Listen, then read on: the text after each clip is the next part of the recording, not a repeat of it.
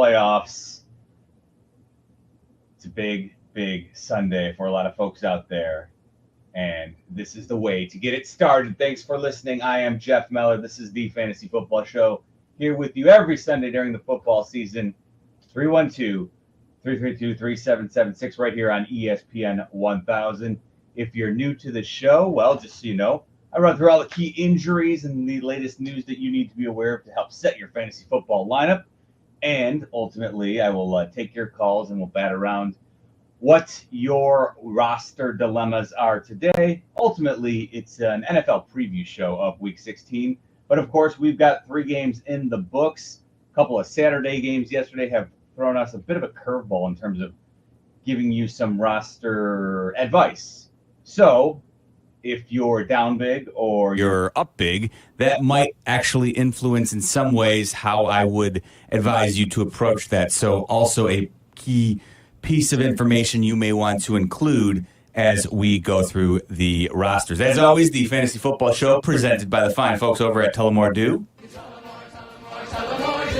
Do appreciate their partnership as always. Okay, here we go. Let's get after it. Let's kick things off today with locally the Bears taking on the Lions. Hand off Montgomery running to the right. Walk-in touchdown.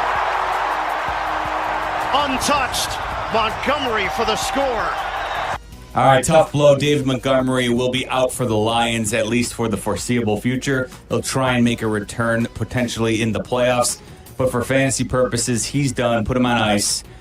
And actionable moves for the playoffs here, I would say not a whole lot, right? Craig Reynolds would be the running back most likely to see an increase in touches, potentially some goal line carries, although I would think the Detroit Lions have gotten through 14 games at this point, and they have an opportunity here to really take the kid gloves off of Jahmyr Gibbs, who's been, when you look at all the advanced metrics, probably the best running back in all of football. And so I would envision Jahmyr Gibbs here is a potential league winner for you, but he's already on everybody's roster at this point, so really not a whole lot of action. He's in your lineups, no reason not to have him there. Craig Reynolds is potentially the add just in case for a potential handcuff in case anything should happen to Jahmyr Gibbs today when the Lions take on the Bears at Soldier Field. Of course, we'll have plenty of Bears coverage as you're home of the Chicago Bears, starting with Black and Abdallah right after I finish up here,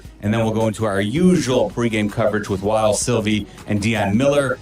Getting things started at 10 a.m. Bears-Lions kick things off at noon with Jeff Joniak, Tom Thayer on the call, Jason McKee on the sidelines. Then, of course, Yurko and Peggy with your post-game coverage. And then I will be back with your post-game with Jason McKee and Pat the Designer. Moving on to your next game. Give, right side, Pollard, following Simmons, into the end zone. Touchdown!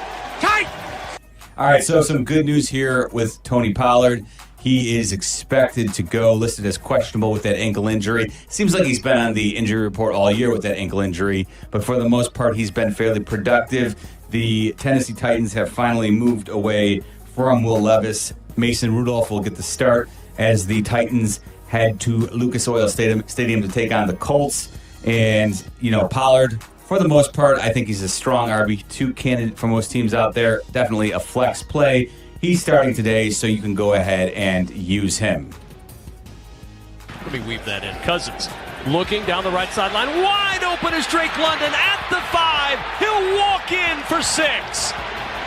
All right, so mercifully, if you were relying on Kirk Cousins because you were looking at the season-long stats and it kept fooling you into thinking that he was a good play, obviously the last 4 weeks have not been anywhere near the sustained success that Cousins had earlier in the season or during his Vikings career.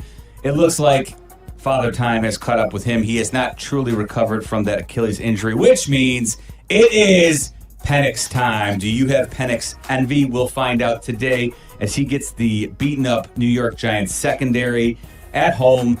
Very nice spot for Michael Penix Jr., and I do think if you're in a jam, and maybe you were on the fence about Patrick Mahomes and not sure who you're turning to or thinking about, but I'm intrigued by the matchup. I obviously to have to rely upon Michael Penix in a must-win situation, sight unseen, but I do think that he has a really nice matchup here, an opportunity here to step in and potentially give you some pretty strong numbers. So I'm not completely opposed to starting Michael Penix if possible. I do think Drake London sees a nice boost here. So if you've been struggling to start him over the last couple of weeks because of Kirk Cousins' struggles, I think this is a good beneficial move for London and certainly Darnell Mooney. Although I'm not sure how much of a boost Mooney will see because Cousins seemed to trust Mooney blindly. So I don't know if I feel strongly about his increased usage, but nevertheless, I think Michael Penix just gives,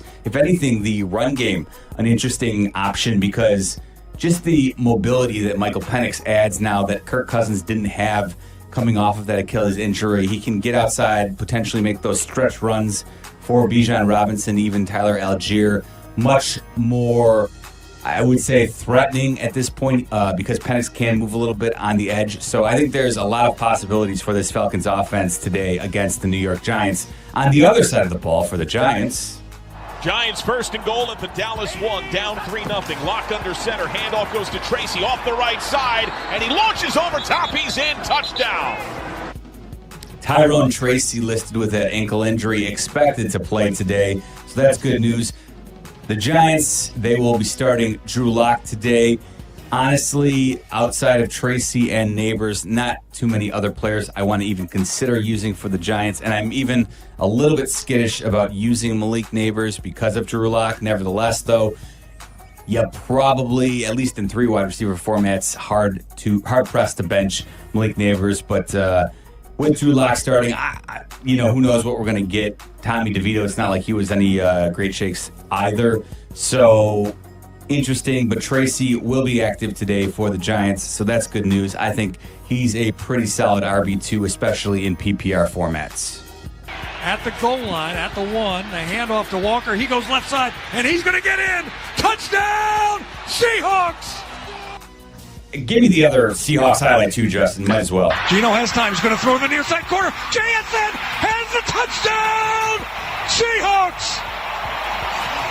Quick turnaround, the Seahawks offense on the field. All right, so Seattle at home today, hosting the Minnesota Vikings, and I would say if you were concerned about Jackson Smith and Jigba, good news, Geno Smith expected to start. He was actually removed from the injury report completely on Friday, so that's good news. You heard the Kenneth Walker highlight preceding that, and that one is a little bit tricky for Zach Charbonnet owners who have obviously been riding the Charbonnet train the last couple of weeks. I don't think you can really use Zach Charbonnet with Kenneth Walker active. I would envision that both will get touches, so maybe if you're desperate, you can go about using either. Although, again, I think we're potentially, especially returning from an ankle injury, looking at a split backfield at best. If I had to choose between the two, I'd probably go Kenneth Walker, just based on the fact that, he was previously the starter, even though Charbonnet was very effective the last couple of weeks. Winston to throw. Has time. Throws. Corner of the end zone. Njoku brings it down for the touchdown. Right in front of the pylon. All right, so the Cleveland Browns have officially benched Jameis Winston. They're going with Dorian Thompson-Robinson, who has been absolutely atrocious whenever he's had the opportunity to play. I don't want to use any pass catchers, including David Njoku there, who is listed as questionable. Doesn't look like he, at least based on what I saw this week, would be somewhat surprised if Njoku plays, although he hasn't been ruled out. So if you're in tight end hell, potentially, I suppose you could try Njoku if he's active, but I really don't feel good about that. I would honestly be looking at a lot of other options. Maybe Brent Strange of the Jacksonville Jaguars, if he's still out there. Maybe he can be a last-minute replacement if you were hoping for Njoku, because if Njoku's banged up, Dorian Thompson-Robinson as a passer has been just woeful. So not feeling good about any of the Browns receivers, and that includes Jerry Jeudy, who actually has been a dynamite asset over the last month or so with Jameis Winston slinging the ball around. But I would say I am not using Jerry Jeudy with Dorian Thompson-Robinson under center today for the Cleveland Browns. Dead showing blitz, coming back to throw, gets it off, and it's caught. Touchdown, Tyreek Hill. What a route by Tyreek Hill. All right, so Tyreek Hill dealing with that wrist injury. He is expected to go as the Miami Dolphins host the San Francisco 49ers, but the 49ers will not have this man. Handoff to Garendo. Touchdown!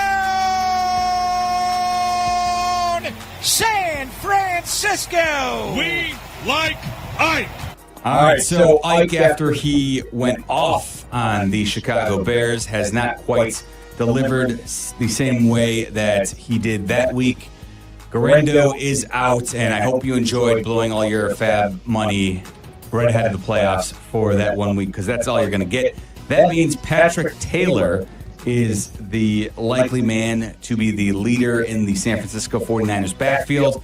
Will they lean a little bit more on Deebo Samuel? That's a possibility. So I would say, and Deebo's struggled all season long. He has really not been good either. So, and we saw last week he was frustrated, wanted the ball a bit more, and then when he had an opportunity to potentially catch a slant and take it to the house, he dropped it right in his breadbasket last Thursday when the Niners played. So that certainly doesn't give you any hope. But key takeaway here, I really don't love Patrick Taylor, even though he's probably likely to see the most touches out of the backfield. I don't think there's really anybody you can feel comfortable using out of the 49ers backfield today.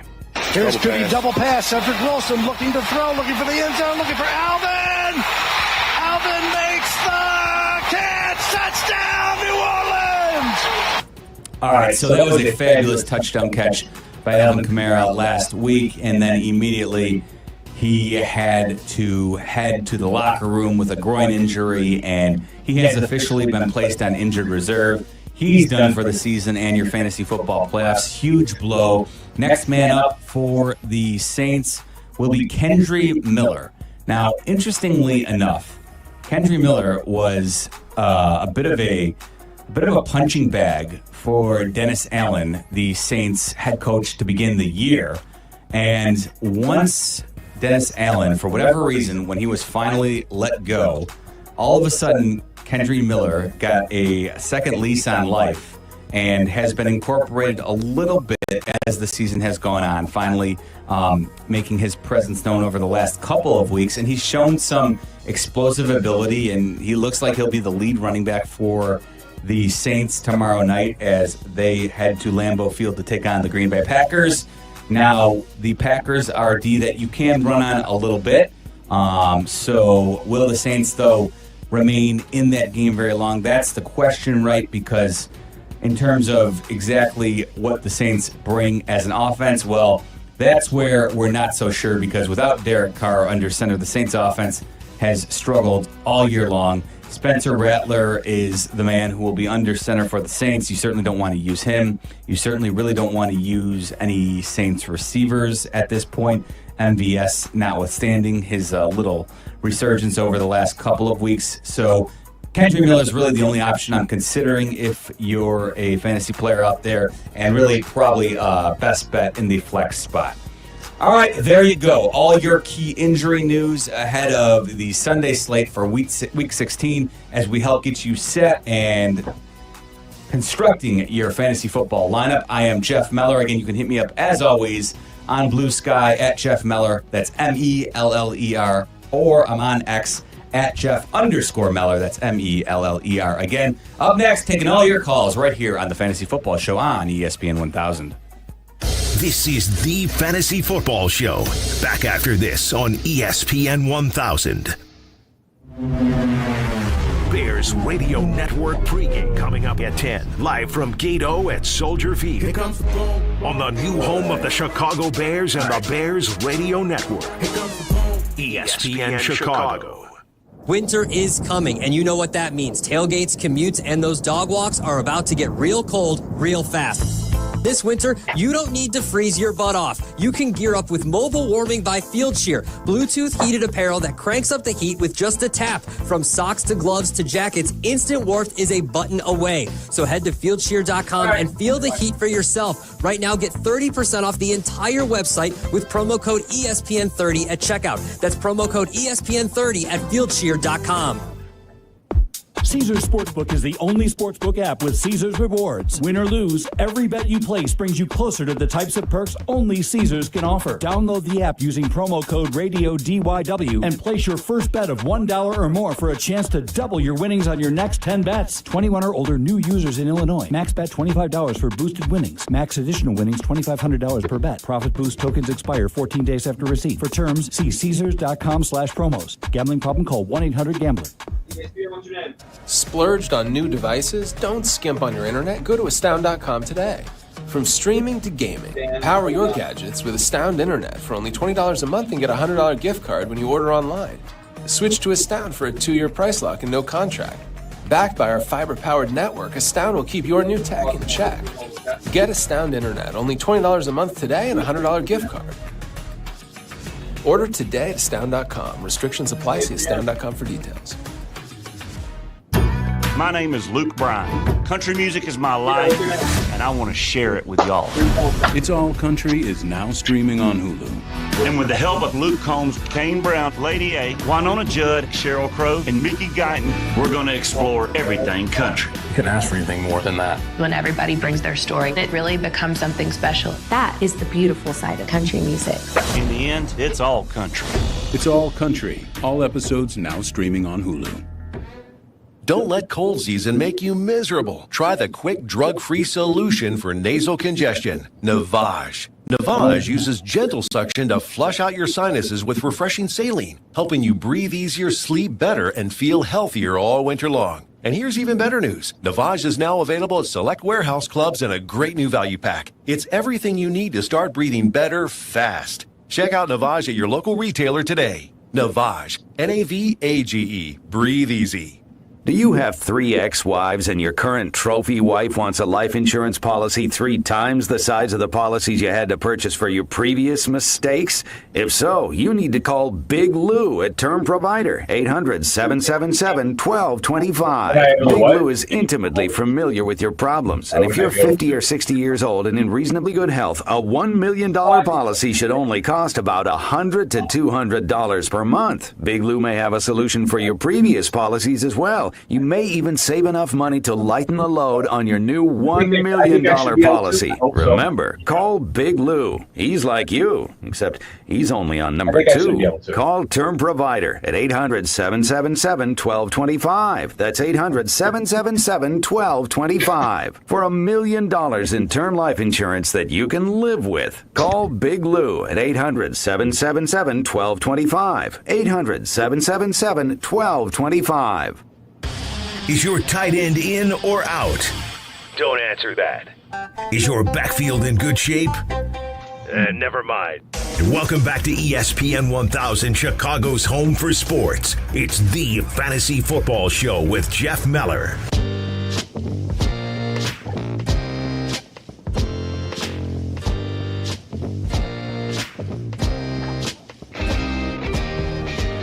Welcome back. Happy Sunday morning to you. Hopefully you are up big already in your fantasy football playoff matchup.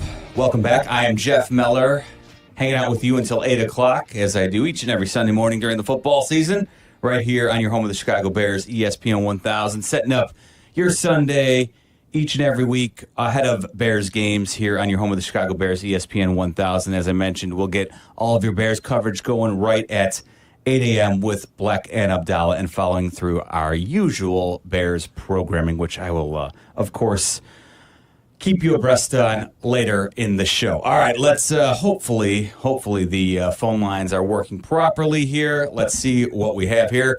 Mike in Mount Prospect. Mikey, how are you doing, my friend? Jeff, I just want to wish you and your family and all of our brothers and sisters that call in a very Merry Christmas and a Happy New Year. Absolutely, Mike. Happy holidays to all of those out there listening. You as well, yes. Well, I ended up in first place, 11-3, which is kind of unusual for quite a few years. And thanks to you, a great deal of it. The credit is going to you, my brother. Thank you so much, Mike.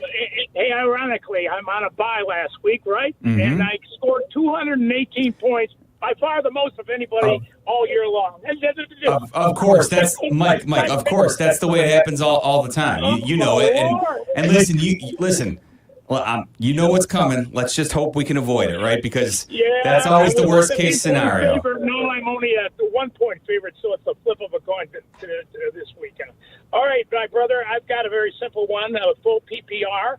I got Tucker Kraft from Green Bay, who's at home against a juicy opponent, the New Orleans Saints. Mm-hmm. And I also got another juicy opponent. I got Dalton Kincaid with the Bills at home versus New England. And remind me, Mike, are you PPR or standard? Yeah, full PPR. Yeah. All right. So we've seen, it's what a disappointing year, right, for Dalton Kincaid all season long. Everyone expected more from him. I do think, though, we've seen his usage tick up ever so slightly, at least in the targets number over the last few weeks. Now, he hasn't necessarily been able to convert on a lot of those, and I'll freely admit that Tucker Kraft, who I believe now is up to 7 touchdowns on the season, he's the red zone threat here. So for the PPR format, I have a hard time getting away from Dalton Kincaid, though he's still got 38 catches on the year. And, of course, he's missed several games already, so that's still a pretty solid number. He's the safer play, Mike. Kraft, if he scores a touchdown, he'll probably outscore Kincaid for the week, but I don't think you can necessarily count on that. So I would be playing it safer with the Kincaid floor, I think. Admitting if Kraft gets in the end zone, though, he'll probably outscore him for the week. But I don't think it's a bad thing to have a piece of the Bills' offense the way Josh Allen is playing, especially with having the. And I have Josh Allen as my quarterback too, so I don't know, stacking here, but that's okay. I'm in agreement with you once again. All right. I always agree. There's a reason. There's a reason why you won. You took first place in your league, Mike. So keep relying on that gut, and hopefully the Bills will lead the way and lead you to a championship berth next week. Thanks as always, Mike. Appreciate it. Again, happy holidays to all, as Mike mentioned. Good way to start the show. Let's go on out to Ali, who is in Rogers Park. What's going on, Ali? Hey, Ali. Hey, Ali, can you hear me? All right. Yeah, I'm here. Okay, what's going on, Ali? What do you got? Sorry. No worries. Go ahead. So I had in flex, I was wondering if I should play. I had Tyrone Tracy starting, but then I just heard you talk about him, and then I had Patrick Taylor Jr., and then I have Roshan Johnson. I know it's not the greatest of of players, but that's okay though. You know what? I feel pretty clearly comfortable saying I would use Tyrone Tracy over the other options. I don't think, even though Patrick Taylor, he's not the same type of player, as Isaac Guerrero or even, Isaiah Mitchell when they had him back in the day stepping in, who would kind of, or I'm forgetting who was the Niners replacement earlier in the year, who was already hit injured reserve. Who's Jordan Mason? Thank you, Jordan Mason. Yeah, Justin Pottinger jumping in there, and he'll give you his daily fantasy play. But Patrick Taylor's not quite the same type of player. I don't think he'll be seeing a huge volume in carries. If anything, I do think, like I said, I think Debo might be more in play. So I think I'll lead Tyrone Tracy, the featured back for the Giants at this point. So I would definitely use him. If I'm able to pick up Adam Thielen on the waiver wire, is that a better option than all of those? So, Thielen's better than the other two for sure. Tracy versus Thielen is interesting to me. I think I might use Adam Thielen because what I didn't love last week was Devin Singletary vulture that touchdown at the goal line. So I think I might consider using Thielen over Tracy, but they're really close when it comes to a flex option there. So I wouldn't hate it either way, to be honest with you. I don't have a strong inkling. I think they're both very similar. Touch-wise, for the most part, Tyrone Tracy has been the featured back for the Giants. But like I said, he failed to convert near the goal line last week, and then Devin Singletary got a chance at it, and he scored. So you wonder, will that come into play at all? So, yeah, I guess as I talk it through, I might play Thielen over Tracy, but they're pretty close. So, again, I wouldn't have a strong stance either way between the two. Let's try James, who's in Norwood Park. Jimmy, what's going on, man? Hey, what's up, Jeff? Merry Christmas to you and You too. your family. You too. I got a full point PPR, and I know I shouldn't do this, but my question is, though, Jordan Love or Stafford? And then I have a flex question if you have time. All right, so, Jordan Love, I won't expound, though. Give me the other flex option, James. The flex option is it's Jonathan Taylor, Thielen, or Adunze. PPR? Full points PPR. Boy, okay, so it's a really tough matchup against that Titans run D. And, Taylor versus Thielen in PPR formats. I think I would use Thielen, James. I think, we've seen, for the most part, Thielen come back healthy and be Bryce Young's, top target getter. So in PPR formats, I think, I think you're probably in line for, 5+ catches from Thielen, whereas Taylor, not so much. So, yeah, I think I'd go Thielen. And you like Love over Stafford? I do. Yeah, I think Stafford's hard to count on for big passing numbers. Going to be cold weather in New York as the Rams travel to take on the Jets. Not saying that he can't play by any means in cold weather, but that always adds an extra element that you have to be a little bit concerned about. And I think the Rams are going to lean heavily on the run game. And, so will Stafford be throwing touchdowns when they get near the goal line? That certainly could make his day, but I don't think you're going to get a yardage total higher than 250 from Stafford. So whereas Jordan Love, I think it's certainly a strong possibility. You see some big passing numbers from him on Monday Night Football against a depleted Saints defense. Let's try Ron, who's in Schaumburg. Ron, how you doing? Happy early Christmas, happy holidays, my friend. Jeff. Thanks for taking my call. No problem. I got 4. I need 2. Okay. I got Bucky Irving, Rico Dotto, Tony Paylor, and Jerome Ford. I also have Amari Cooper and Tyreek Hill, but I'm fed up with those guys. Oh, boy, this is tough. So you're fed up. I'm not going to lie. I don't know, Ron, I don't know if I could in good conscience myself put Tyreek Hill on the bench, but I understand it. So if you've already come to that conclusion, I understand it. I would definitely use Bucky Irving. He looked back, ran well last week, and it is a great matchup against the Cowboys' run defense, which has given up big numbers all year. So definitely Bucky Irving. And honestly, I guess I would use Rico Dowdle if you're not going to use Tyreek Hill. Although I am using Hill, but he's a wide receiver. But you said you were fed up, so I wasn't sure if it was a flex player. So yeah, I'm using Bucky Irving and Rico Dowdle. Yes, against a Bucs defense that we're looking at a potential shootout in that game. So I'd use both running backs in the Sunday night game tonight, Ron. Okay, thanks, Jeff, and happy holidays. You too. Thank you, Ron. 312-332-3776. Let's check in with our good buddy Dave in Elkhorn, Wisconsin. Dave-o, what's up, man? Happy holidays. Thanks for taking my call today, Jeff. No problem, Dave. Hey, I unfortunately lost Mr. Tamara for the weekend, and I couldn't pull the trigger on Gus Edwards on Thursday, and I couldn't pull the trigger on Hunt yesterday, so I'm down to Tracy, Miller, and I did pick up Abdullah off of waivers today. Okay, so what's your thoughts on those three? Yeah, I still Amir Abdullah. He scored that late garbage touchdown to salvage his day last week, so I'm not buying that completely. So Tracy versus Miller.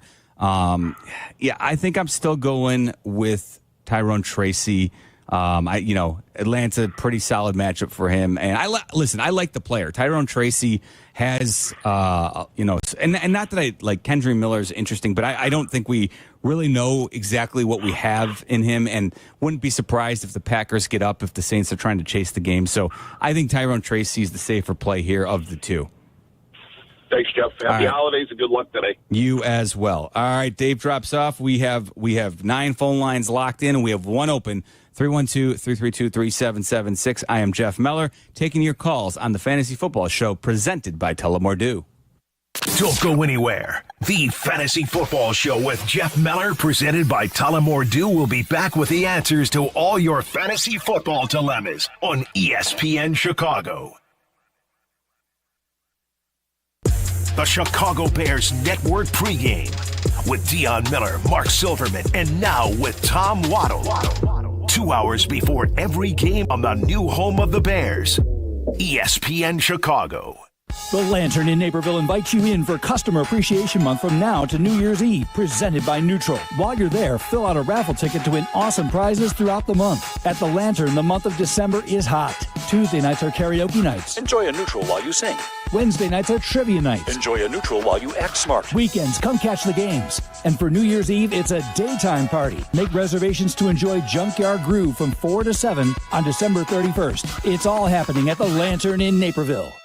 Roofers and Waterproofers Local 11 provides quality value and service in all facets of the commercial, industrial, and institutional roofing and waterproofing industry. Promoting skilled craftsmen and craftswomen through apprenticeship training, Local 11 members are trained in the application of the latest roofing and waterproofing techniques.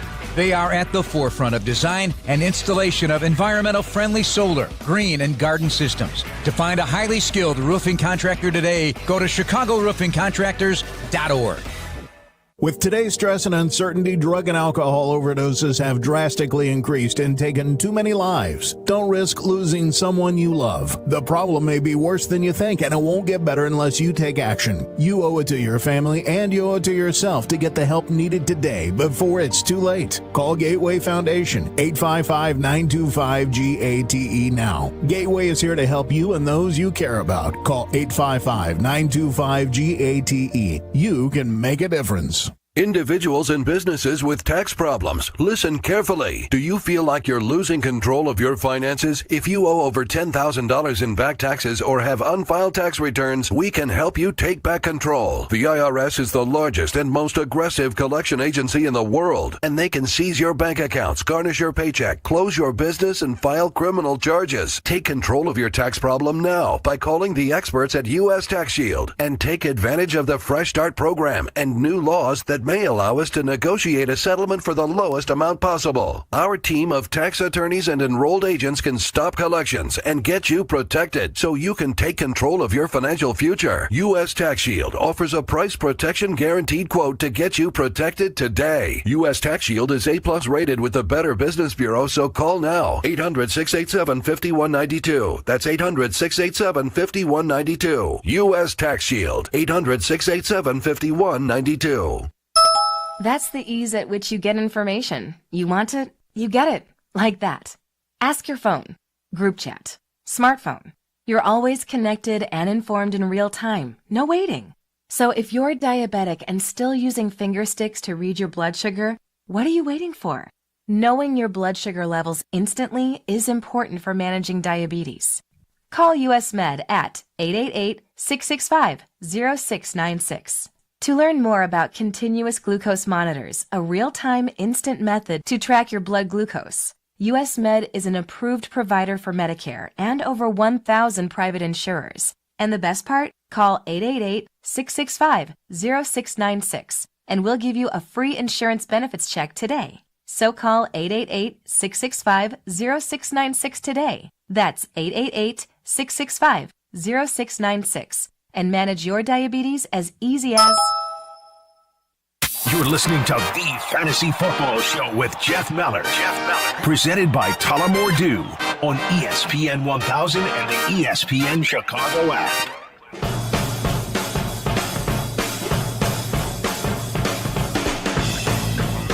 Welcome back to the Fantasy Football Show. I am Jeff Meller here on ESPN 1000, presented as always by Tullamore Dew. Interesting, if you get through to the championship, of course, the Fantasy Football Championship round will begin on Wednesday with a couple of Christmas Day games. So just make sure that if you do advance, hopefully everyone out there listening does. If you do advance, just make sure you're on top of that. Don't let Christmas Eve and Christmas Day distract you. Make sure you set those lineups before you get into the holiday flow of things, and don't let that kind of negate your prep. Not that most folks out there would. If you're listening, you're probably a pretty diehard diligent fantasy owner, but I just want to remind people, we have those 2 games on Wednesday, Christmas Day, with, of course, all 4 teams that played yesterday.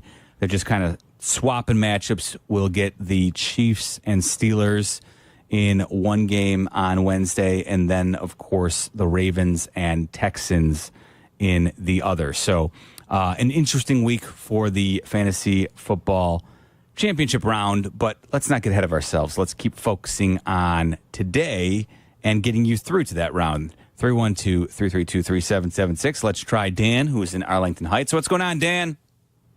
Hey, so it's never a great sign when your season might come down to Jerome Ford and defense, but question for you, do I go Jerome Ford or Rashad White? Then for defense, would I go Atlanta or Indianapolis? Okay, so I would use Ford. I think actually without Chubb, and actually with DTR, Dorian Thompson-Robinson, I think they're probably they have plans and designs on, relying heavily on Ford, and that Bengals defense has certainly given up points. So I think Ford actually is the most interesting player in that game. Rashad White, I'm just always concerned, as long as Bucky Irving is out there and healthy, he's obviously kind of taking the reins as the lead back in Tampa. So I would definitely use Ford there. And then Falcons D or who, Dan? Colts. So I'm going to use the Falcons D. They've had a little bit better pass rush the last few weeks. And Drew Lock, it's basically me trying to pick on Drew Lock instead of Mason Rudolph, who Rudolph has been somewhat reliable. He's been a competent starter. Yeah, exactly. Before, yeah. Much more, Drew Lock really hasn't been outside of one weird drive on Monday Night Football last season where he weirdly beat the Eagles in a comeback fashion for the Seahawks. So I would definitely, pick on Drew Lock and the Giants offense there. Great. Thanks so much. No problem, Dan. Thanks for listening. Let's try Scott, who's in Maryville. Hey, Scotty, what's up? Hey, my good man. Hey, good. I hope you have a good holiday. And particularly, here's something a little different. I hope whatever gifts you get people, I hope you nail it. I hope you get to and they look at you and you're like, yes, I got it. So hope you have a good week. But, you too, Scott. Hey, it's a full PPR, and this is more of like last week, sort of maybe a reassurance. But I got Khalil Shakir I'm playing, who seems solid. I already played Zay. So you got 15 there. Yeah, I was nervous. So that's why I was, I just got so much anxiety. So we all do. We all do at this stage, no doubt. Brutal. But I'm going to keep Khalil in there. I think he's the best play. But I also have Jacoby Myers, Jamison Williams, and Keenan Allen. And I said to the caller just Jacoby, but now I'm walking away from that because I'm thinking, they'll probably just be up on Jacksonville. And then you got I don't know about that. I think that game. I don't know. I think Scott. Yeah, I would use Jacoby Myers over Keenan Allen. I do. Now that Aiden O'Connell is looking like he'll be your starter for Vegas. Definitely feel much better about Jacoby Myers without Desmond Ridder throwing the ball. So no. The guy I was going was Jacoby versus Khalil Shakir. Okay. Yeah. So Myers or Shakir. All right. So in that case. I think I'm with you there, Khalil Shakir. The only problem is, just the propensity for Josh Allen to kind of spread the ball around, and it's great for the Bills as a football team because Josh Allen just really doesn't focus on any one receiver. He just throws to the open guy. However, Khalil Shakir, aside from one game where he got 4, he hasn't gone below 5 catches in the last 5 weeks. So I think we're seeing Khalil Shakir emerge as the closest thing to a top target getter in Buffalo that there is. So I think he's definitely the play here. The way that offense is humming these days, Scott. Okay, thanks a lot, brother. No problem, man. Good luck to you and Merry Christmas as well. Let's try Ryan, who's in Aurora, with a quarterback question. What's up, Ryan? Morning, Jeff. I got a quick one for you. Jared Goff or Jordan Love. I have Sam Laporta as my tight end, if that does anything for you. So I honestly think it actually does push me ever so slightly into the Jordan Love direction here because the one thing, and I'm starting Jared Goff in a league myself today, but I do admit I hate Jared Goff when he's not indoors. And obviously he's playing here today at Soldier Field. It is certainly going to be chilly. It's going to be a little bit windy, although not nearly as, some winds as we've seen in the past. So that's at least the encouraging news. But because you also have Laporta, I personally do not want to double down on the Lions passing game there. So I think Jordan Love and Laporta is the play there. Diversify a little bit. Awesome. Can I get a second quick one in for you? Quickly. Jerome Ford, Tony Pollard. All right. So in that case, yeah, I'd still use Pollard over Ford, even though I just talked glowingly about Ford there. I still like Pollard as a player more than Ford, so I'd go with him. Let's try James, who's in New Lenox. Jimmy, what's up, man? Hey, brother. Happy holidays. Thanks for taking the call. No problem. I'm currently got Devontae Adams in my flex, and as well as DeAndre Swift. Full PPR, half point for per carry. My other options are Jerome Ford, Kendre Miller, and Patrick Taylor. All right, so I definitely still want to use Adams, especially after, last week we saw the Magic and against Jacksonville. Good.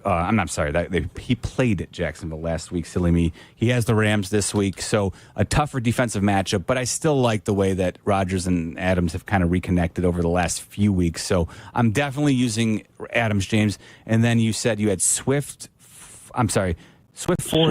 Ford, Miller, and Taylor. And you need one of those options?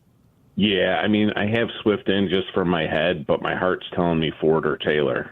Yeah, and here's the thing, James. DeAndre Swift with... I'm down by 10, too. Okay, yeah, and, Roshan, check the...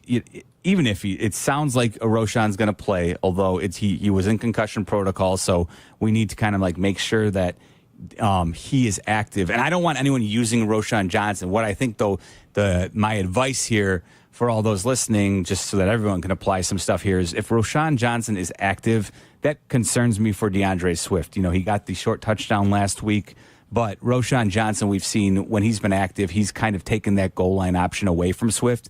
So I think Swift, the only way he scores a touchdown, and I get it, the Lions defense is completely just decimated by injury. So I understand that. But I'm with you. Is there much of a chance as Foreman vulturing Ford as there is Johnson vulturing Swift? So should I maybe go Taylor? See, I don't know what we're going to get from Taylor. That's the only problem. He's had, there's been an opportunity every once in a while. I don't know if Taylor's going to be the featured back like Mason, like Garendo just stepped in. I wouldn't be surprised if Taylor maybe sees 10 carries and Debo sees 8. You know what I mean? I gotcha. I'm a little concerned. Patrick Taylor's not really a huge, workhorse back, so he's not necessarily plug and play like the other guys were.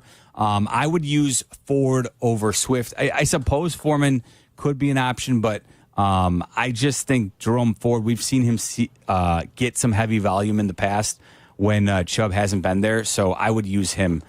James. Thank you, Miller. No problem, man. Good luck. Care, brother. All right, 312-332-3776. One more segment for you to jump on in. We've also got Justin Pottinger's daily fantasy play for you coming up next, right here on ESPN 1000.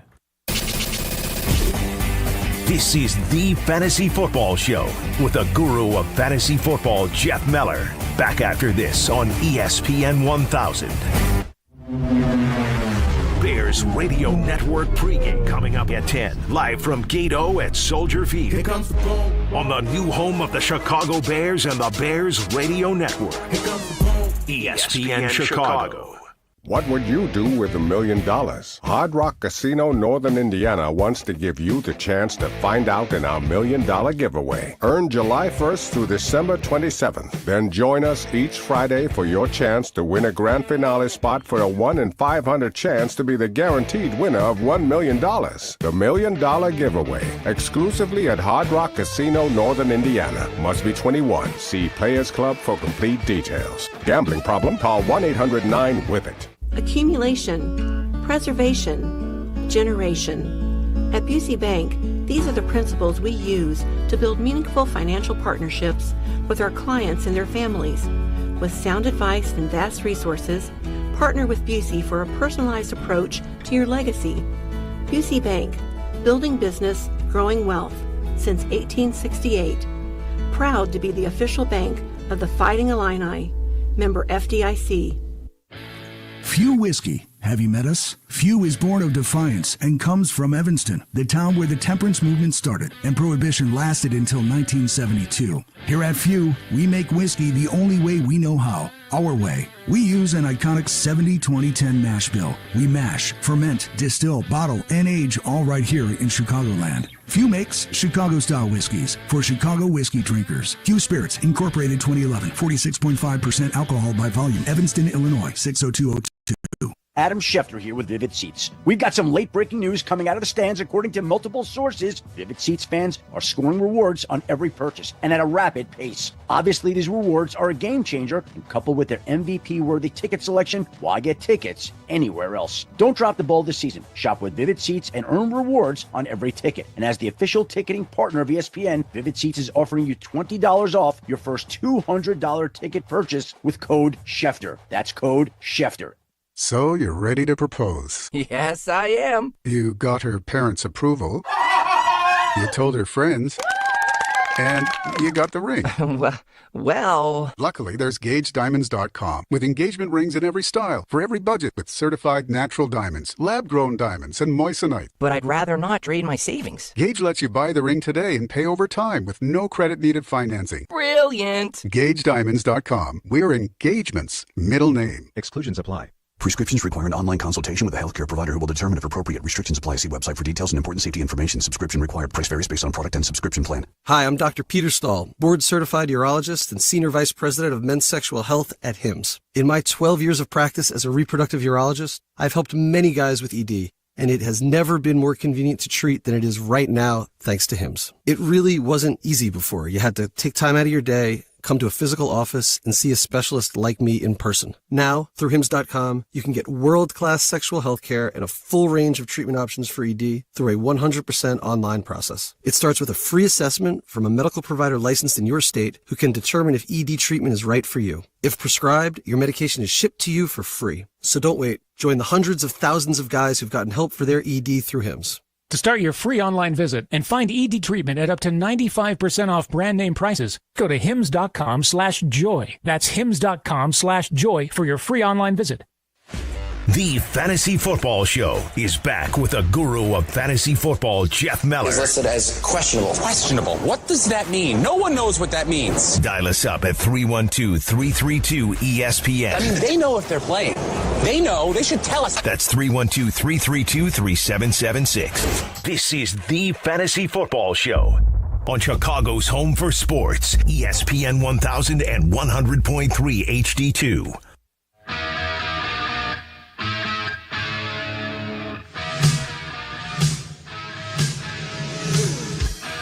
Welcome back. Wrapping things up here on the Fantasy Football Show here each and every Sunday during the football season. That means one more show left next week for your Fantasy Football Championship. Hopefully, we will deliver you to the championship round and a title as well. I am Jeff Meller. This is the Fantasy Football Show presented by Tullamore Dew. Each and every week at this time, I bring in Justin Pottinger to give us his daily fantasy play. JP, what do we got this week? Yeah, so this week I'm going to go with a player to give you guys out there in the playoffs a little bit more confidence in starting him. I usually go with players a little bit under the radar, but this week I'm going with DK Metcalf on the Seahawks. DK, guys, he started the year, looking like a top 10 wide receiver option. He gets hurt, week 7, and he just hasn't looked the same since. And on top of that, JSN has really developed in that offense, kind of looking like the wide receiver 1. But after last week, offensive coordinator Ryan Grubbs emphasized his frustrations on not getting the ball to DK Metcalf, and he plans to get him more involved, whatever he can do to make that possible. Today, the Seahawks play the Vikings, who are ranked dead last in the NFL against fantasy wide receivers. And it also makes me feel good because their rush D is just so good that Geno's going to be forced to pass the ball. So I'm expecting a lot of airtime for DK Metcalf to get down the field. On DraftKings, 5,500, FanDuel 7,500. I'm expecting a big day, over 100 yards and a touchdown. Mark it down for DK Metcalf. You do like the fact that Geno Smith, obviously off the injury report. Yes, I will makes mention me feel too, much better. For those out there who missed early in the show, Kenneth Walker as well off the injury report, which means, that's the Zach Charbonnet concerns for him. I would not really feel good about using Charbonnet. That was one of the bigger injury news items that I started the show with. And as always, you can check out the podcast if you missed the start of the show when I run through all the key injury notes. All right, let's get after it. Let us try Matt, who is in Aurora. What's going on, Matty? Hey, Jeff. Thanks for having me, and happy holidays. You too, Matt. I've got a full PPR league, and I have one flex position available. Normally, this would be a lot easier for me, but I know Pollard's been going with some nagging ankle injuries. But Pollard, Ford, or Jacoby Myers? All right, so of those, I definitely want to use Jerome Ford against Cincinnati, and then it comes down to, for me, Pollard versus Jacoby Myers, and I think Myers with Aiden O'Connell is my play there over Pollard. Okay. All right, Thank Matt. you, Jeff. Good luck, man. Let's try Pete, who's in Hickory Hills. Hello, Pete. Peter. Hey, how you doing, Jeff? What's up, man? Yeah, I love your show. Thank hey, how you, you doing? buddy. I need two out of the four: DeAndre Swift, Tajay Spears, Terry McLaurin, or Patrick Taylor. All right, so McLaurin for sure is a lock for me. Easy one there. Tajay Spears, don't, even with Pollard active, I don't want to use him. I would use DeAndre Swift over Patrick Taylor just because I don't know how. I've mentioned this. I think, Taylor's not necessarily Jordan Mason or Isaac Guerrero. I don't think he's going to see the same type of workload. So I would use Swift there, Pete. Okay, cool. Thanks, All right, man. my Love man. your show, man. Thank you. Appreciate it. Let's try Joe, who's in Maywood. What do you got, Joe? How you doing, Mr. Miller? I got Doing well, two Joe.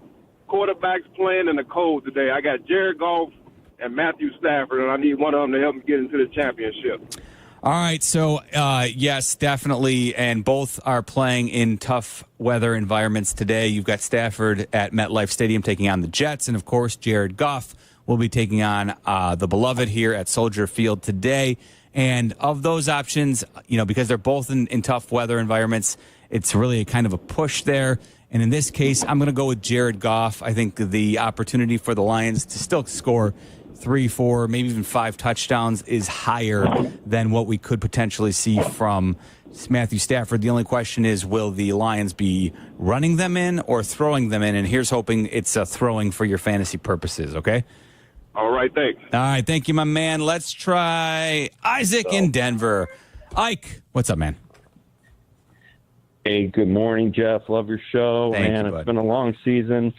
I made the mistake of riding with the Bears offense, and I didn't make the playoffs, and neither of the Bears. So, but I'm still, just fighting for some kind of consolation. So I need 2 of these 4 half-point PPR, DeAndre Swift, Tyrone Tracy, Jalen McMillan, or Sam Laporta. Okay, so Tracy's an easy one in the half PPR. I don't necessarily love Laporta. I think I'd go with Swift there. Isaac. All right. All right. I love it, Jeff. All right. Thanks. Hope you get some skiing in this season. Oh, trust me, we've already done plenty. I think my son's had 14 days of skiing in already, and he and the wife are heading out today to get to get practice on the slopes today. So don't worry, we're getting plenty in. Let's try Sean. Let's go with Sean in Roscoe Village. Hey, Sean. Hey, good morning. How you doing? Good, man. What do you got? Running back position. I know you went through some injuries early on in the show, and I missed that, but Tyrone Tracy versus Jerome Ford. Yeah, so Tracy's expected to go, and of those 2 options, I know that. Yeah. So, I would use Tyrone Tracy, and more for the folks out there who didn't know that, Sean, who might have missed the earlier part. But yes, Tracy's expected to play, so I'm using him over Jerome Ford of the 2 backs. Okay, All right. good. Thank you. No, thank you for listening. Let's try Jim, who is in the Lone Star State down in Texas. What's up, Jim? How you doing? Hey, howdy, Jeff. Hey, so trying to get into the championship round. Mm-hmm. Flex, I got Smith and Jigba, and on my bench, I'm sitting on Irving And then I got Malik Neighborson on the bench for flex. I'm trying to figure out if I want to swap any of them in there. So is that 2 or 3 of those guys? I mean, 1 or 2 of those options that you need? Well, just one. Just one of those 3. So JSN, Neighbors, or Bucky Irving? Bucky Irving. Yeah, there you go. And is it PPR? It is a PPR. Yes. Man, that is a tough one. So I would use with Geno Smith healthy, I'm using JSN over Neighbors. The only question is Bucky Irving versus JSN. God, JSN's been so damn good over the last couple of months, especially in the PPR format, that he's essentially been a top 7 wide receiver in the last 2 months in PPR formats. But man, Bucky Irving's been so good. It's a great matchup against the Cowboys. About Metcalf wanting to go off this week is really scaring me away right now. Yeah. All right. So I think I would use JSN in the PPR. But I don't feel great about it because Bucky Irving's been so good. But I guess I would go with JSN. All right, one more to wrap it up. I'm getting told that Adam in Deerfield is Justin Pottinger's brother. Adam, what's going on, man? Hey, man, I got a tough one for you. Okay. I got Jalen McMillan or Marvin Harrison in a PPR league at the flex spot. Yeah, boy, this has been a rough season for Marvin Harrison Jr. owners out there.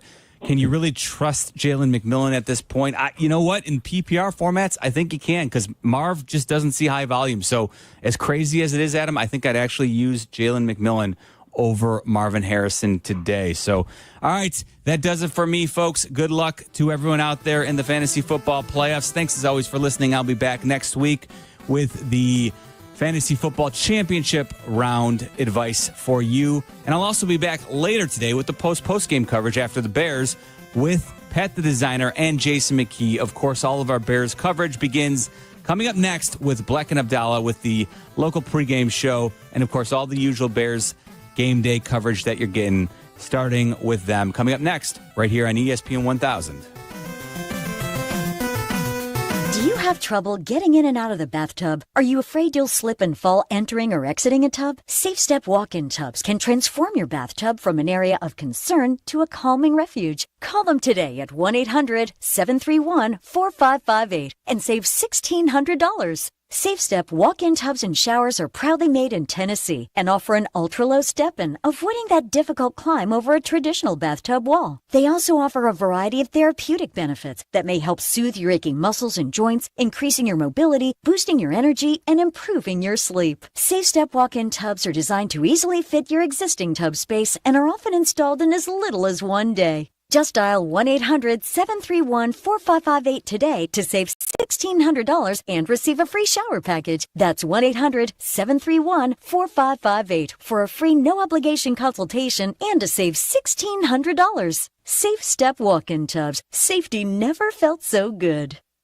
Are you ready to make a difference for the environment while helping the visually impaired at the same time? Then donate your vehicle to Heritage for the Blind today by calling 1-800-983-6530. Every donated vehicle will either be properly recycled in an eco-friendly manner or given a new life through reuse. Donating your vehicle is easy. Simply call 1-800-983-6530 and Heritage for the Blind will do the rest. They'll even arrange for your vehicle to be picked up at no cost to you. And for a limited time, when you donate your car, you'll receive a $200 restaurant voucher and a 2-night, 3-day hotel stay at one of 50 locations. Call 1-800-983-6530 right now to schedule your vehicle donation and make a positive impact on the environment while helping others. Heritage for the Blind, where every car donation counts and every person makes a difference. Call 1-800-983-6530 now. This advertisement is paid for by Heritage for the Blind. This is ESPN Chicago, WNVP, WTBC, HD2 Chicago, a Good Karma Brands radio station. Welcome to the Game Day Tailgate Show with Black and Abdallah on the new home of the Chicago Bears, ESPN Chicago.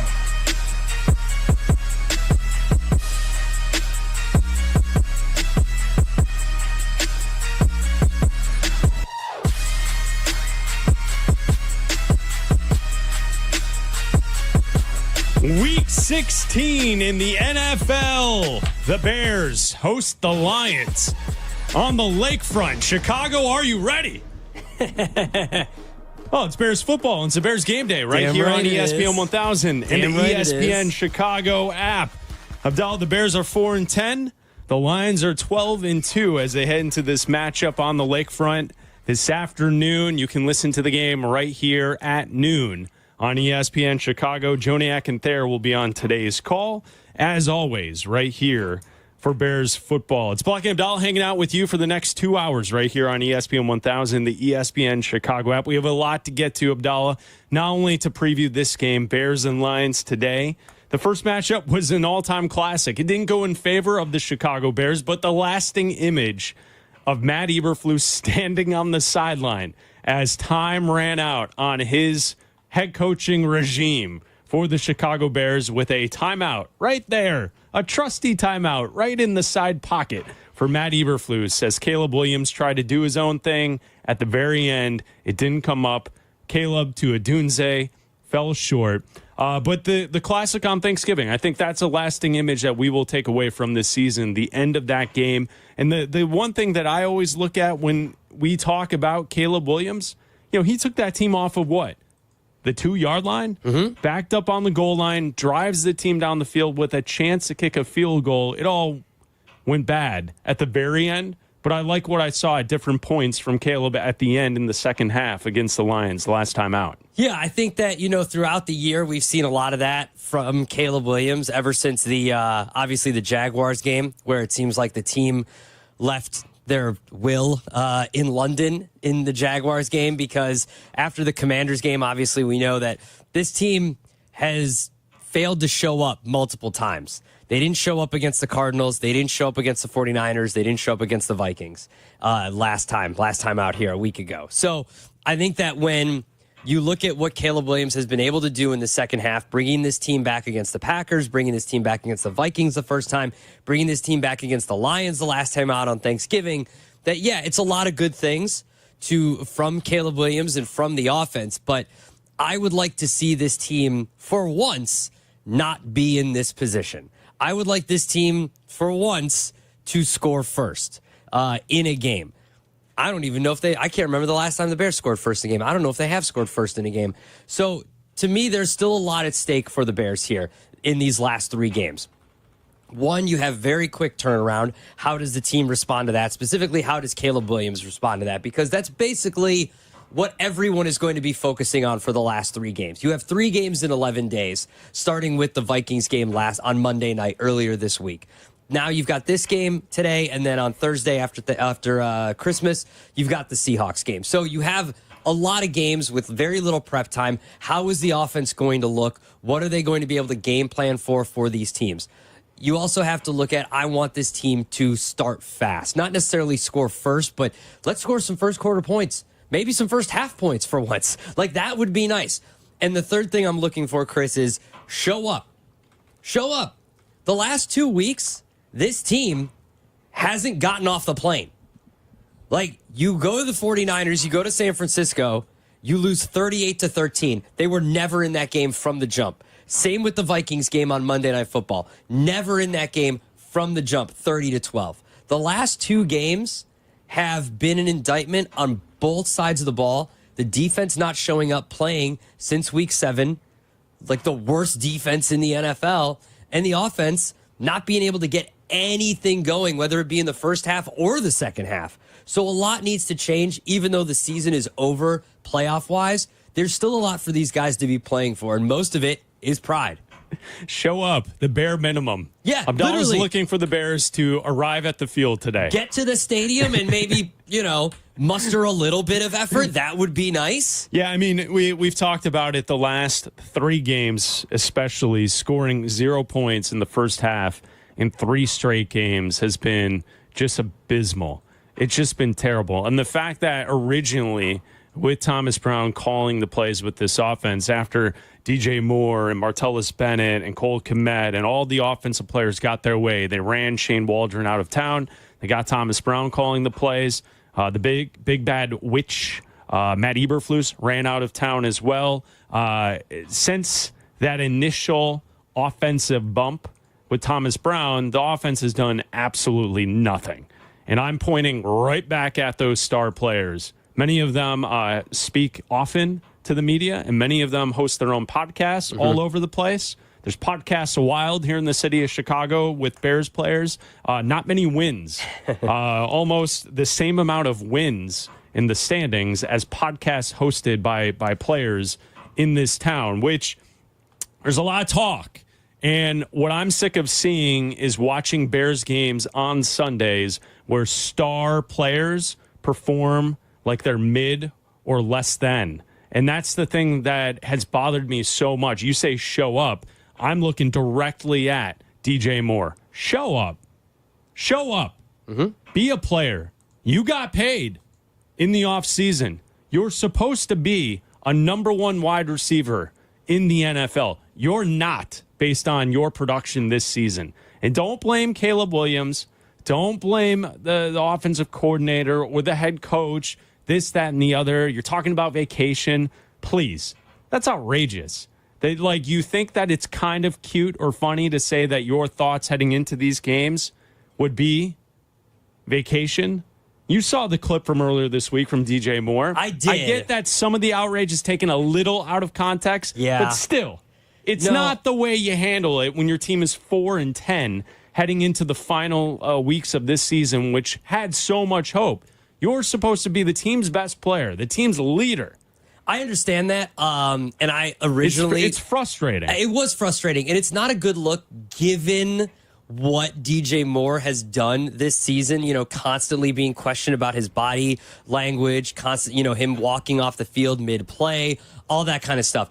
In talking to Courtney Cronin earlier this week about it, the answer was taken out of context. The context to the question was, there's going to be a lot of decisions made in the offseason about coaches and stuff like that. And he said, what are you thinking about for the offseason? And he said, he's not going to be, and to quote Courtney directly, he's not going to be in the building making coaching decisions from the front office. I'm not going to disagree with her. So but some of your thoughts and feelings for the offseason could be on your own game. Yeah, absolutely. It could be getting better as a player. Yeah. The fact that you're a number one wide receiver and you don't produce like a number one wide receiver, that to me, as a Bears fan, I find a bit offensive and quite annoying. That's like the attitude we're getting from guys like Moore, from Jalen Johnson, still blaming coaches for things. Come on, what are we doing here? And that's why this group of players, the entitlement is so high for a group that's never accomplished anything. We've discussed on shows the last couple of weeks Matt Eberflus's record in the last 3 seasons. We've looked at Ryan Poles' record in the last 3 seasons. When was the last team this team won anything? 2018. None of these guys were here, which means they've never won anything. They haven't. Yeah. I mean, and that's why when you hear the quarterback speak as a rookie, it's refreshing because the guy's looking at himself, how he can get better. Having the mindset of not blaming everyone around him for everything that's taking place and transpired this season. That's where, as a Bears fan gearing up for a game today, I find this team very unlikable at this point in the season to root for. And it's because of the way they've carried themselves. Well, I think that, guys on the offense, I think are still very likable. Caleb Williams, Rome Odunze. I know Keenan Allen hasn't really shown up. He might just either, whether it's not, he's just washed and it was a bad trade by Ryan Poles, or he just knows what this is. And he's actually played well the last couple of weeks. Caleb Williams has been able to find him. I still think that there are bright spots on this defense. TJ Edwards continues to play like the only guy that cares on that defense. Kyler Gordon has been still playing with his hair on fire the entire time. The few games he was injured, obviously couldn't be out there, but when he has been, he's been a stud out there. So I still think that there are some bright spots on this team, but guys right now that are on the fringe are playing for their jobs. There's a lot of guys on this team that might not be here when you get a new coaching staff and possibly a new GM here. And a lot of these fringe guys that might be on the last year of their deal or, next year's their last year, no guaranteed money, that kind of stuff, they're playing for their jobs because this roster needs a lot more work than we thought when we were going into this season in September. There's a lot of holes on this defense. There's a lot. Obviously, the entire offensive line needs a look at. Darnell Wright's probably the only guy that is going to be for sure around because of his draft status and where he was drafted. And, he's still very cheap and could get better next year. But other than that, pretty much the entire offensive line could be up for change. So I think that there's a lot that guys need to hone in on and play for. You're not just trying to get to, vacation, as DJ Moore said. Like, DJ Moore's not going anywhere. He just signed a long-term deal. Jalen Johnson, not going anywhere. And those are the guys that I feel like, because they're not going anywhere, need to step up and be leaders on this team.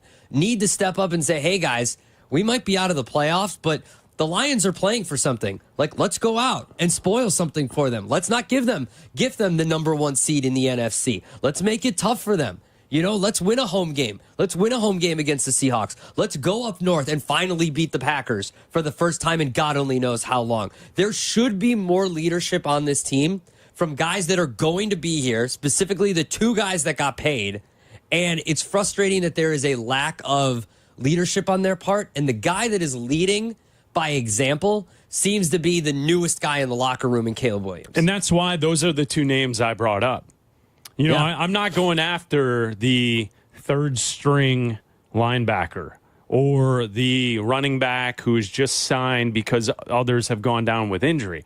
I called out the 2 who are supposed to be the 2 best players on the team, and they've both gotten paid. And you said they're going to be here. Abdal, it's the NFL. They're going to be here. It's the NFL, though. But you can say they're going to be here, but anything could happen at any time because it's the NFL, and if you want to move off of a player, you can. It's something that happens each and every year. But Jalen Johnson is still a number 1 corner in the NFL. Like, he's still he's giving max effort. I agree. He might not be top 10 this season, but he's still when he's giving max effort. I'm with you. Yeah, DJ Moore is still a number 1 wide receiver in this league. Sure, if he's feeling the vibes. He's not top 20. If maybe not top 20. If he's into it. But is he into it this year? No, but it's more. I don't know. It doesn't seem like it. I'm just a fan, and I'm watching games. I don't know. And I get, if you're a Bears fan, I can't be the only person in this city that's annoyed with the performance from this group. Yeah, and we can kill coaches. I don't think Ryan Poles should be the GM going forward. No. So we can crush him. We could do a lot in suggesting that things aren't right. We're looking ahead at a game in Week 16 that the team's already eliminated. So by definition, the entire team, not good enough. That's a blanket statement. That's true. You missed the playoffs, and we're in Week 16. Mm-hmm. There were fantastic games in the NFL yesterday. You're not fighting for anything except for your own pride. So, I mean, that's where Abdallah says show up. I think it's got to be more than that. You have to win some games here. Get a game. Good luck. Beat Detroit. Beat Seattle. Today, the other thing that we could talk about is Bears fans, the excitement level of going to a game like today. I'm going to guess there's going to be a lot of Detroit, Honolulu blue at Soldier Field today. Absolutely. I'm going to guess that Detroit fans have taken the opportunity to come to town holiday week. They've got Christmas coming up, the New Year's next week.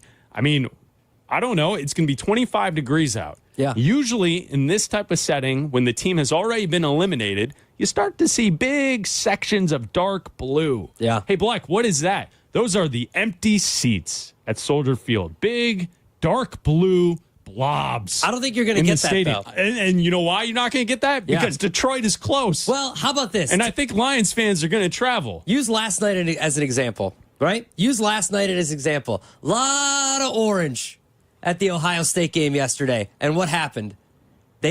Ohio State showed up and made those fans regret that trip. Do the same today. I don't think they're going to, but do the same. Is that your rally cry? Yeah, why not? Why not? Huh? Come on. Yeah, best of luck to you on that. It'd be nice. I'm just pointing out that the Seattle game coming up on Thursday, the forecast is suggesting highs in the 40s. Yeah, it's going to be a nice night. So I think that's a night that could be enjoyable to get out there. Today, although it's not going to be snowing or raining or anything, 25 degrees, it's cold out there. You never know. I just know as a lifelong Bears fan and someone who has gone to many games over the years, usually at this time of the schedule, when the team's eliminated and people stop going, that's when you get some action from up top. And I think that's what we're going to get here. And the larger question to this entire conversation, it's all about bigger picture, right? Like the actual specifics about what takes place today. I hope they show up. I hope Caleb looks really good. I hope DJ Moore scores a couple touchdowns. I hope he's happy. Hey, maybe an interception from Jalen Johnson and Montez Sweat with a strip sack and a fumble recovery, and he runs one in for a touchdown. That would be cool. Let's create some moments of positivity as we head towards this off season, because this season has sucked on all levels. It has not been good. So, like, the larger question is, how do they handle this coaching search?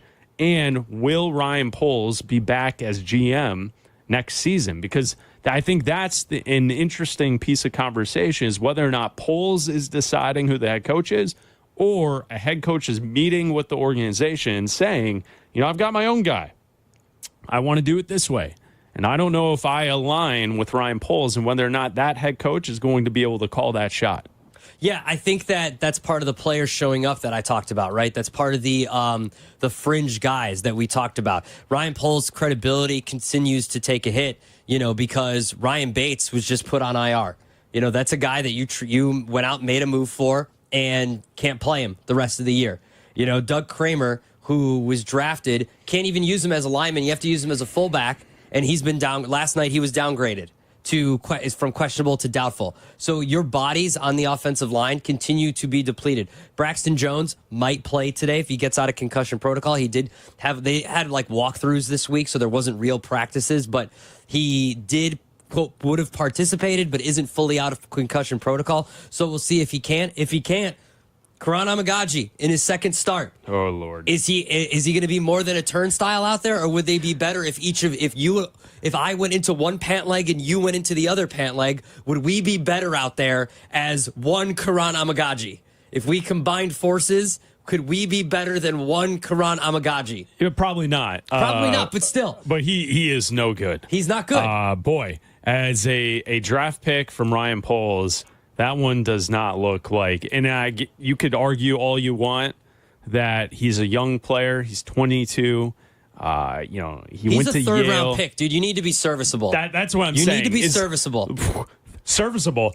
Most third-round picks you're looking at by the end of their first year as guys who are starting. Yeah. You're looking at third-round picks. You're hoping those guys are turning into budding stars at that position. Absolutely. You have a third-round pick who gets thrust into the action.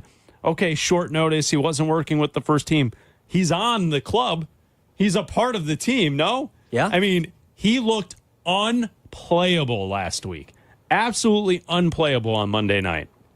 Yeah, and I think there's, other guys too. Tyreek Stevenson, does he have a good game? He's a guy that could be on the fringe here. He was drafted in 2023, so is he on the team next year? Like, these are guys where, a new coaching staff is going to come in and look at the tape of all of these guys. And sure, you can look at the tape when they were 4-2, but the tape that's more important are these last few games. How are you showing up when there's adversity? When everybody's front running and you're beating you're beating Carolina and you're beating the brakes off of Jacksonville, that's all fun. But when you're losing and you're not showing up against San Francisco and Minnesota the last 2 weeks, that's more telling. Because these are decent teams at the end of the year when winning matters in December for these teams, and you're not even competing with these teams. 312-332-3776 is our phone number this morning. If you want to join us, talk some Bears football. It's Bleck and Abdal. We are on the air until 10 o'clock, and then the Bears Network pregame show with Waddle, Sylvie, and Dion kicks off inside Gate O live from Soldier Field. They will be on the Dr. Pepper patio broadcasting live this morning at 11 a.m. Seth Rollins, WWE superstar, will be on the set. Huge Bears fan, too. With the crew. He's gone to a bunch of Bears games this year. I've seen him at. So he'll be there hanging out with Waddle, Sylvie, and Dion at 11 a.m. this morning. The pregame show leads you into the play-by-play Lions at the Bears, live from Soldier Field. Jeff Joniak, Tom Thayer on the call. Jason McKee will work the sidelines. And then we have 4 hours of post-game coverage all right here on ESPN 1000. It's Bleck and Abdal. We'll take your calls on the Bears next. The new home of the Chicago Bears. Bears Radio Network pregame coming up at 10. Live from Gate O at Soldier Field. Here comes the ball. On the new home of the Chicago Bears and the Bears Radio Network. Here comes the ball. ESPN Chicago. Make holiday magic this year with something beautiful and timeless from Diamonds Direct. A stunning diamond pendant, a pair of classic diamond stud earrings, something new and eye-catching from a world-class designer. Or maybe you're looking for that perfect gemstone piece or a fabulous timepiece. At Diamonds Direct, we have hundreds of styles that are ready to be wrapped and put under the tree. No need to wait for shipping. Come and let our experts help you pick out that headliner gift. Or for some fabulous ideas before you head to the store, see the online seasonal gift guide now at diamondsdirect.com. You can even chat now with a virtual assistant for the ultimate convenience. Whether you connect online or in person, you're guaranteed to get the extraordinary value, ironclad warranties, and white glove service Diamonds Direct is known for. And to help make your purchase even more affordable, we've got special financing so you can spread out your payments. Get directions, details, special showroom hours, and our holiday gift guide now at diamondsdirect.com. Diamonds Direct. Your love, our passion. What would you do with $1 million? Hard Rock Casino Northern Indiana wants to give you the chance to find out in our $1 million giveaway. Earn July 1st through December 27th. Then join us each Friday for your chance to win a grand finale spot for a 1 in 500 chance to be the guaranteed winner of $1 million. The $1 million giveaway, exclusively at Hard Rock Casino Northern Indiana. Must be 21. See Players Club for complete details. Gambling problem? Call 1-800-9-WITH-IT. When your cat's a mean, and your dog is too. And it's hard to know what's fake or true. Just raise a glass with a friend or two. You tell them more, tell them more, tell them more, do. Where the online trends keep getting worse. And you lost your keys in the metaverse. Now your right swipe just went left on you. You tell them more, tell them more, tell them more, do. It's a crazy world, so what do you do? You tell them more, tell them more, tell them more, do. At Busey Wealth Management, we're proud to partner with individuals, families, and foundations, ensuring possibilities become achievements. From preserving and enhancing your assets to securing your legacy for future generations, we're focused on your success. Busey Bank, building business, growing wealth since 1868. Proud to be the official bank of the Fighting Illini. Member FDIC. Progressive presents Renter's MVP's Most Valuable Possessions. Today's MVP, Joe Fallon's bedroom mini fridge. Sure, this pint-sized chiller's max capacity is 3 soda cans, but what it lacks in stature, it makes up in cooling strength. Each beverage a perfect 37 degrees every time. And the 2 feet Joe walks to get a drink, priceless. That's why his mini fridge is today's MVP. Keep your most valuable possessions protected by bundling your renters and auto insurance with Progressive. Progressive Casualty Insurance Company affiliates and other insurers not available in all states. Can't be home for the game? Caught for the touchdown! NFL Plus has you covered with live, local, and primetime games on the go. What a game he's had. On your mobile device, you can access live, local Sunday afternoon games and all the primetime action from Thursday Night Football, Sunday Night Football, and Monday Night Football. Tonight was definitely their night. Sign up for NFL Plus today at plus.nfl.com/radio. Subscription required for NFL Plus. Terms and conditions apply.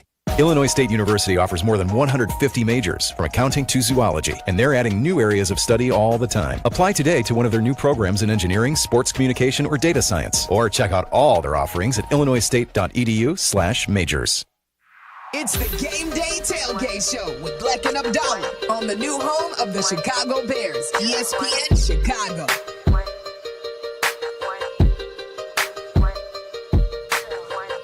Chris Black, Adam Abdallah hanging out with you, talking Bears football this morning at 312-332-3776.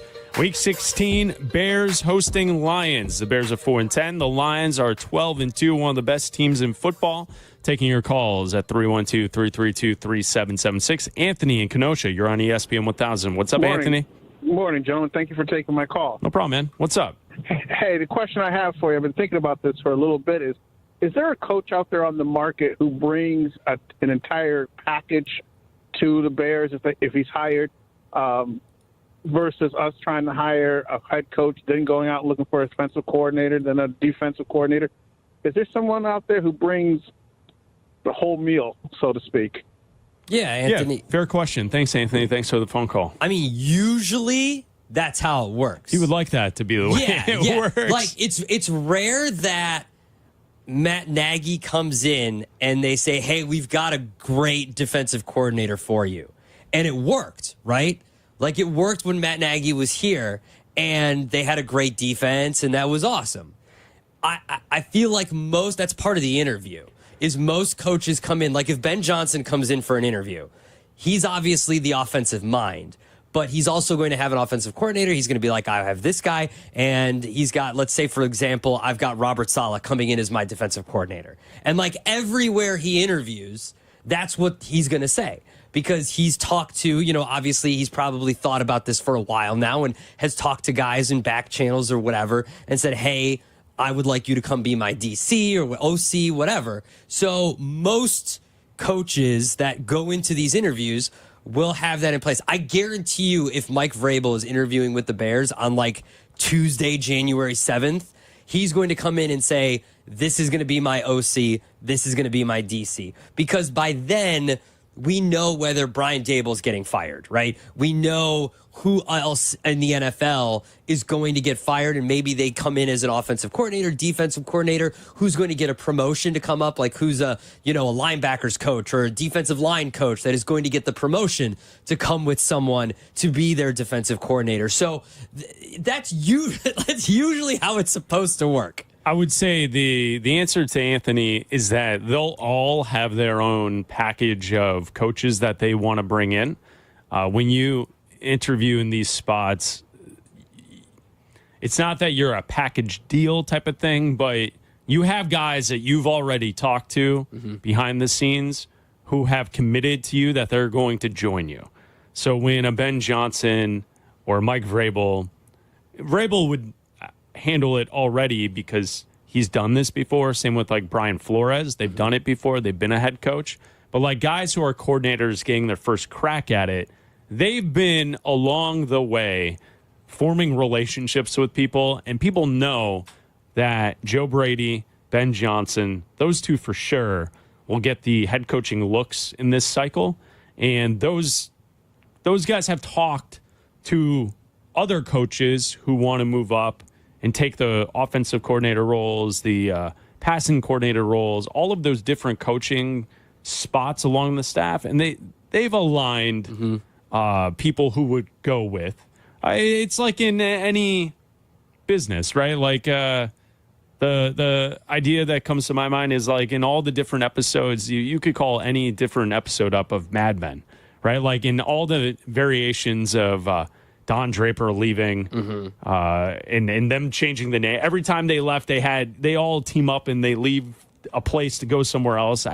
I don't think it's very unusual to have it happen the other way. Yeah, the Bears way, where it's an arranged marriage, where they say, we've got someone who's already employed or someone who we want you to employ, and this is going to be your coordinator.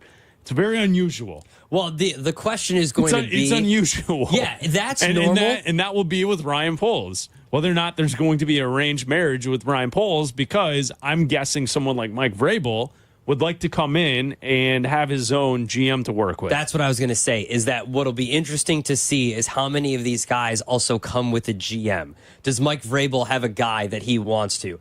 Does, Ben Johnson bring Ray Agnew, the associate GM at in Detroit? So that's going to be the question. How do these interviews play out if Joe Brady and Ben Johnson and Mike Vrabel and Brian Flores have their GM that they want, a personnel guy that they want to bring in, and then the Bears have to make a decision. Well, what do we value more? Do we value Ryan Poles more as a GM and someone who's been here for the last few years, or do we value bringing in the right coach regardless of whether or not Ryan Poles sticks around for another year? Albert Breer was on with Cap and J Hood earlier this week talking about that very thing with Mike Vrabel, and he talked about coordinators or coaches who could join him as an offensive coordinator, since Vrabel is a defensive guy. Here's Albert Breer on Cap and J Hood. Yeah. Who's his OC? So, I think it might be Tommy Rees, the old Notre Dame quarterback who he's with in Cleveland. That's one name I've heard.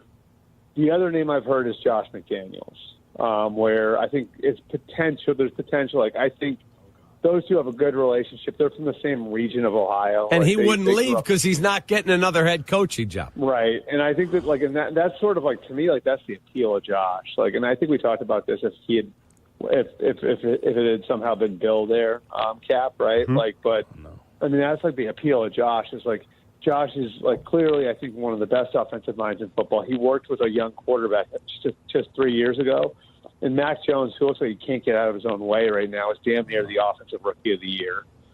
When Josh had him, right? Josh only had him for a year. And like you said, like, you know, there's not the same flight risk that you have with most offensive coaches that will be working under a defensive head coach, right? So, like, I think that's definitely. I think there's an appeal to Josh McDaniels, you know, under Mike Vrabel. I think that would be a setup that if I'm the Bears, I would really pursue.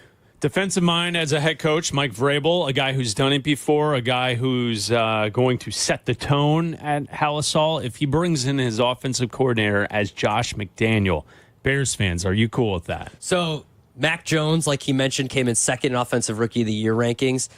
He threw for 3,800 yards, 22 touchdowns, 13 interceptions, and had 28 sacks. The year after, when Josh McDaniels was gone, 14 touchdowns, 11 interceptions, and only threw for 3,000 yards. The year after that, he only started 11 games, 2,100 yards, 10 touchdowns, 12 interceptions. Mac Jones got progressively worse after Josh McDaniels left.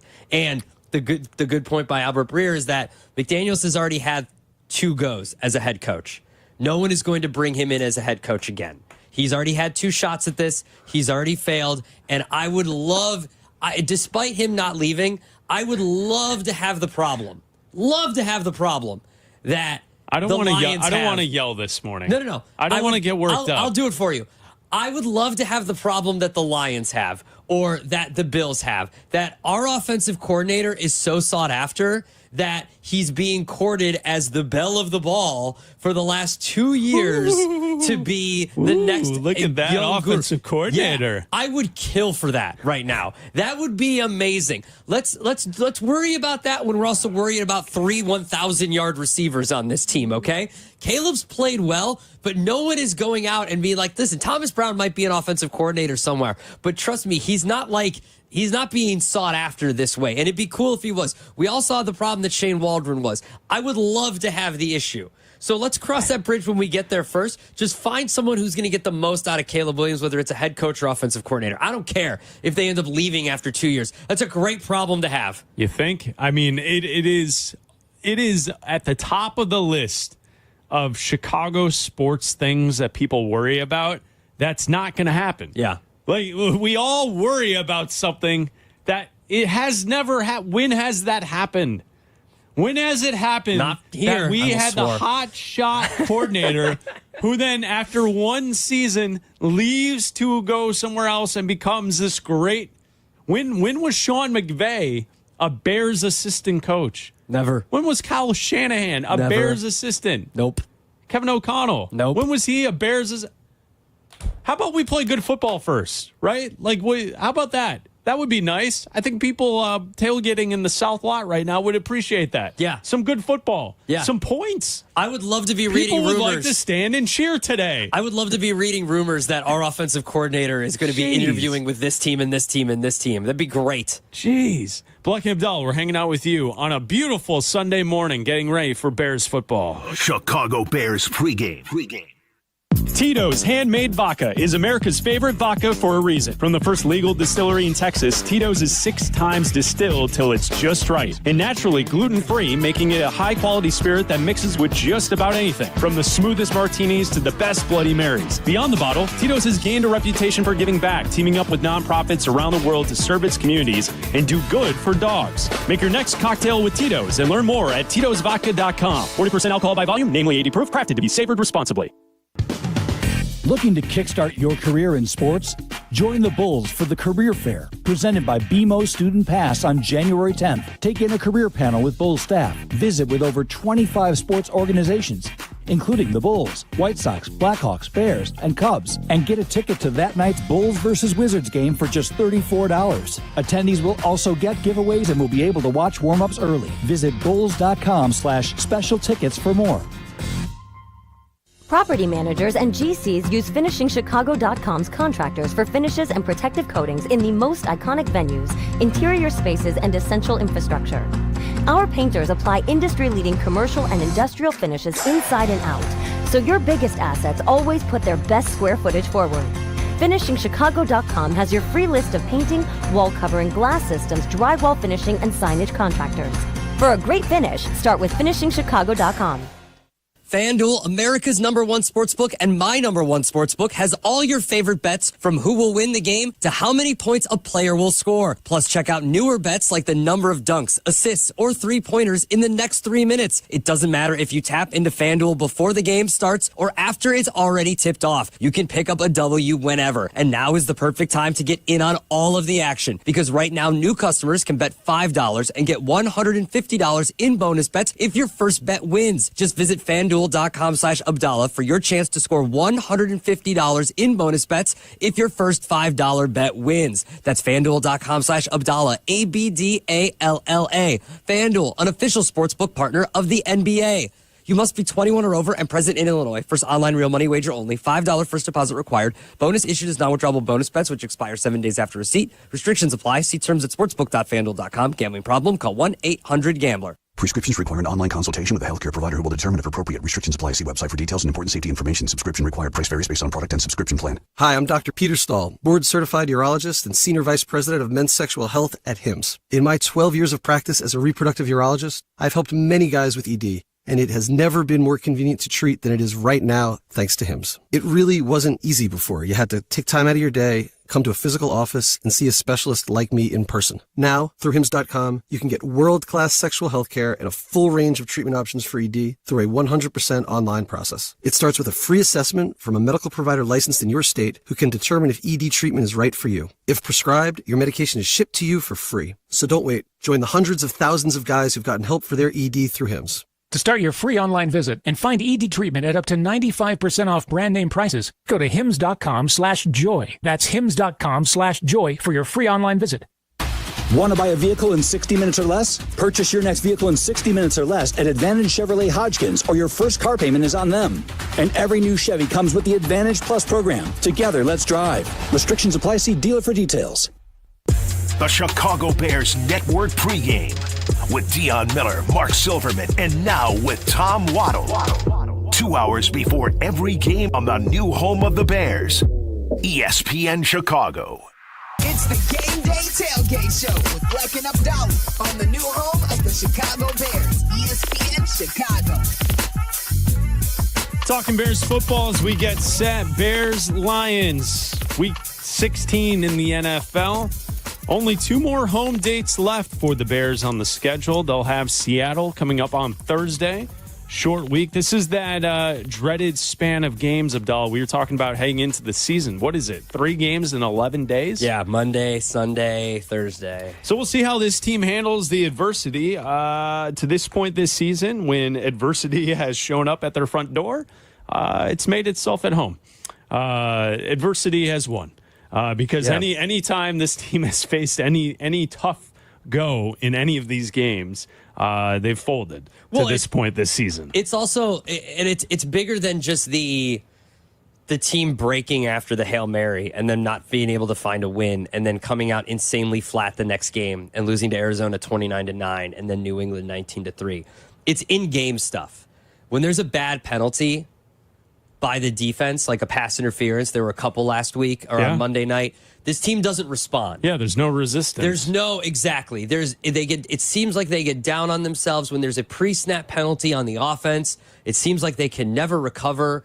They were doing that earlier in the year. They would rebound from their mistakes. Yeah. And now it seems like ever since the Hail Mary, and Jalen Johnson said it to Cap that, in hindsight, it's easy to say now in hindsight, but the Hail Mary broke this team. But for some reason, this is a weird take. Was the Hail Mary good? No. Because it exposed how bad this team actually is? No. I think the Hail Mary and what took place in Washington sent a small snowball down the hill, and they were unable to stop it, and it turned into an avalanche. But we talked to people before the season, specifically Aaron Schatz from the Godfather DVOA, who was like, This team isn't going to be good. Yeah. The defensive stats like that don't carry over. Rookie QBs statistically do not pan out. But you would hope that there's a little fight in the defense. Yeah. We it's the reason that we picked this team to be as good as we thought that they would be, because we thought that even if Caleb Williams played like he's playing now, where he's clearly struggling and not playing as well as Bo Nix and Jaden Daniels, not saying he's never going to be as good as them or ever better than them, but we thought that they'd be able to overcome rookie mistakes by Caleb Williams and a new offense because the defense was going to be stout and be able to carry this team much like they did the second half of last season. And they've completely flatlined. Yeah, we were wrong. They were unable to do it. They can't create turnovers. They can't create stops. Usually, first and second down, the opposition is getting a lot of yardage, putting themselves into great spots on third down and short. They convert. They score points. It's everything. A bad defense, you would point to everything that this defense does would equate to a bad defense around this league. And I think that's what has been the most disappointing part of this season. It's not that they had to fire a head coach in season. The offense still struggles. They haven't scored a point in 3 straight first halves. It's outrageous. But the defense being what it is, you and I had a show this week, I think it was on Tuesday.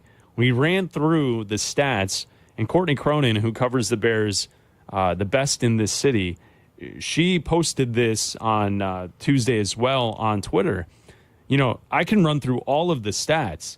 Since week 7, the Bears defense is 32nd in total QBR, 32nd in yards after the catch per reception, 32nd in yards per completion, 31st in quarterback time to throw from the pocket, 31st in first downs allowed per pass attempt, 31st in yards per drive, 30th in pass rush win rate, 31st in drives resulting in points. That's almost every single major category. And that's not even pointing to the run game, because the run defense has been abysmal too. Well, and you can't tell me that that's just because of an injury to Jaquan Brisker and Andrew Billings. So since week 7, the Bears have ranked either 32nd, 31st, or 30th in defensive stats. And to Adam's point is that's what we thought would keep them afloat, was that this defense would be good enough, keep them hanging around in games, and then maybe a young rookie quarterback could figure it out at the end. We've seen Caleb at the end of games figure it out. The rest of it has just poof, it's dissipated. This Bears team, and like, you know what else is why I continue to point towards Mike Vrabel as being the guy I want to be the head coach coming into this team for next season? This team is not tough. And we can say it's one play that breaks them, this mistake, they go backwards, they have no resistance. They're not tough. Think about it. They are not tough. You need 1 yard to get a first down. What types of plays do they run? Right? They run sweeps.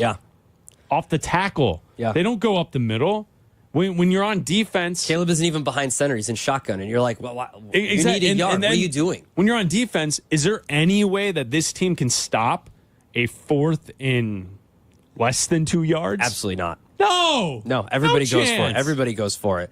And that's why I think they need, Everyone and I agree goes with you. for it. No chance. That's why I agree with you that Vrabel's my number 1 right now. They're because not tough. And I know that a lot of people have Ben Johnson as number 1 because you want that, you want the offensive line, you want the offensive mind, you want to find your, Kevin O'Connell, you want to find your Matt LaFleur, you want to find your Sean McVay. I understand that.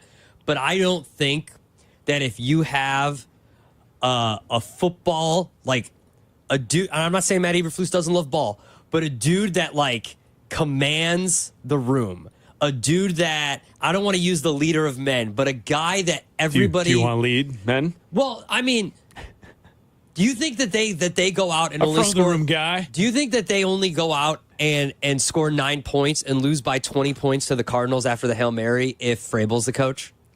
I don't know. I don't.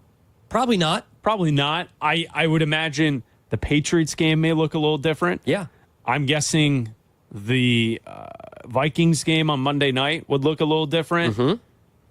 The San Francisco game. I don't know. I mean, I would hope that some of these decisions that I think we can blame Eberflus for, the end of game management of the clock. I'm not even talking about that stuff. I think perhaps you could flip some of that conversation, but I don't think the team would just give up. I think we've seen them just give up in games. That's my point. I don't even care about the end of game stuff, timeouts, whatever, getting extra yards for your kicker. I'm not even talking about that. I'm talking about after you lose a game, rallying the team and getting them to show up the next week. Getting them to show up. That's what I'm most disappointed in. I don't care that we lost our bet over 9.5 or over 8.5, whatever it is. I don't care about that.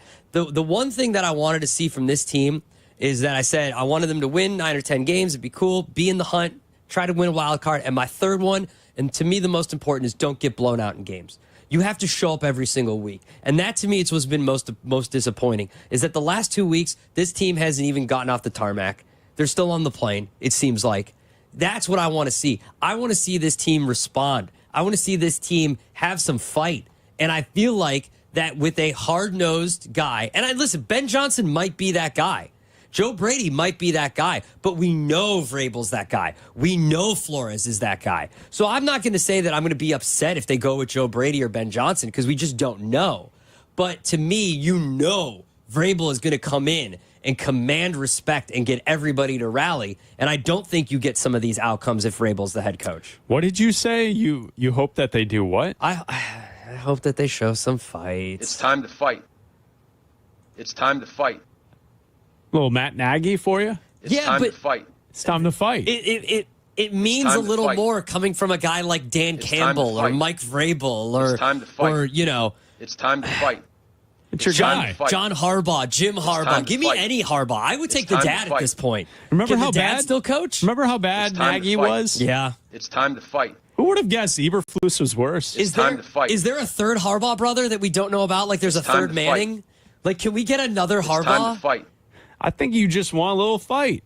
I do. It's time to fight. This is my fight song. Take time to fight. My life song. It's time to fight. Not this again. I can't do this. It's time to fight. It's too early. I can. It's time to fight. If Vrabel comes out and he's pounding the desk about fighting, you're not making fun of it the way you did with Nagy. We will if they lose. Well, yeah, if they lose, of course we'll make fun of it. It's what we do. Yeah, of course we'll make fun of it if they lose. Obviously, we'll make fun of it if they lose. It's time to fight. It's time to fight. We'll be back. The new home of the Bears. Bears Radio Network pregame coming up at 10. Live from Gate O at Soldier Field. Here comes the ball. On the new home of the Chicago Bears and the Bears Radio Network. Here comes the ball. ESPN Chicago.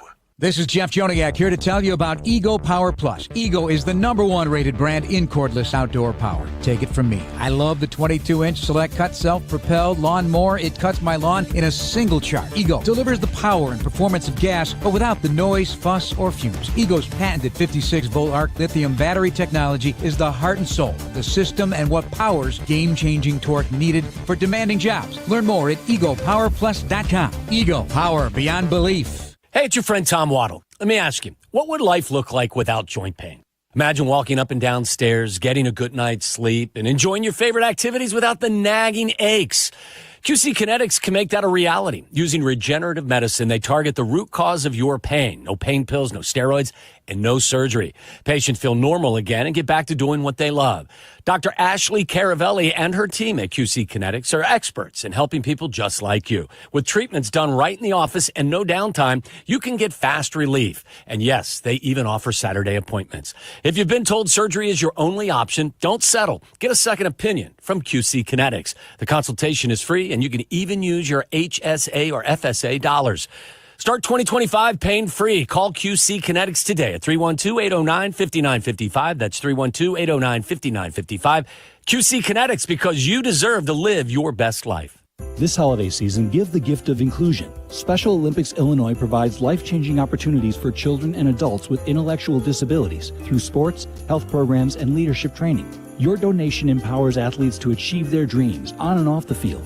Every dollar makes a difference. Funding competitions, equipment, and support for a community of more than 55,000 statewide. Visit SpecialOlympicsIllinois.org today to make your impact. Donate now and choose to include this holiday season. What's up? It's Jay Hood. Make Hollywood Casino Joliet your game day headquarters this season. Watch all the games on their giant screen TVs. Tackle the area's best game day food and beverages with all your friends. Get in on all the hockey and football action this winter with Penn Play and ESPN Bet. Hollywood Casino's online sportsbook is now live in Illinois. Score big this season at Hollywood Casino Joliet. However you want to play. Must be 21 years older to gamble. If you or someone you know's got a gambling problem, crisis counseling referral services can be accessed by calling 1-800-GAMBLER. Do you have trouble getting in and out of the bathtub? Are you afraid you'll slip and fall entering or exiting a tub? Safe Step walk-in tubs can transform your bathtub from an area of concern to a calming refuge. Call them today at 1-800-731-4558 and save $1,600. Safe Step walk-in tubs and showers are proudly made in Tennessee and offer an ultra-low step-in, avoiding that difficult climb over a traditional bathtub wall. They also offer a variety of therapeutic benefits that may help soothe your aching muscles and joints, increasing your mobility, boosting your energy, and improving your sleep. Safe Step walk-in tubs are designed to easily fit your existing tub space and are often installed in as little as one day. Just dial 1-800-731-4558 today to save $1,600 and receive a free shower package. That's 1-800-731-4558 for a free no-obligation consultation and to save $1,600. Safe Step walk-in tubs. Safety never felt so good.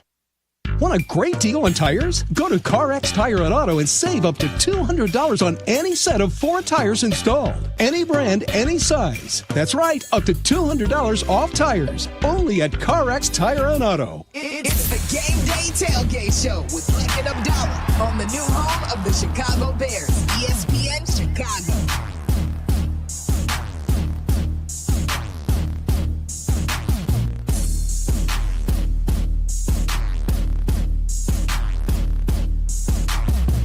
Black and Abdallah hanging out with you at 312-332-3776. Taking your phone calls on the Bears and the Lions.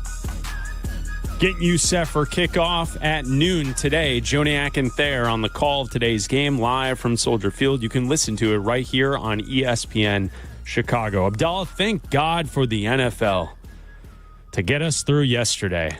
My Lord. What happened yesterday, Chris? Thank God for the NFL. Yesterday, the Chiefs beat the Texans in a nice football game, 27-19. It was a good game. Ravens-Steelers later. Ravens win 34-17. Not as good of a game, but still. And we had the college football playoff, the first round of the college football playoff take place yesterday. In case you missed it, Blowout City. You have on Friday night, Notre Dame beat Indiana 27-17. That wasn't a game. You have Texas yesterday beating Clemson. Got close in the fourth, but Texas responds 38-24. Penn State just crushes SMU 38-10. And Ohio State took it to Tennessee. Rocky Top, boom. How about that? 42-17. So many fans wearing orange in the stands in Columbus.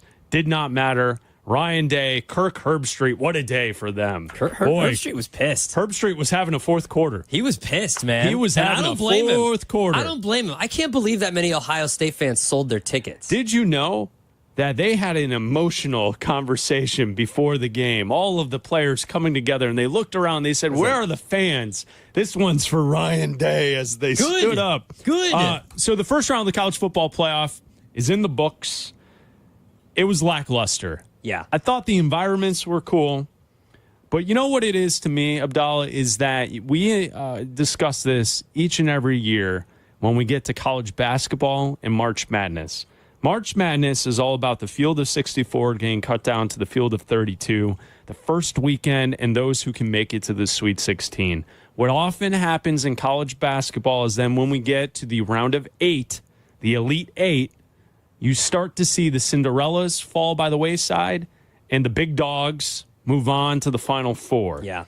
And I think that's what we were seeing yesterday, is that the idea of a 12-team playoff is fantastic in theory, but in a college football season, there are rarely more than 6 teams deserving of, quote, being a championship team because they're just built differently than everyone else. And I thought the most perfect depiction of that was SMU getting pushed around by Penn State in a tough environment, but still, that was never a contest yesterday. Home field advantage wins out, and that's what we saw in the first round of the college football playoff. Yeah, and I'll say this because there was a lot of conversation Friday night into Saturday, especially because of the outcomes and how lopsided they were with SMU and with Indiana. A lot of things can be true at the same time, okay? Just because SMU got rocked and Indiana got rocked does not mean that Alabama or Ole Miss should have been in, okay? What can be true is what you said. They should have never expanded to 12 teams. There are never going to be 12 teams in college football that can actually win a national championship. They should have slow rolled it and gone to 6, maybe gone to 8, because we know what's going to happen. In a few years, they're not going to backtrack and say less games. They're going to go more. It'll be and 16. They're going to go 16. Yeah. And with 16, you might get a couple more better matchups just because the lower seeds are playing. And so that is more of a toss-up. But when you've got teams like this, and especially when you don't reseed or you don't take the actual seeding, you give certain champions the bye. Arizona State and Boise State should have been playing yesterday and not had the bye. Because that, if you just went 1 through 12 and gave the top 4 teams the bye, yesterday's games might have been a little bit more competitive. But because you've got big dogs in there like Ohio State and Penn State and Notre Dame, and all 3 of those teams look like they can absolutely win a national championship game. Texas defense is still not great, but that's why those are lopsided. I would love to see the committee recorrect and say, hey, next year, top 4 teams get the byes. We're not doing these conference championships. Champions automatically get a bye. You don't deserve it. Well, okay, so I'll say this. That's your point of view. My point of view from watching college football yesterday, and you and I used to host the college football show here on ESPN 1000. Shay and Tyler do a great job now with the show on Saturday mornings. I'd say this. I did not watch yesterday trying to fix every little item and have a tweet here and there, how to fix everything, and this is how it should be, how it shouldn't be. That's not what I'm trying to say with my thought on this being what we see in college basketball with the Elite Eight. I'm not trying to fix anything, and I'm also not trying to say anyone should or shouldn't be involved. My observation from watching yesterday is that we are going to get to situations like this each and every year where if the first round is at home fields, what you're going to get are just games that are just way overmatched. And so you're going to get a team like Indiana or SMU. And like those are really the 2 I'm going to point out. Tennessee's an SEC school. You got your ass kicked. Yeah, Sorry. Clemson, you're essentially the king of the ACC for the last decade. Got your ass kicked. You got your ass kicked, right? Yeah. Like that's on that. But when you look at SMU and Indiana, what's going to happen is that these conferences are so big now that fringe teams that usually don't get involved are going to get to a spot where they have 10 or 11 wins, and they're going to find their way into these playoffs, and they're going to be on the road at these power schools. And what we should do is just reset our expectations. It's not going to be March Madness. Once in a while, someone will pull off an upset. It's college football. That's why we love it.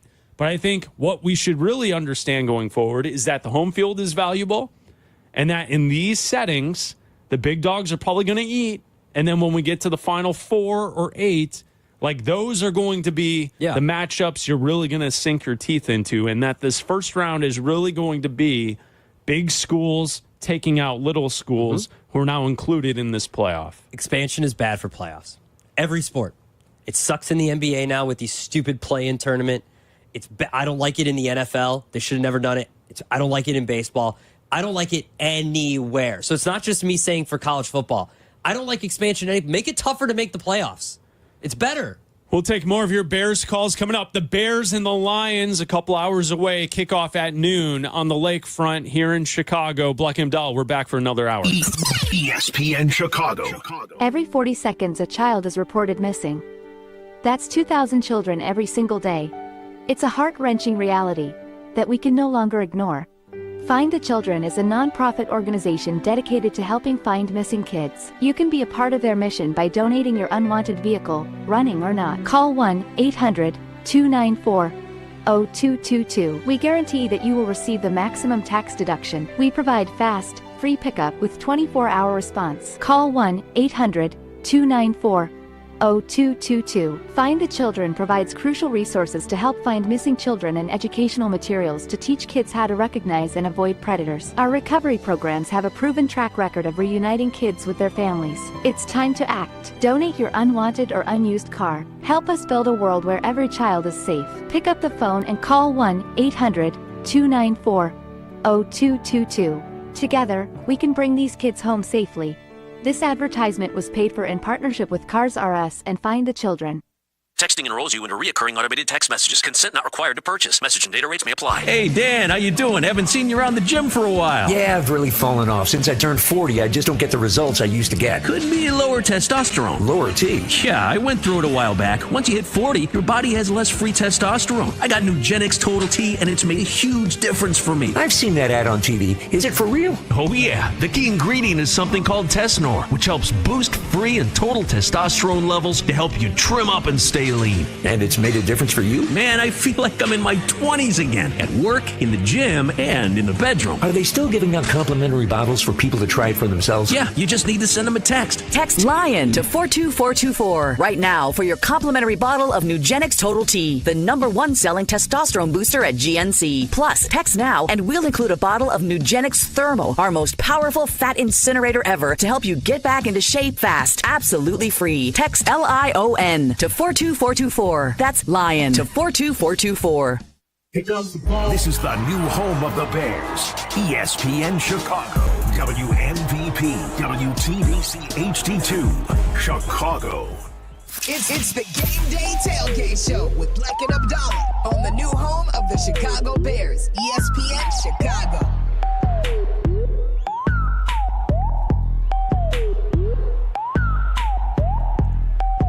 Chris Bleck, Adam Abdallah getting you set for Bears football. The Chicago Bears host the Detroit Lions today at noon. Listen to the game right here on ESPN Chicago. Coming up at 10 o'clock, the Bears Network pregame show with Waddle, Sylvie, and Dion inside Gato, live from Soldier Field. If you're entering the south end zone, you cannot miss the show. They're broadcasting from the Dr. Pepper patio. They'll be right there as you enter the south end zone and you walk towards the seating bowl. Boom, they're right there at the stage. So Waddle, Sylvie, Dion will bring you the pregame starting at 10 o'clock. At 11, WWE superstar Seth Rollins will be joining the pregame live at 11 a.m. So go see Seth Rollins, see Waddle, Sylvie, Dion.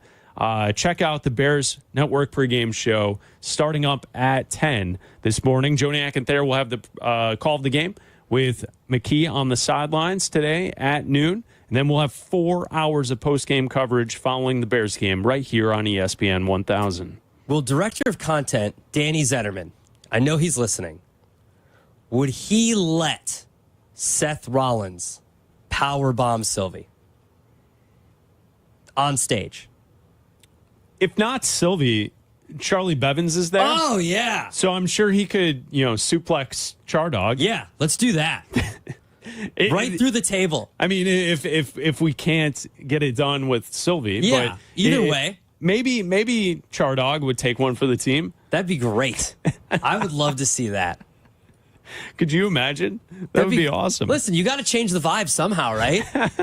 Let's put a dude through a table. I think they should suggest it to Bears game day ops and have that be the way the team, like right before the team runs out to get the crowd going, have Charlie run out in a Lions sweatshirt and he's standing at midfield. Seth Rollins runs, takes him out. And then here comes the boom. He's running out. He's got like a Lions flag, and Rollins just spears him to the turf. That would be outstanding. It would fire up the crowd. I agree. So go check them out. Seth Rollins at 11 a.m. this morning. Live from the Dr. Pepper patio inside Gato, Soldier Field, South End Zone. Sylvie, Waddle, and Dion, they will talk to the WWE superstar on the pregame show today, getting you ready for Bears and Lions. 3 straight games, Abdallah, the Bears have scored 0 points in the first half. it's hard to believe that that's the lot in life that we're living once again as Bears fans. It feels like it's a never-ending cycle where we have teams who just can't get first downs, can't score points, and just are stuck in quicksand. The never-ending cycle of 3-and-out punt haunts me. Mm-hmm. And it's something that this team, no matter who the quarterback is, who the head coach is, offensive coordinator, it's just the history of being a Bears fan is that the offense can never get going. I think primarily a lot of that this season with this team and this group specifically has a lot to do with the offensive line and the run game. DeAndre Swift in the offensive line, to me, is a part of the reason why things are so difficult at the start of games, because the run game never gets going. They never set the tone. Yeah. They never make it easy for Caleb Williams. No, and they're constantly, behind the sticks, and a lot of it has to do with, some of it has to do with play calling, but I think this comes back to the construction of the roster by Ryan Poles and the, quote, addressing of the offensive line when it's actually just, shopping in the bargain bin, when you're getting guys off the street, when you're going to the to guys that have been cut or released by good teams. Like, we're all like, oh, this is great. They got a center from the Rams. Why was he available for like nothing? Well, because he's not that great of a player. He can snap the ball, so they addressed that issue. The bad snaps to Justin Fields from last year haven't really been happening with Caleb Williams, but we saw last game, there was pressure coming up the middle the entire game. Like, it's a problem. Whether it was Amagaji or was it the center, there was constant pressure. And so when you can't run the football, also you give not a good contract to DeAndre Swift when you could have had a less of a cap hit and given that to Saquon Barkley or another running back. Like, to me, you don't need to go out and spend a bunch of money on a running back. However, you need to spend money on our offensive line, because if your offensive line is good, you can put a lot of I'm not going to say basically anybody. You can put a lot of running backs back there and they can find success. A lot of guys. We've seen teams do that. San Francisco for years goes to their second, the third, the fourth string guys that they pick up mid-season, and they run well because the offensive line is able to create the holes. This team has scored first in one game the entire season. They've been losing in every single game besides one. They haven't scored first. It's insane. And there's really no advantage to getting the ball or not getting the ball from the opposition standpoint, because they know if you kick away, you defer. Not only do you get the ball at the start of the second half, but you're going to get the Bears to go 3-and-out. Mm-hmm. You get the ball right back. And chances are the offense isn't moving, so you're going to get great field position. Doesn't matter. It really is the easiest way to beat a team. Is that you get them down early, they can't find a way to come back. Sometimes they made it competitive in the fourth, but that's about it. The first Vikings game is the first time with 53 seconds left in the first quarter they scored. That's it. That's the only time they've scored first. But when they scored first, if you pull up the game log, didn't the Vikings go right down the field and score immediately after? Didn't Darnold score a touchdown right after that? Let me pull up the play. The first Vikings game, right? Yeah, 3 plays, touchdown, 67 yards. Yeah. Because it was because there was a bad penalty. There was an offsides penalty. Yeah, it was bad. Because I remember being like, finally the Bears scored first. Yeah, and 3 plays later, touchdown Vikings. Yep, absolutely. And then the Bears had a blocked field goal after 10 plays, and then the Vikings scored another touchdown. And then they never looked back. I mean, they ended up going to overtime because the Bears ended up scoring late in the game. They scored. Yeah, they had a great comeback. Yeah, they had a great comeback. They scored 3 times late in the game. But still, you're right. They gave up a touchdown. They scored a touchdown, and then 3 plays later, gave up another touchdown. I'm going to tell my kids about that comeback. Yeah, great. I'm going to explain. I'm going to sit them down. Little James Bond Black. It was the one time that year that the Bears scored first. What a comeback, though. Yeah. They forced overtime. You're not going to believe it. And then they took a bad sack. Yeah. It was a bad sack. Joey G, you're on ESPN 1000, Melrose Park. What's up, Joey G? Hello, Joey. Give me a minute. Oh.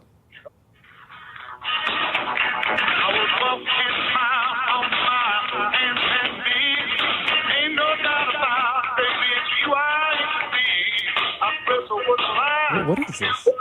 It's a bit. Oh. Eberflus. Come on, guys. Tough enough. Are you hello, tough Joey G. enough? Fabulous Thunderbirds, baby. No, they're not tough enough. They want to see tough. Show them Gary Fensick and Plank videos. They want to see tough. Walter Payton knocking down guys with one arm. They want to see tough. How about McMichael double teamed and splitting two people and sacking a quarterback? That's tough, guys. Now, after the bye week, the Bears came out flat. And after the double bump by the Hail Mary, and then he goes back and tips the ball up. So that's a double stab in the heart. That took the team definitely out of it. And after the Minnesota game, I have a real question I need an answer to. Mm-hmm. Yeah. How long, like the Minnesota game, they show George in the booth. They show our general manager blowing bubbles with gum in our booth.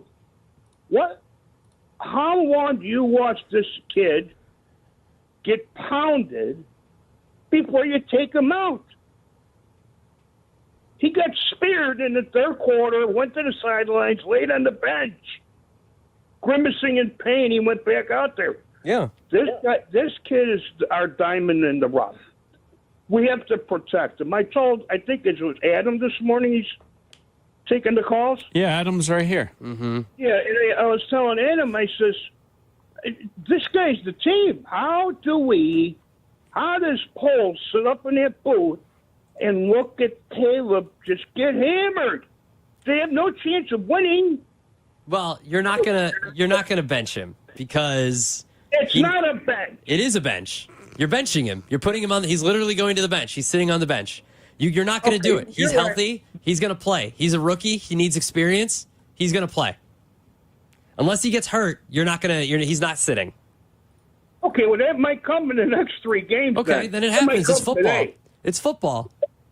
I know it's football, but he's our wrong. You just said you wanted Joey. You just said you wanted them to be tough enough, and now you want to sit Caleb. Wow, you're yelling at me. No, I'm just saying, like, pick a lane. For the next head coach. No, you don't do that. Guys play. If you're healthy, you play. Everybody plays. Don't care if you're out of it or not. That's why you're a sports analyst, and I make pizzas. All right. You know, I got the answer. You don't have to yell at me. I'm not yelling at you. I'm because yelling. I yelled at you in the What hallway. are you yelling with him? I'm just yelling in the. We're not laughing at you. We're laughing with you. No, we're laughing at him. I'm not yelling at you. It's just I've heard this a lot, Joey, that they should sit Caleb, and it's like, no, it's ridiculous. He's a rookie. You're gonna get mad when they sit him in. Okay, well, so should he not play in the preseason then? Because those games don't mean anything. Or are you gonna are people gonna get mad? I get it. My point is wrong, and your point is correct. And don't back down from Abdallah just because he yelled at you. Come on, Joey. I'm Bring right. some fight. I'm right, though. No, I mean, I yelled at him in the hallway. I said, who are you? You know, and he's like, it's me, Abdallah. He did. When I bought the food. Oh, okay. So, thank you for the food again. Thanks, yeah, those Joey. are great. That sauce is great. Oh, no problem. Anytime for you guys, because you guys are great. And I'm so glad you two are on the air. And I want to wish happy holidays to your family. You too, Joey. Many blessings. Happy holidays. Merry Christmas, Joey. Happy New Year. What's the big one on the list there, Abdallah, for the Queen? The big what? What's on the the big list? gift on the list for the Queen? Oh, my presence is a present. Wow. Damn. An 8x10 of you. Merry Christmas, honey. Thank you, Joey. Appreciate it. All right, go Bears. Go Bears. There's Joey G, Melrose Park. Eberflus. There you go. You didn't have to yell at him. I'm not yelling at him. I'm tired of this. What's with you this morning? Yelling at people. No, I'm tired. I heard it all week, Chris. I'm tired of people coming in and saying, oh, well, the season's over. Sit Caleb. He's going to get killed. He's a football player. How about get the ball out faster? I don't know. Play better. How about that? Learn. Learn. Yeah. Fantastic. If you want to join the conversation this morning, you can call us at 312-332-3776. If you would like to get yelled at by Adam Abdallah, that's the phone number. We'll take those calls next. ESPN Chicago. Here comes the boom. The Chicago Bears podcast. Here comes the boom. If you aren't listening, you're not getting the whole story. Join host Pat the Designer with special guests and guest host daily. See it or hear it now on the ESPN Chicago app or wherever you like to pod. Yeah.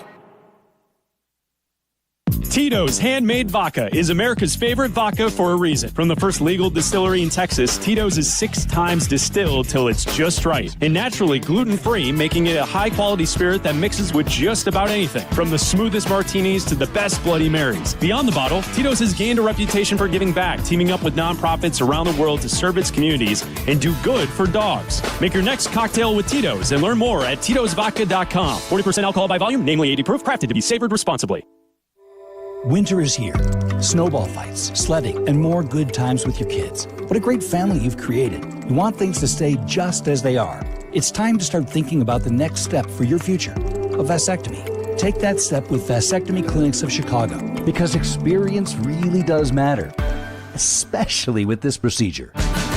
Vasectomy Clinics of Chicago makes it so easy with their 30-minute, no needle, no scalpel, in-office vasectomy. Now with the end of the year approaching, this is the perfect opportunity to maximize your insurance benefits or to use your remaining flex spending dollars before they disappear. Visit vasectomychicago.com with 5 locations to serve you. Downtown Chicago at Lake Point Tower, by Navy Pier, and with free valet parking. Also in Naperville, Tinley Park, Arlington Heights, and Barrington. Most insurance accepted. Visit vasectomychicago.com or call toll-free 877-877-4VAS. That's 877-877-4827. At American Sale, we're known for having the largest selection of Christmas trees and decor. And right now, during our Christmas clearance event, save up to 75% on Christmas. You'll find hundreds of quality Christmas trees ready to take home, and thousands of unique decor items too. Save up to 70% on show-stopping gifts like hot tubs, pools, patio furniture, grills, and more. And get 0% financing for 60 months. See store for details. There's never been a better time to buy. American Sale, helping you bring the fun home. When it comes to looking sharp, I don't mess around. That's why I head to White Buffalo Barbershop. These guys aren't just barbers, they're artists. Whether it's a classic cut, a fresh fade, or a hot shave, they do it all with precision. And the vibe is top-notch, blending tradition with a modern twist. At White Buffalo, every cut is as unique as you are. Born original, just like you. White Buffalo Barbershop, born original. Now in LaGrange and Hinsdale. Visit whitebuffalobarbershop.com to book your appointment today. Diabetes, high blood pressure, anxiety meds, everyone's on them. If you're a 50-year-old male, maybe a bit porky, and you may even have type 2 diabetes, $1 million of term insurance may only cost you about $200 a month. Call Term Provider. Speak with Big Lou at 800-777-1225. Big Lou will find a term life policy for you even if you have type 2 diabetes, are overweight, or have high blood pressure. Term Provider has helped thousands of people like you who think they can't afford term life insurance. To buy $1 million of affordable term life for you, all you need to do is call Big Lou at 800-777-1225. Lou will make sure the scales are tipped in your favor. Call 800-777-1225. Big Lou will answer your call and work to fit you into a term life policy that you can afford. Remember, Big Lou's like you. He's on meds too. Call 800-777-1225. 800-777-1225 or biglou.com. Advantage Toyota of River Oaks has all the new Toyota vehicles you've been looking for. If you're not driving home in your new Toyota in less than 60 minutes, they'll make your first car payment. Every new Toyota comes with the Advantage Plus program. Restrictions apply. See dealer for details or visit AdvantageToyotaRiverOaks.com. It's the Game Day Tailgate Show with Black and Abdallah on the new home of the Chicago Bears, ESPN Chicago.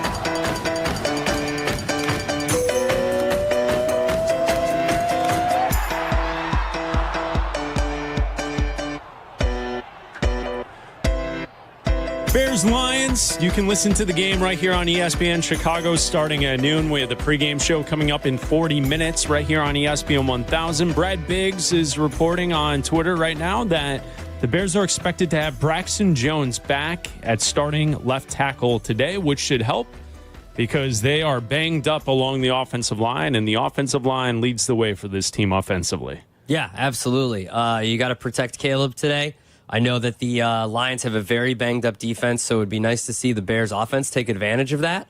Obviously, the Bears defense has not been playing great. We gave the stats from week 7. They're like dead last or second or third to last in basically every defensive category since week 7. So I want to see the offense play well today. It'd be nice to see the defense get some stops too, but I think we're all kind of focusing on Caleb Williams and how that offensive line protects him, and can he get the ball out faster, find these open receivers that he's been missing, and he needs to play better.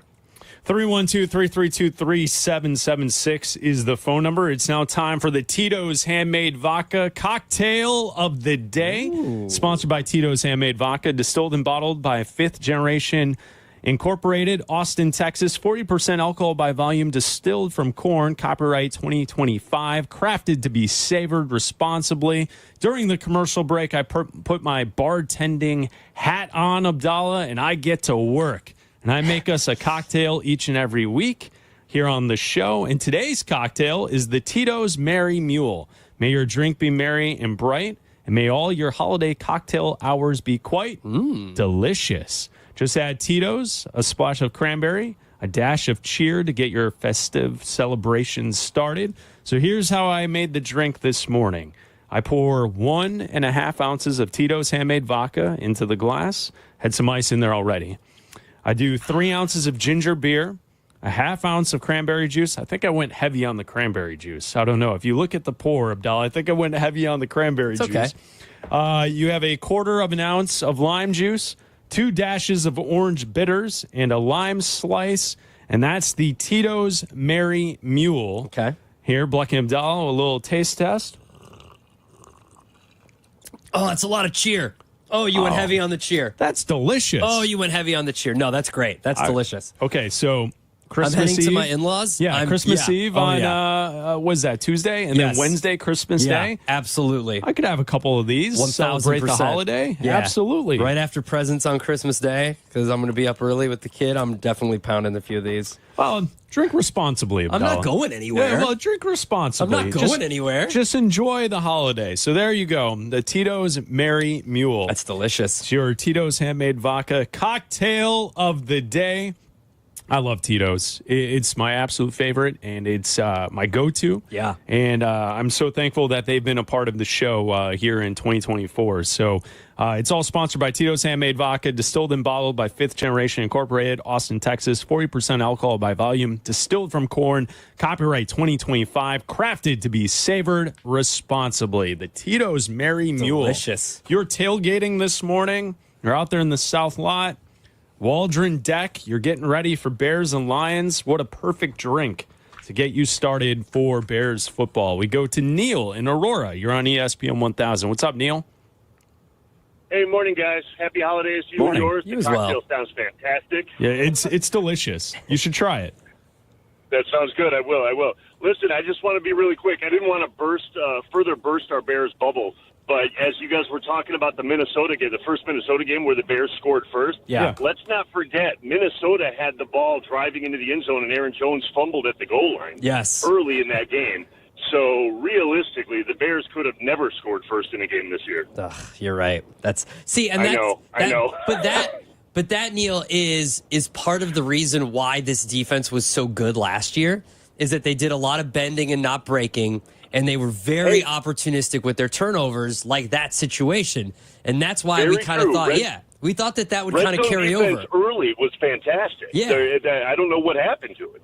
Well, a lot of things have happened. But their red zone defense was great in the first half of the season, and now in the second half, it's been atrocious. Same with the offense. The red zone offense, for the few trips that they made to the red zone, they were actually very effective in the red zone. They were one of the top red zone offenses. The problem was they didn't get there that often. That's kind of the problem.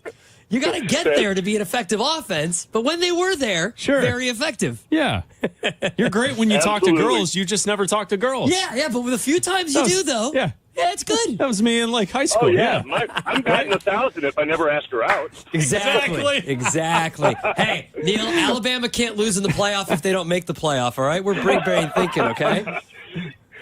Thank you, Neil. Thanks for taking the call, gentlemen. Have a good show. You Thanks, too. Neil. Have a great day. We go to Tyler in New York City listening on the ESPN Chicago app. What's up, Tyler? How's it going? First off, happy holidays to you both. Happy Long-time holidays. listener and love you guys. So Thanks, man. Thank you for everything you do. I just wanted to switch gears for a moment back to the coaching search. You were talking about Vrabel being the right guy for the job because he's a hard-nosed, tough guy, and I could not agree more. I think that we need to get someone in there to ruffle the feathers of George and co. And, that being said, I think Ben Johnson would be a great, 1B. If Vrabel's 1A, then he's 1B. But to your point, we don't really know, what he's made of yet as a head coach. So I'm kind of partial to having a prior head coach to come in. But, we shall see. And then I guess my question to you both would be, let's say Vrabel's 1A, Johnson's 1B. Who would be your guys' third choice if you had your pick of the litter of anyone? And then I'll shut up and listen to you guys, but thank you guys again. Yeah, thanks for the call, Tyler. Appreciate it. So Vrabel and Johnson are gone? I don't know. I don't know if I'm stacking Ben Johnson as my number 2 because what Tyler was saying is how I'm thinking. I want a coach with prior head coaching experience. I agree with you. So I think I might have Mike Vrabel 1, Brian Flores 2. And then Ben Johnson as 3. I don't know where I am with Flores. So Flores is definitely, to answer the question, I would say it would be Brian Flores who I would talk to. I know I'm being wishy-washy about it, but I have a group of coaches. I don't necessarily have a ranking of coaches. If they get Vrabel, Johnson, Flores, and I like Joe Brady just as much as I like Ben Johnson. What Joe Brady has been able to do with the Bills, and listen, he might come here and not be able to do the same thing because Josh Allen might be a unicorn of a quarterback. He's been playing insane, and the rumor is today he's been playing with a broken hand. The dude is an insane quarterback, and that might be more of a Josh Allen thing than a Joe Brady thing. But right now, I put Joe Brady and Josh Allen and Ben Johnson kind of in the same category, where if they get any of those 4 coaches, I will be happy. What I'm concerned is the I'll believe it when I see it with the Bears. Mm-hmm. And so far, they've never swam in the deep end when it comes to getting the best option at head coach. We saw it with Nagy. We saw it with Eberflus. We saw it with Trestman. We even saw it with John Fox. John Fox is a very good head coach, but he wasn't the best option that year. Well, I would disagree with you on the Nagy. Nagy was one of the leading candidates that cycle. He was a leading candidate. I got to go through and remember who was there, but it obviously. He wasn't like a no-name person. He'd call plays for 3 games. No, I understand. He didn't have a track record that maybe someone else would, or Ben Johnson has a more impressive track record at this point. Yeah. But Matt Nagy was one of the leading candidates that cycle. My point is that I'm more inclined to think that right now that they're still looking at Cliff Kingsbury, Kellen Moore, those type of guys, and they're not going to be swimming in the deep end for one of 2 reasons. They don't want to get rid of Ryan Poles, and they don't want to pay the money. That's the thing. If there's a bidding war for Ben Johnson, I don't think they're in on it. And if Mike Vrabel comes to them and says, you need to get rid of Ryan Poles for me to bring in my own guy, I don't think they're in on it either. Prove me wrong. I said it about Matt Eberflus getting fired. Prove me wrong. They did. So there is a different voice in the building now with Kevin Warren. Maybe he goes in and says, hey, this is a charter franchise. We need to operate like one. And we're spending the money and getting the best option. I don't care what it means, but I'll believe it when I see it. I'm guessing Kevin Warren wants to make a splash here. I would hope so. He was brought in to lead the stadium efforts. Last I checked, there's no news on stadium efforts. Yeah. I think he needs a win here. I said this too, I think Shay. he wants to make a splash. I think it's possible that Ryan Poles is moved to the side, moved out. And if the name is a Mike Vrabel or Brian Flores, and they say, well, we want this, that, and the other, I think it's possible. I think it's on the table. I said this to Shay on Friday because obviously Kevin Warren has never hired a head coach before, right? He's been the stadium guy. He's been the Big Ten guy. He's never sat down and handpicked a coach, and he's going to have to do it now. I wonder if he came in and took the job And his goal was to just be the stadium guy. I'm coming in to be the president. I'm going to build the stadium, all that good stuff. And then he did that year of sitting back and kind of watching and realized how messed up the football side was and how now he's got to fix that. And that's why I know Ryan Poles wanted to fire Matt Eberflus earlier, and maybe Kevin Warren getting on his side is what tipped it over. I'm wondering if he went in and was like, oh, this is a bigger problem than I thought. And now he's focusing on, and now to your point, he's going to come in and say, give me a guy that's going to handle the football side. Give me a guy like Mike Vrabel, who I don't need to worry about running the football side like it's supposed to be, and then I can get back to the stadium and dealing with that. I disagree because, or at least that didn't happen until we got to week 9. You know what I'm saying?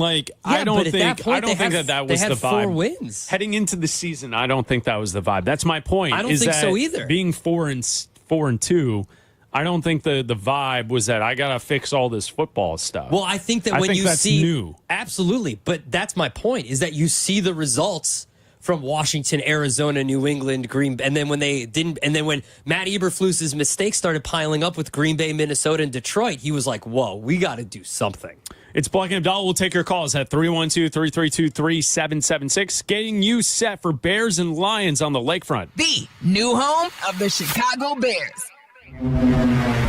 Bears Radio Network pregame coming up at 10, live from Gate O at Soldier Field. Here comes the ball. On the new home of the Chicago Bears and the Bears Radio Network. Here comes the ball. ESPN Chicago. Tackle all of the NFL action on FanDuel, America's #1 sportsbook and my #1 sportsbook. Right now, new customers can get $150 in bonus bets if you win. The FanDuel Sportsbook app gives you everything you need to place live bets on the NFL all in one place. So when you get a hunch in the middle of the game, you can check out the latest stats, view live play-by-play, and so much more on the same page where you place your bets. Just visit FanDuel.com/Abdallah to get signed up today. You'll get started with $150 in bonus bets if you win your first $5 bet. That's FanDuel.com/Abdallah, ABDALLA. Never waste a hunch and make every moment more with FanDuel, an official sportsbook partner of the NFL. You must be 21 or over and present in Illinois. First online real money wager only. $5 first deposit required. Bonus issued as non-withdrawable bonus bets which expire 7 days after receipt. Restrictions apply. See terms at sportsbook.fanduel.com. Gambling problem? Call 1-800-GAMBLER. When your cat's a me, then your dog is too. And it's hard to know what's fake or true. Just raise a glass with a friend or two. You tell them more, tell them more, tell them more, do. When the online trends keep getting worse, and you lost your keys in the metaverse. Now your right swipe just went left on you. You tell them more, tell them more, tell them more, do. It's a crazy world, so what do? You tell them more, tell them more, tell them more, do. Attention, all last-minute shoppers in Chicago. The Wayfair store in Wilmette has everything still on your list, all at amazing end-of-year prices. Whether it's a stocking stuffer or a sofa, bring home just what you need today and get the big stuff shipped fast and free to your door. So grab a hot cocoa from the Wayfair Store Cafe and shop away. You're not late. You just saved the best part for last. Hurry in. Shop holiday deals now, online or at the Wayfair Store in Edens Plaza in Wilmette. Wayfair, every style, every home. Celebrate the season with family fun in Rosemont. Visit the Chicago Wolves ice rink at Parkway Bank Park now through January 26th. Skate under a dazzling display of more than 80,000 holiday lights and enjoy the magic of winter. Admission is free and you can bring your own skates or rent them on site for just $8. For hours and schedule, visit parkwaybankpark.com. Let the ice, the lights, and the memories be part of your holiday season in Rosemont. Every 40 seconds, a child is reported missing. That's 2,000 children every single day. It's a heart-wrenching reality that we can no longer ignore. Find the Children is a non-profit organization dedicated to helping find missing kids. You can be a part of their mission by donating your unwanted vehicle, running or not. Call 1-800-294-0222. We guarantee that you will receive the maximum tax deduction. We provide fast, free pickup with 24-hour response. Call 1-800-294-0222. Find the Children provides crucial resources to help find missing children and educational materials to teach kids how to recognize and avoid predators. Our recovery programs have a proven track record of reuniting kids with their families. It's time to act. Donate your unwanted or unused car. Help us build a world where every child is safe. Pick up the phone and call 1-800-294-0222. Together, we can bring these kids home safely. This advertisement was paid for in partnership with Cars R Us and Find the Children.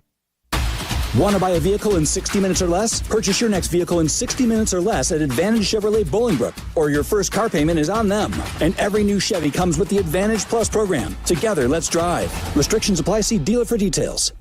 It's the Game Day Tailgate Show with Bleck and Abdallah on the new home of the Chicago Bears, ESPN Chicago.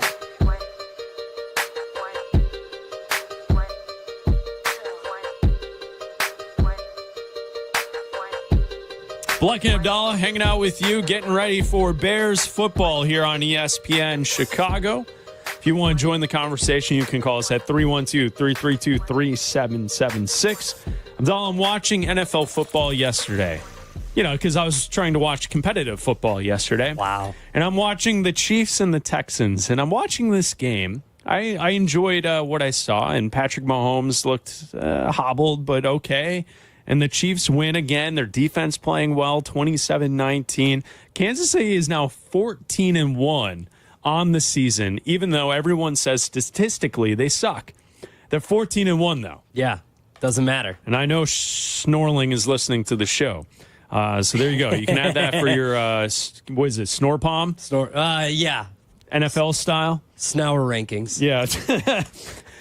So here's my thought. Watching the game, I'm watching C.J. Stroud, and it's up and down. He's throwing bad picks. He's making good throws. He's making bad mistakes. He's having good plays. He's keeping them in the game. And I'm starting to think to myself, last year at this time, C.J. Stroud was the talk of the NFL, the next great quarterback. Even when people say that during Hot Take Nation, all the different shows on every network, it doesn't happen as quickly as you would hope sometimes. It happened with Patrick Mahomes. He is the best quarterback I've ever seen play football. It's Mahomes, it's Dan Marino, it's Tom Brady, Peyton Manning, a couple others. Like, that's the group. Mahomes is in that group. And it happened immediately. C.J. Stroud this year, though, has had some moments where he's struggled. Through 15 games, C.J. Stroud has thrown for 3,400 yards, 19 touchdowns, 11 interceptions, and has a quarterback rating of 87.7 through 15 games. Now, I'm thinking to myself, watching C.J. play to this point this season, to me, I don't think, without looking up the stats, that he has outplayed Caleb Williams by a wide margin until you go look at it. And when I looked at it, Caleb, to this point, through 14 games, has thrown for 2,900 yards, 17 touchdowns, 5 interceptions, has a quarterback rating of 87.7, the exact same as C.J. Stroud to this point this season. Now, Caleb has played one fewer game because the Bears played today, and yesterday was the game for the Texans. So the yardage is going to be short because I doubt Caleb will have a 500-yard day today for the Chicago Bears.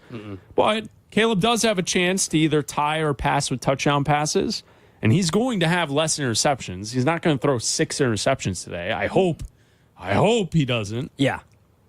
With that said, it was said last offseason that perhaps Ryan Poles missed because he misevaluated the quarterback position, and he decided to trade out of the number 1 pick and not take a player like C.J. Stroud. I think he took the right quarterback, and I think Caleb has had a sneaky better season than maybe he's getting credit for, because when you compare him to other guys who have been deemed the next it guy, his stats are comparable to C.J. Stroud this season. Yeah, I mean, just look at it last year from C.J. Stroud. Now, the yards... Great season. Great season last year. But the yards aren't going to get there, right? He threw for 4,100 yards. Yeah. Caleb's not getting there. Now, he threw for 23 touchdowns, 5 interceptions. I think with 3 games left, that's 2 touchdowns a game. I think it's pretty attainable, given the 3 teams that you're facing. A banged-up Lions defense, the Seahawks aren't very good, and then the Packers might not be playing for anything at the end of the year. So, yeah, you could say, all right, well, he's got a better advantage there, but still, he could throw for 23 touchdowns, 5 interceptions. He had a quarterback rating of 100.8. Caleb, to move up 13 points, probably a little tough, but his completion percentage last year, C.J. Stroud was 63% and Caleb Williams at 62%. So I don't think that it's that far off to say that the Bears made a fine move. I still don't believe that it was in the realm of possibility that they were going to draft either Bryce Young or CJ Stroud. I thought that given the contract situation of Justin Fields and trying to see what you actually have in him with one more year and then moving on and seeing if you could do that was the only option that they were going to have. I don't think that they were ever considering Bryce Young or CJ Stroud. They can tell you whatever, that they look at all the situations. I don't think that they were ever considering it just based on the situation. Just like at the end of last year, the situation, I don't care who the quarterback was, the situation dictated that you move on from Justin Fields, given the fifth-year option that you were going to have to pick up and pay him and his production that year. So that, to me, was a no-brainer either. I don't care if his name was Justin Fields or whoever it was. You were moving on and drafting a quarterback with the number 1 overall pick that you got lucky to get. Like, let's face it, Ryan Poles pulled a great move in facilitating the trade, but there's no guarantee that you were going to get the number 1 pick and end up with Caleb Williams. So I think that Caleb is having, obviously the yards aren't there, but that's kind of it. Everything else seems to be pretty much there. And it seems like, given the circumstances, I know the wins aren't there, but wins aren't a quarterback stat. Like, obviously, look at how some of these games have shaken out. Caleb Williams is having a fine season. Is he Bo Nix? No. Is he Jaden Daniels? No. But again, it's their first year, and CJ Stroud, through 15 games last year, I gave it 4,100 yards. Through 15 games this year, 3,400 yards. So he's lost 600 yards, 700 yards in a year, right? Now, he's going to play 2 more games this year. Last year, he didn't play in 2 games. This year, he only has 19 touchdowns. He's got 11 interceptions. He's thrown 6 more interceptions. Yeah. And I'm not saying that... watching the game yesterday, you can see at points, like, it's an up and down situation for all young quarterbacks. Yeah. Like, just because you had a great rookie season doesn't mean you are now the next Patrick Mahomes. And the like, opposite. Just because you have a bad rookie season doesn't mean you're going to be bad forever. Yeah. And I think that's why I was only thinking about this yesterday because I was watching Chiefs and Texans, again, to watch some good football yesterday. That's all I was trying to do. Cleanse the palate. There was so much bad college football taking place. I needed some NFL, and thank God the NFL was there for us. You know what I mean? Like, everyone was worried going into the weekend. Well, what about the college football playoff? The NFL is trying to overshadow. No. The NFL was offering up a nice product. Yeah. And college football didn't follow through. Yeah. It's like it's almost going to be the same thing on Christmas Day with the basketball, right? Like, you got 5 basketball games. Yes.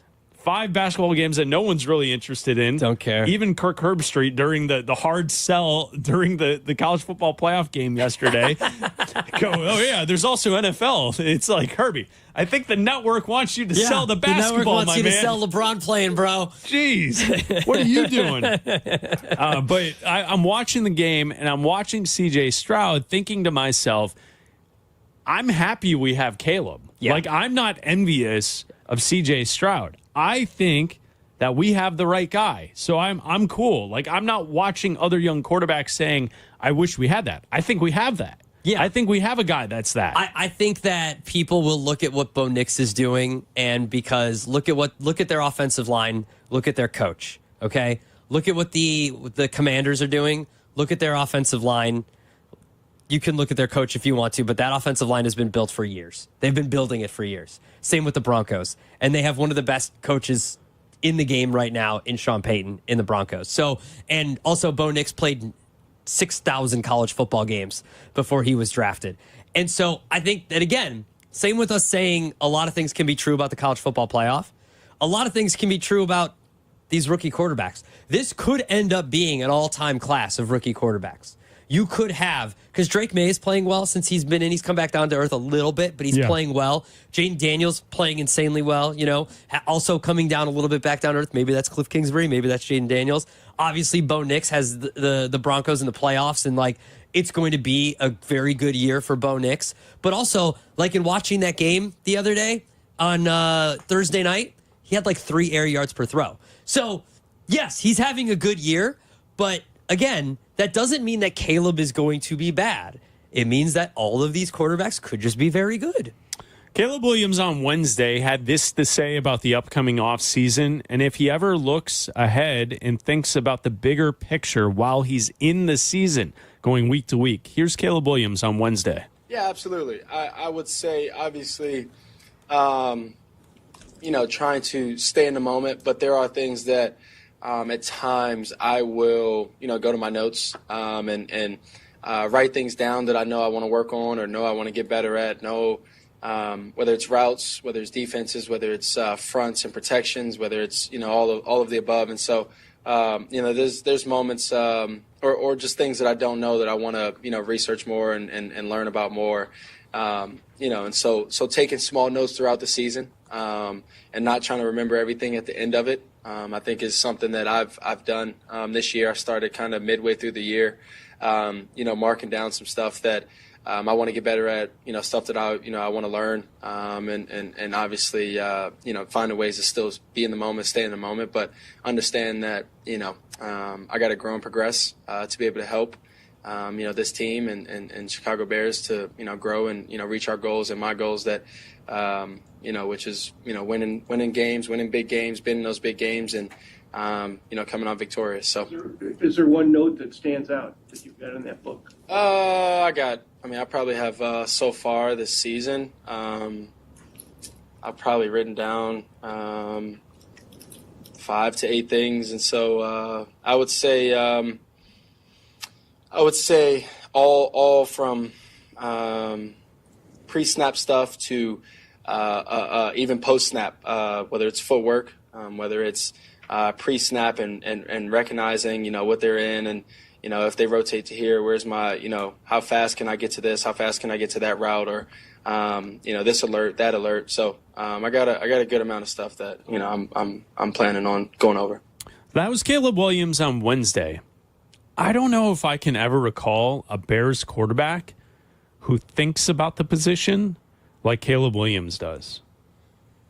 Well, he's been, training to be a quarterback since he was like 7. So he's also but you get what I'm pointing towards? Like that's even though he doesn't sound like it, that felt very Peyton Manning, Tom Brady-esque of an answer. Well, I think it's also the quarterbacks that we've had in this town. Cutler got better with the media towards the end once he had his makeover. Justin got defensive whenever Fields anything got very defensive was and pointed out that he wasn't great at. And Trubisky was Trubisky. He wanted to turn TVs off and stuff like that. So I think it's also the guy that we've had in the seat, right? Trubisky wasn't that cerebral of a quarterback. Right. Fields didn't like talking to the media, and you could tell he didn't like talking to the media. That was one of our biggest criticisms, or not criticisms really, but question marks about Caleb Williams is that at USC, the quarterback doesn't have to talk. In college, the quarterback doesn't have to talk. And so he wasn't made available, especially in last year when they were losing a bunch of games. He wasn't made available. So the question mark on Caleb was he's great with the media. Everybody loves him in the pre-draft process, all the stuff with us here in the preseason and in training camp and all that. What would it look like now?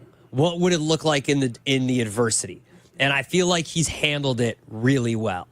I think he's handled the 11-game or, the 8-game losing streak, whatever it is. It will be 11 probably, really well. I think that he's never shied away from criticism and questionable plays and questionable throws that he has made. And when we were asking for guys to take accountability, he was the one doing it. Yeah, he's the leader of the team. Exactly. And more so than the head coach at the time with Matt Eberflus. More than the head coach, more than the vets around him. He's been the face of the franchise and the leader of the team. Yeah. And so I'm excited to see what he works on. And I love that he has a list. Yeah. He has things that he knows he needs to work on. He doesn't think he's a finished product, which I think should make Bears fans happy as well. Continuing with your phone calls as we count down the kickoff. We have the network pregame show starting up in 12 minutes. It's Black and Abdallah right here on ESPN 1000. Chicago Bears pregame. Can't miss radio. Tuesdays on ESPN Chicago's Waddle and Sylvie Show. Be here for Michael Wilbon at 5. Presented by HawkAuto.com. Hey, it's your friend Tom Waddle. Let me ask you, what would life look like without joint pain? Imagine walking up and down stairs, getting a good night's sleep, and enjoying your favorite activities without the nagging aches. QC Kinetics can make that a reality. Using regenerative medicine, they target the root cause of your pain. No pain pills, no steroids. and no surgery. Patients feel normal again and get back to doing what they love. Dr. Ashley Caravelli and her team at QC Kinetics are experts in helping people just like you. With treatments done right in the office and no downtime, you can get fast relief. And yes, they even offer Saturday appointments. If you've been told surgery is your only option, don't settle. Get a second opinion from QC Kinetics. The consultation is free, and you can even use your HSA or FSA dollars. Start 2025 pain-free. Call QC Kinetics today at 312-809-5955. That's 312-809-5955. QC Kinetics, because you deserve to live your best life. At American Sale, we're known for having the largest selection of Christmas trees and decor. And right now, during our Christmas clearance event, save up to 75% on Christmas. You'll find hundreds of quality Christmas trees ready to take home, and thousands of unique decor items too. Save up to 70% on show-stopping gifts like hot tubs, pools, patio furniture, grills, and more. And get 0% financing for 60 months. See store for details. There's never been a better time to buy. American Sale, helping you bring the fun home. This holiday season, give the gift of inclusion. Special Olympics Illinois provides life-changing opportunities for children and adults with intellectual disabilities through sports, health programs, and leadership training. Your donation empowers athletes to achieve their dreams on and off the field. Every dollar makes a difference. Funding competitions, equipment, and support for a community of more than 55,000 statewide. Visit SpecialOlympicsIllinois.org today to make your impact. Donate now and choose to include this holiday season. Hey guys, it's Carm. If you're like me, you know a great haircut is more than just looking good. It's about the whole experience. That's why I head to White Buffalo Barbershop, a Zazu Salon's partner. At White Buffalo, they redefine grooming excellence with top-tier barbers and a vibe that's second to none. Need to unwind? Grab a beer with your cut and catch all the big games right from your chair. White Buffalo Barbershop, born original. Now in LaGrange and Hinsdale. Book your appointment today. Visit whitebuffalobarbershop.com for more info.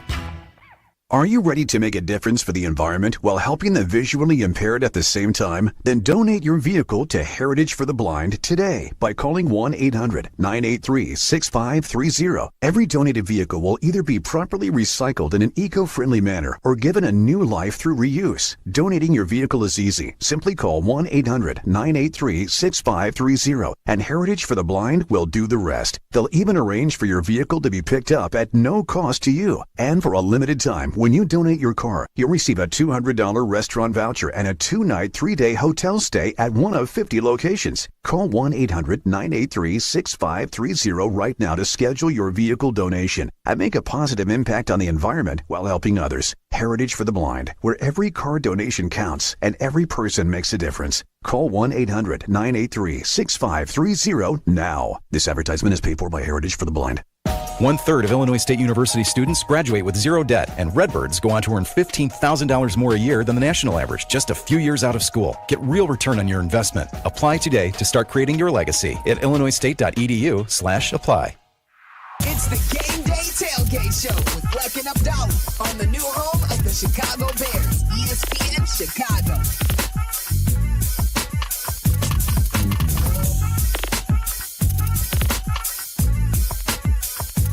Thank you to Sean Graney and to Justin Pottinger for producing today's show of Bleck and Abdallah. Coming up in 7 minutes, we have the network pregame show. Waddle, Sylvie, Dion live inside Gate O at Soldier Field. They will get you set for the Bears and the Lions right here on ESPN 1000. Seth Rollins, WWE superstar, will join the crew live at 11 a.m. on stage at the Dr. Pepper patio. You got to be there inside Gate O. If you're going to the game, go on by, say hello. Hope that there's a suplex of some sort. I hope Charlie knows how to take a bump. Charlie, do you know how to fall?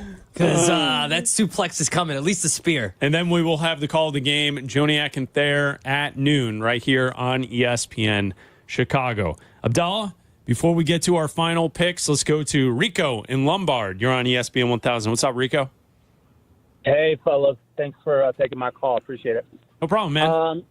So my question, I've been meaning to call you guys and ask as I keep pondering this, is before the Eberflus hire, we kept guessing on whoever the Bears hired at that time, would they make it to see a new stadium? Well, fast forward, Eberflus didn't even see a shovel in the ground. Right. Who's more? So I guess my question is, who's more likely to make the new stadium now? A new head coach maybe GM, or Caleb Williams. Ooh, okay. Good question. Thank you for the call. Well, yeah, guys, appreciate it. Okay, so I think it depends on who they hire. If Kevin Warren makes a splash and they're in the deep end, like we hope they will be, with a Vrabel or a Ben Johnson or a Joe Brady or a Flores, I think that they're more likely to make it to like a second contract, because that's what it would have to be, right? It'd have to be 2 contracts. You're going to get a 5-year deal, and then you're going to get it extended, right? Yeah, I don't know if we have a stadium in 5 years. Well, so it'd have to be 2 contracts. I think that that's more likely than like Kellen Moore, Cliff Kingsbury, these other guys that are like the second tier. Yeah, right. That the Bears don't get, you know? I hope that regardless of who it is, that Caleb makes it, because that would mean a second contract. I would hope as well. For Caleb Williams. I would say it's trending in that direction. I don't want to be doing this again. We go to Adam in Champaign. He has a pregame speech for the Bears. Okay. All right, Adam, you got a minute. You got to be quick. quick. Got a minute. Go ahead, Adam. Listen up. You're about to walk out of here and step onto that field. But before you do, I need you to hear me loud and clear. Today, we're not just playing for wins. We're playing for pride. We're playing for history. We're playing for Chicago. For too long, we've been told what we can't do. People say we're underdogs. People say we don't have what it takes. They've forgotten who we are, what we represent. Today, we remind them. Today, we show them. Today, we make them regret ever doubting the Chicago Bears. Now let's go there and bust some kneecaps. There you go. There he is. Right. There's Adam in Champaign. There's a pregame speech. All right, I'm slightly fired up. All right, yes. I don't know if I'm running through a wall. Go. I'm definitely going through a door aggressively, though. All right. I will aggressively turn my TV on and wait to watch some Bears football today. Yes. Yeah, I'll be driving, so I'll be aggressively listening to Jodiac, Thayer, and McKee. I'm aggressively listening. Let's go. All right, Abdallah, now your final prediction for the Chicago Bears. I said it on Friday. And the Detroit Lions. I heard what you said. I think I said 31-17.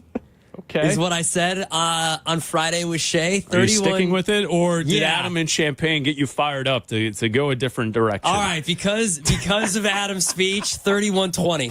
31 extra field goal for the Bears. 31-20. 31-20. And a Bears victory. No, Lions. I thought that we were all getting amped. No, yeah, that's why they scored. They get an extra field goal out of it. I'm gonna go 27-17. Okay. Lions. I think the Lions win. I think it's going to be another struggle offensively. So no 3 touchdowns. No. Unfortunately, I don't think so. I would love to see it, though. Coming up next, the network pregame show. Waddle, Sylvie, Dion, Inside Gate O, live from Soldier Field. That's next. The new home of the Bears.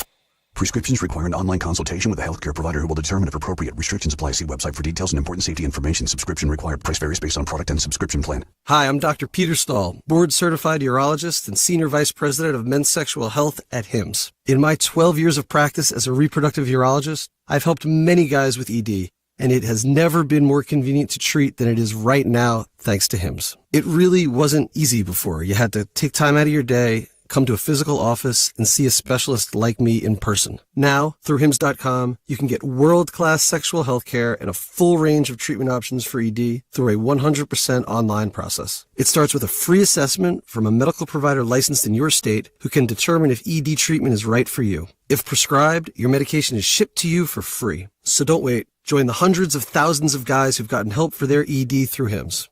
To start your free online visit and find ED treatment at up to 95% off brand name prices, go to hims.com/joy. That's hims.com/joy for your free online visit. Maui and Moana, together again. Can I get a chee-hoo? This holiday season, if you can watch one movie, Hey, you wanted to come this time. make sure it's Moana. Moana. Moana. Moana. Moana. Moana. You might want to hold on. Disney's Moana 2, rated PG. Parental guidance suggested. Now playing only in theaters. Tickets available now. Don't let cold season make you miserable. Try the quick drug-free solution for nasal congestion, Navage. Navage uses gentle suction to flush out your sinuses with refreshing saline, helping you breathe easier, sleep better, and feel healthier all winter long. And here's even better news. Navage is now available at select warehouse clubs in a great new value pack. It's From the State Street Studio, this is WMVP WTBC HD2, Chicago. A Good Karma Brands radio station.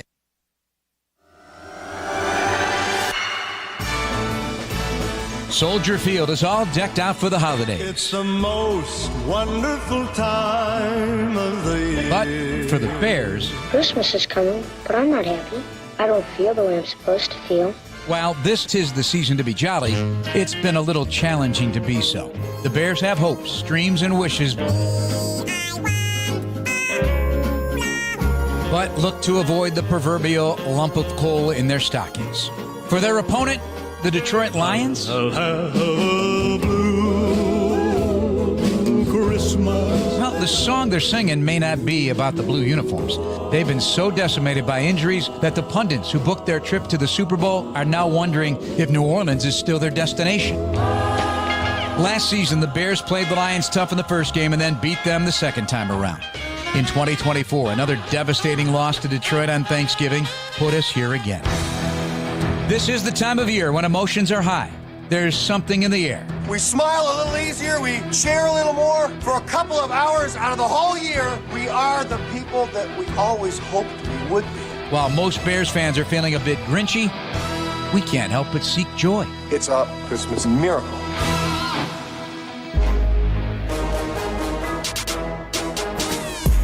This is Jeff Joniak. Welcome to Bears and Lions, live from Soldier Field on the Chicago Bears Radio Network.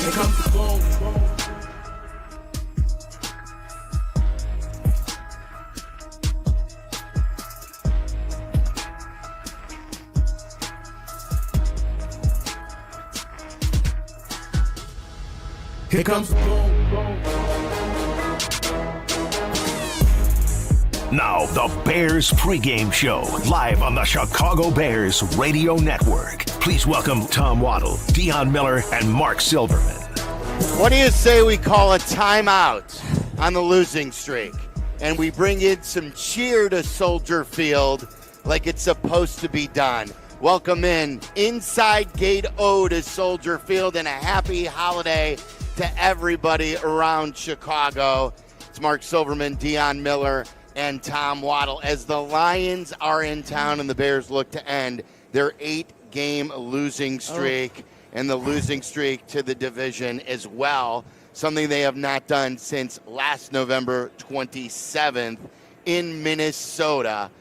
Guys, they have played the Lions very well, though, the last couple of years, including that game that I alluded to, the timeout game that we will forever know it as. And now let's see if the Bears can bring something to the party today with the injured Lions. It's been a week. I just told Tom, Monday feels like a very long time ago, and it was only 6 days. Hopefully they can turn the page. It was interesting in that post-game locker room, like the frustrations that are mounting. You feel like things are a tiny bit unhinged with the Bears and like what they're really feeling and where their focus is right now with these last 3 games to play and these 2 games in the next 4 days. I mean, I feel like the effort really has to be there from the start today to feel like they're eager and excited to find a way to end this losing streak and then end the season on a good note. Yeah, you could have never convinced me after they had beaten the Jags in London and they were coming out of the bye that they would have gone on an 8-game losing streak. Like, I would have never in my wildest dreams imagined that it would have gotten to this. They haven't won a game since that game. I think it was October 13th in London. They haven't won a home game since the week before against Carolina. It was October 6th. Right. So, look, this is, while there are no postseason hopes left for this team, I would, in that locker room, I would just be telling everybody there's a lot to play for. Yeah. You got some young players in here. All of these snaps are important. It's an opportunity to go out there and get better, and let's try to finish this season on a high note and just get this bad taste of the last 2 months out of our mouths collectively. It's just like the offense where they have struggled, especially in the first half. They put up goose eggs in the last 3 first halves. It's one first down at a time. It's so cliche. One score at a time, but Waddle, they've got to, I don't know what it is, whether it's something strategic, whether it's something from an effort standpoint, whether it's the way they play. What do you do, whether it's something creatively, and I'm not talking about with play calling, I'm talking about up here, mindset to shake the bugaboo, because, Dion, we were talking about this too. In the first half of the season, they had trouble scoring points in the first quarter. Yes. But it was never this bad where it would be scoreless at halftime, and they've been outscored 54-0. So, Waddle, tell me, what would you do if you were in charge of this to sort of break the ice and let's get this thing going? Yeah, it is crazy. I think they've punted on 11 of their first drives this year, 11 of 14 games. Their first drive has ended as a punt.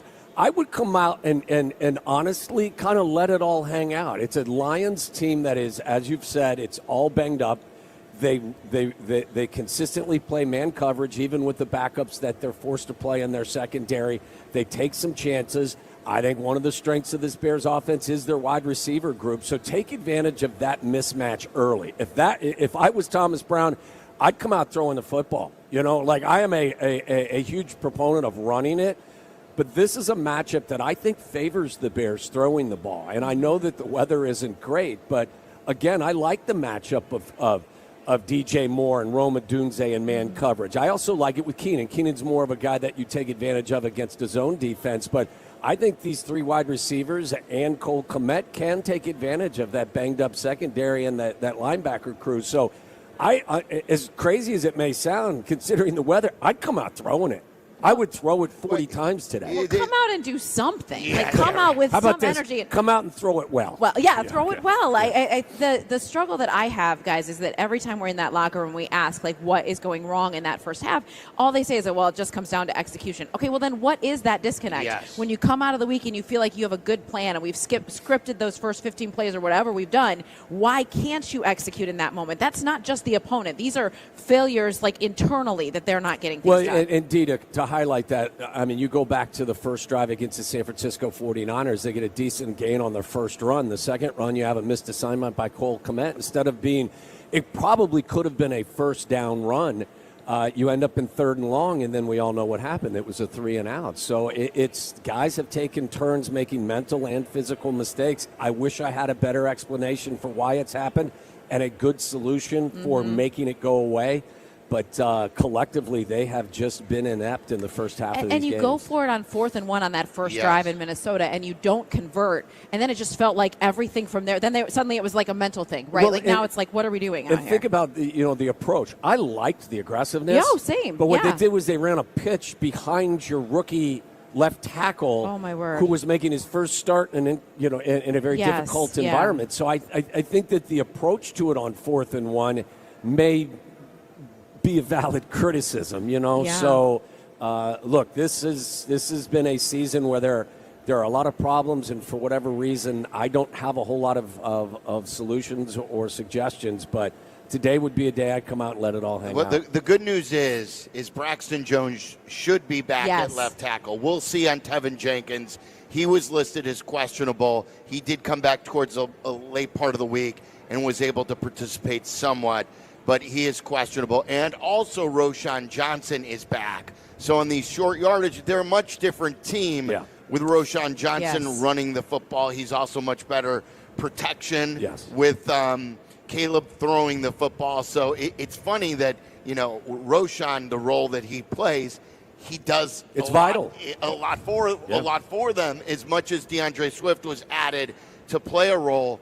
Roschon's role is very vital in short yardage and pass pro. That's well said. Yeah, he can actually, be somebody that, look, Caleb's been the most sacked quarterback in the National Football League by 12 sacks. Now, that's not accounting, for what happened yesterday in Kansas City, because C.J. Stroud has been the second most sacked quarterback in the league, but there's no doubt that Roschon is much better in pass protection. So you're right, Sylvie, he helps you there. And maybe if it's 4th and 1 in Minnesota and Roschon's available, instead of running a pitch play behind your rookie left tackle, maybe you just turn around and hand off to the big fella and he grinds it out for a first down. And there's no question talking to him this week that he was frustrated having to watch and sit out, and he feels like he's ready to roll and excited about it. 6 touchdowns he has already this season, I believe that is for him. So I know he's going to have a lot of energy to come out there, and hopefully that is a boost for the running game. And like you mentioned the weather, Waddle. It's December, it's cold, but it could be worse. I mean, we've had like way worse cold games here, and it is. I'm looking at the flags here inside Gate O. It's windy, but not like super gusty. Like I think they seen. said 4-mile-an-hour winds with gusts up to 10. That means you could throw it. Right. Yeah, absolutely. So for a cold weather game, it's dry. Yeah. It's not below zero. Yeah. It's in the 20s right now. I think by game time it should be 30. So like we've had way worse days for late December. So yeah, you should be able to do stuff. Yeah, I'd air it out. That's what I said. Like I think it may not be conducive to air it out the way it would be in Ford Field when it's a controlled environment, but for Chicago late December, absolutely there'll be an opportunity to put the ball in the air. All right, so we've got a lot coming up. Ryan Poles has some good stuff talking about the development of Caleb Williams. You're going to hear from him. We also have Seth Rollins, WWE superstar, mega Bears fan, Bears super fan. He's going to be on stage with us at about 11 o'clock, so we can't wait for that. Can't wait to meet him. So lots coming up, and the usual bells and whistles, Courtney Cronin, Tom Thayer, Jeff Joniak, J-Mac, all of that good stuff coming your way. Also a great thanks to Joe's Seafood, Prime Steak, and Stone Crab. Visit joes.net to make your reservations now. We just did. We made our New Year's Eve reservations at Joe's for the entire family. Joe's Seafood, Prime Steak, and Stone Crab, 60 East Grand Avenue in Chicago. They always provide food for our gang. All right, coming up next, Jeff Joniak with the Bears general manager, Ryan Poles. It's Bears and Lions here on the lakefront at Soldier Field. This is the Chicago Bears Radio Network. Chicagoland, your number one team for luxury is Bill Jacobs Auto Group.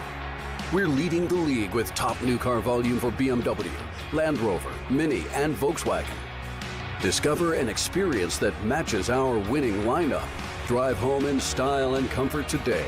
At Bill Jacobs, the cars bring you in, the experience brings you back.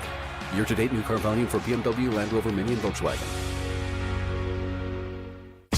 Hey Bears fans, Steinhoffels is a proud partner of the Chicago Bears, and this Bears season, Steinhoffels is partnering with my friends at Special Spaces Illinois to create dream bedrooms for children battling cancer. For every false start caused by the Bears defense during a home game, Steinhoffels will donate $1,000 to Special Spaces Illinois. Steinhoffels has Chicagoland's largest selection of furniture and mattresses to fit every style and budget, and is 100% employee owned. Shop in-store and online at steinhoffels.com.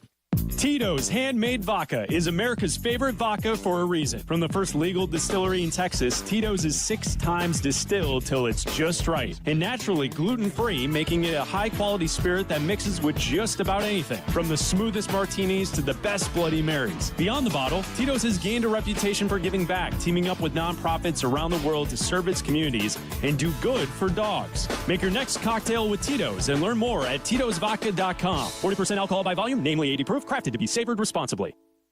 UI Health believes everyone deserves exceptional care. Their care teams are leaders in managing and treating complex diseases and conditions, utilizing the latest innovations and minimally invasive surgery.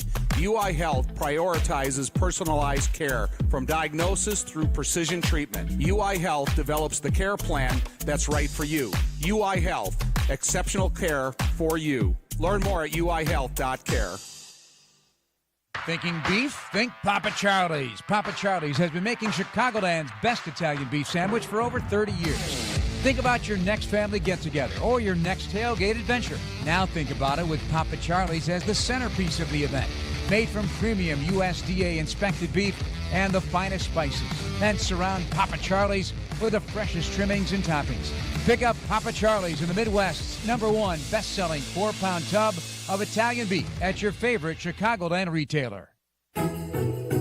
Hey, this is ESPN's Courtney Cronin. We're all obsessing over football right now. You need the latest news, the replays. You're talking about it on the shows. I get it because I live it. But guys, let's get on offense and tackle that holiday list with amazing deals on jewelry that Rogers & Hollins has going on right now. Go to rogersandhollins.com, chat with one of the online pros, or visit your local Rogers & Hollins. That's Rogers & Hollins, a Chicagoland staple for over 100 years. Hi, this is Dave Musial, owner of Four Seasons Heating, Air Conditioning, Plumbing, and Electric. With our biggest sale ever, furnaces from $39 a month, furnace and air conditioning combos from $59 a month, plus 72 months interest-free financing and up to a $4,000 system rebate. Four Seasons guaranteed to beat any competitor's price by up to $1,000 guaranteed. So call today for your free in-home estimate and same-day installation. For all the right reasons, call 866-4Seasons. Attention, all last-minute shoppers in Chicago. The Wayfair store in Wilmette has everything still on your list, all at amazing end-of-year prices. Whether it's a stocking stuffer or a sofa, bring home just what you need today and get the big stuff shipped fast and free to your door. So grab a hot cocoa from the Wayfair store cafe and shop away. You're not late. You just saved the best part for last. Hurry in. Shop holiday deals now, online or at the Wayfair store in Edens Plaza in Wilmette. Wayfair, every style, every home. This is the Bears Radio Network on the flagship home of the Bears, ESPN Chicago.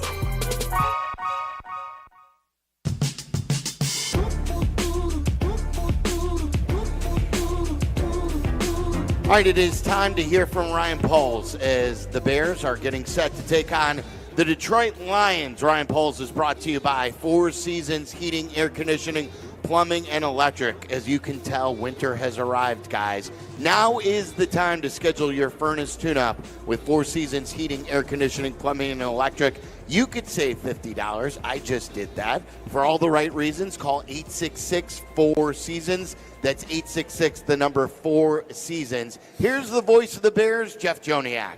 All right, winding down the season with a couple games in 5 days against the Lions and Seahawks before wrapping either Saturday or Sunday after the New Year in Green Bay. Jeff Joniak and Ryan Poles with you. Is it cliche to say there is still plenty of evaluation left on the bone, or is that fact? Yeah, there's a lot of evaluation. All the players have different circumstances. Either they're a rookie and they're continuing their journey to improve, or you're a free agent and you're proving to the Chicago Bears or other teams that you can play at a high level and play at a high level with high energy and effort in times of adversity when things aren't going your way. That's as a scout, that's where we go to see how guys play. So a lot of evaluation left and a lot of room to continue to improve. And there is always something to play for, even if the outside noise says differently. Yes, there is. And I think the biggest thing is these guys want to play well for each other and continue to work on getting better and win football games. So I know this week's preparation was good again. We just need to see that follow through on today. What kind of notes did you have on the Minnesota experience? Yeah, just another slow start on offense. Just in terms of getting things going, we got to crack that code. We need to do that soon. Defense, I thought, hung in there early, and then gave up some big plays. As the game went along, I did think special teams did a pretty good job, especially with the block punt. I like the effort that I saw there, but we got to continue to get better and play better. Is it a mental, physical, or strategic issue about what has been a season-long battle, or is it maybe all the above? It's all the above. You got a lot of different dynamics in play. You have a young quarterback trying to figure out how to play the game at a high level and an efficient level, and that's a big job. And you have different injuries, different circumstances that all teams go through.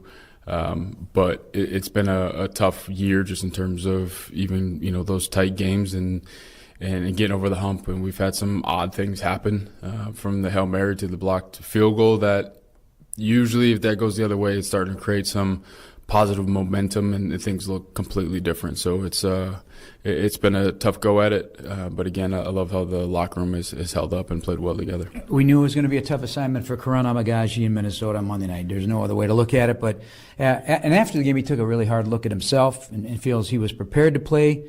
But until you're in it, until you actually are feeling the speed of the game at that level, hard to know. Overall, how do you feel about this young man? Yeah, we're real positive on Karan, and he's going to be a really good player for us. I don't think people really understand, what it's like to find out that you're going to start as you're getting on the plane to go to a game, and then it's going to be an away stadium, Monday Night Football. There's crowd noise, and you got, only so many reps, and it's just part of this time of year. You only get so many reps in practice in general, but as a backup, you get very limited reps, and you're on the look team for the majority of the week. So really, really tough assignment. Wasn't his best day. I know he'll be able to look himself in the mirror and look at the tape and see there's a lot of room for improvement. I love the mental toughness of Karan. He's going to be just fine as we move forward. I've always liked Dominique Robinson. He is the same guy every day. Very, very, very nice guy, congenial, positive, optimistic. So I was thrilled to see him make that play. To me, it's a great story of perseverance because he hasn't gotten a lot of snaps. Yeah, again, that's a part of this game that a lot of people don't get to see. You're on the 53, but you want opportunities to prove yourself, and he's been active a lot of this season. We've had a lot of one-on-one conversations throughout the season just on things that he can continue to work on. And he works hard every single day, regardless if he's going to be active or inactive. Got the call up and made the most of his opportunity. I thought he played well on defense, and then obviously was able to block a punt. And that value that he has in terms of being able to play on special teams is big for him. Josh Blackwell, another one of my favorites on this team, and now as a return man shows a lot to that. Yeah, he's another one that's grown during his time here and shown a lot of versatility. Obviously, being able to play as a depth level nickel behind Kyler, but he's shown ability to play outside when we need him, but then also to be a very good gunner and now show his ability to return punts. So there's a lot of value in that, and I'm proud of Josh and how he's handled really his growth and development over the last few years. And there's really been a lot of solid games in the 2 years. DeMarcus Walker, and he really pressured the quarterback a lot last week.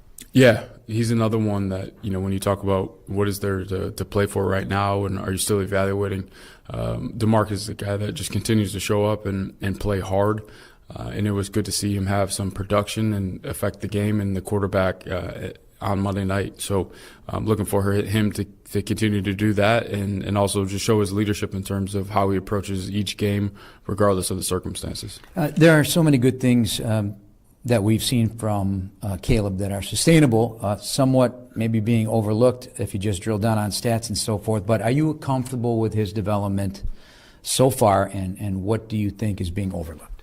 Yeah, listen, the speed of the game at this level is tough. And also when you look at his background, which we knew coming in, he's played in one system his entire college career. So when you look across the league, a lot of guys have experienced in different systems and had to learn and adjust along the way. So this was going to be a huge opportunity for him to learn a different system and play at the speed, the NFL speed. So to see him grow and develop just in terms of understanding coverages, going through his progressions, checking plays at the line of scrimmage, communicating clearly, working through a huddle. Like there's a lot of things that are not seen that he continues to get better at.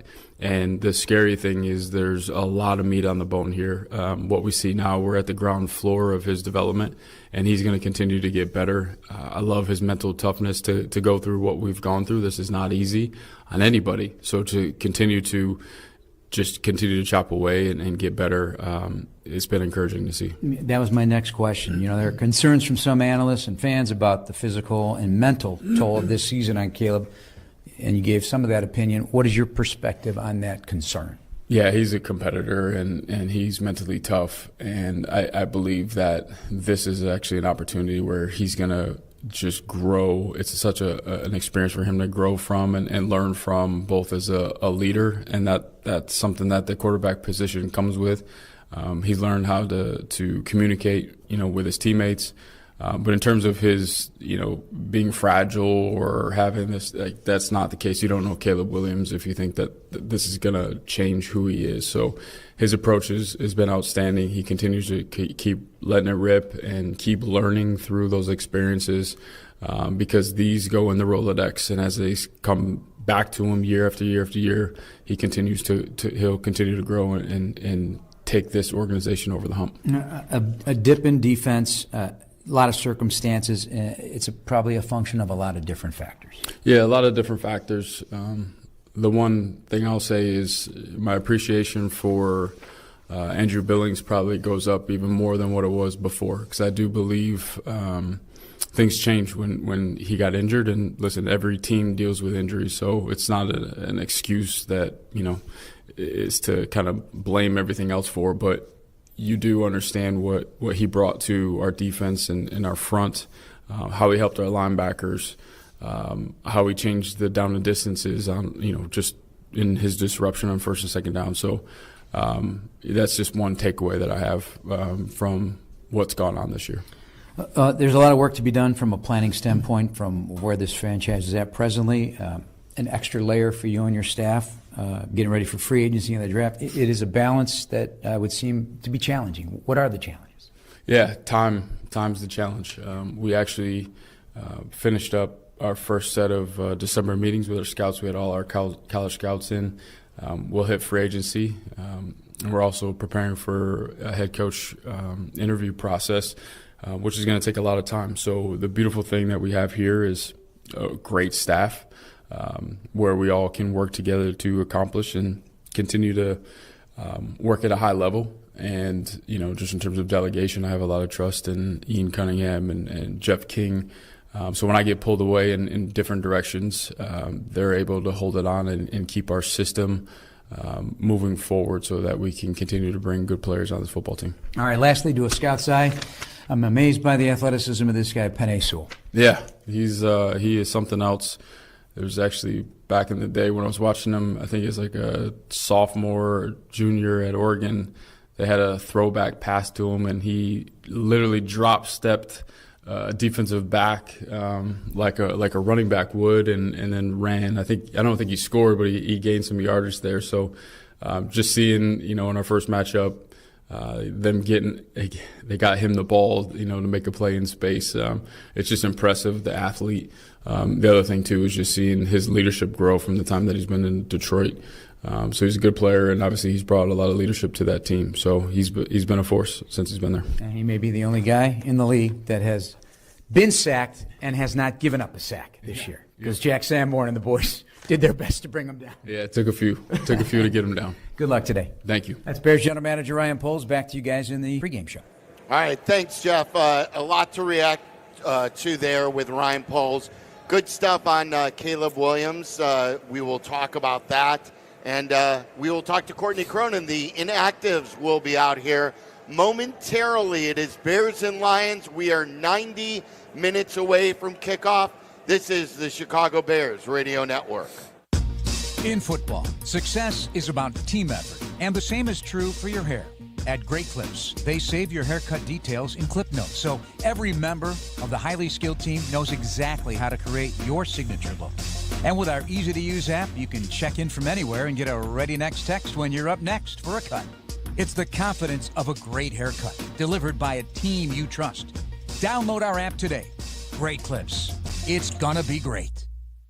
Your company can save money by becoming more energy efficient. In fact, the ComEd Energy Efficiency Program can help your business find up to 35% in energy savings, resulting in lower energy costs. At ComEd, we're not just moving toward a clean energy future.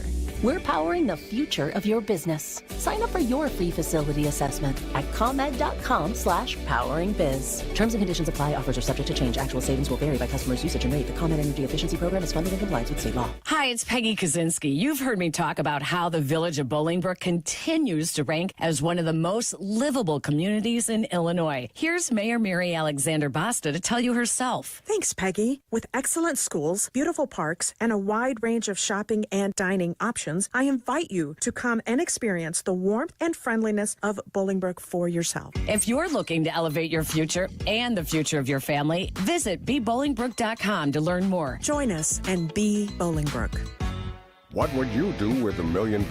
Hard Rock Casino Northern Indiana wants to give you the chance to find out in our $1 million giveaway. Earn July 1st through December 27th. Then join us each Friday for your chance to win a grand finale spot for a 1 in 500 chance to be the guaranteed winner of $1 million. The $1 million giveaway, exclusively at Hard Rock Casino Northern Indiana. Must be 21. See Players Club for complete details. Gambling problem? Call 1-800-9-WITH-IT. Property managers and GCs use FinishingChicago.com's contractors for finishes and protective coatings in the most iconic venues, interior spaces, and essential infrastructure. Our painters apply industry-leading commercial and industrial finishes inside and out, so your biggest assets always put their best square footage forward. FinishingChicago.com has your free list of painting, wall covering, glass systems, drywall finishing, and signage contractors. For a great finish, start with FinishingChicago.com.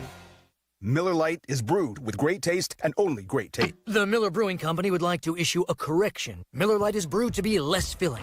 What are you doing here? Miller Lite tastes great. Look, I'm just reading the script. It says less filling. That's not what my script says. Well, mine says... We'd like to apologize for the previous announcers. Miller Lite is in fact less filling and tastes great.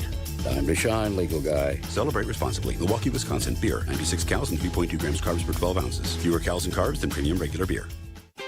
It's cold outside, but you ain't feeling it. You're sitting on a Zippo heated seat powered by your Zippo heat banks. You know Zippo, the iconic brand of lighters. Zippo has now created next-generation hand warmers. They keep your hands warm, can power your cold weather-defying heated seat, and charge your other USB devices. Imagine going to the games this winter and being nice and toasty when you're sitting and on your walk back to the heat. Zippo heat banks and Zippo heated seats are available now at Zippo.com and Bass Pro Shops nationwide. If you've been seriously injured at work, in a car accident, or on a construction site, you may not know where to turn. I'm Jim Morisi, Chicago personal injury lawyer and the managing partner of Morisi, Longo & Associates. We are the ones you need to call when you've been injured, the ones who gather the evidence and deal with the insurance companies. So here's the information to keep by your side. Our number is 312-372-9600, and our website is MorisiLongo.com, MoriciLongo.com. The new home of the Chicago Bears. Quick pitch to Walter, looking for the record, cuts back, he's got it! Walter takes the National Football League all-time leading rusher. ESPN Chicago.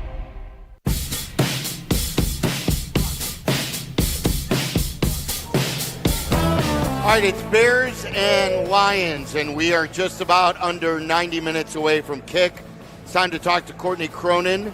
And she is brought to you by ComEd. Help your business's bottom line with energy savings, supported by the ComEd Energy Efficiency Program. Learn more at ComEd.com/poweringbiz. I want to, before we talk about Ryan Poles and a lot there with Caleb Williams and some of the hurdles he's had to really clear that they did not want him to have to clear, and also the coaching search he talked about. The inactives are in, and a surprise name on there, but I guess it's a numbers game.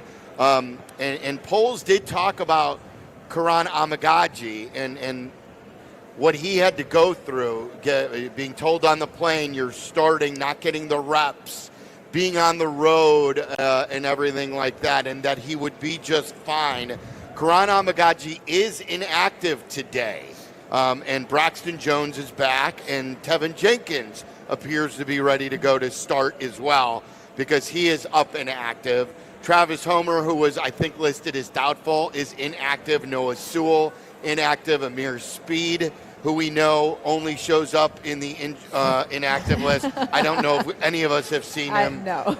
Doug Kramer is inactive today, so no report inactive. And Jervon Dexter, who they were hoping maybe could go at the end of the week, participated a bit, still out with a knee.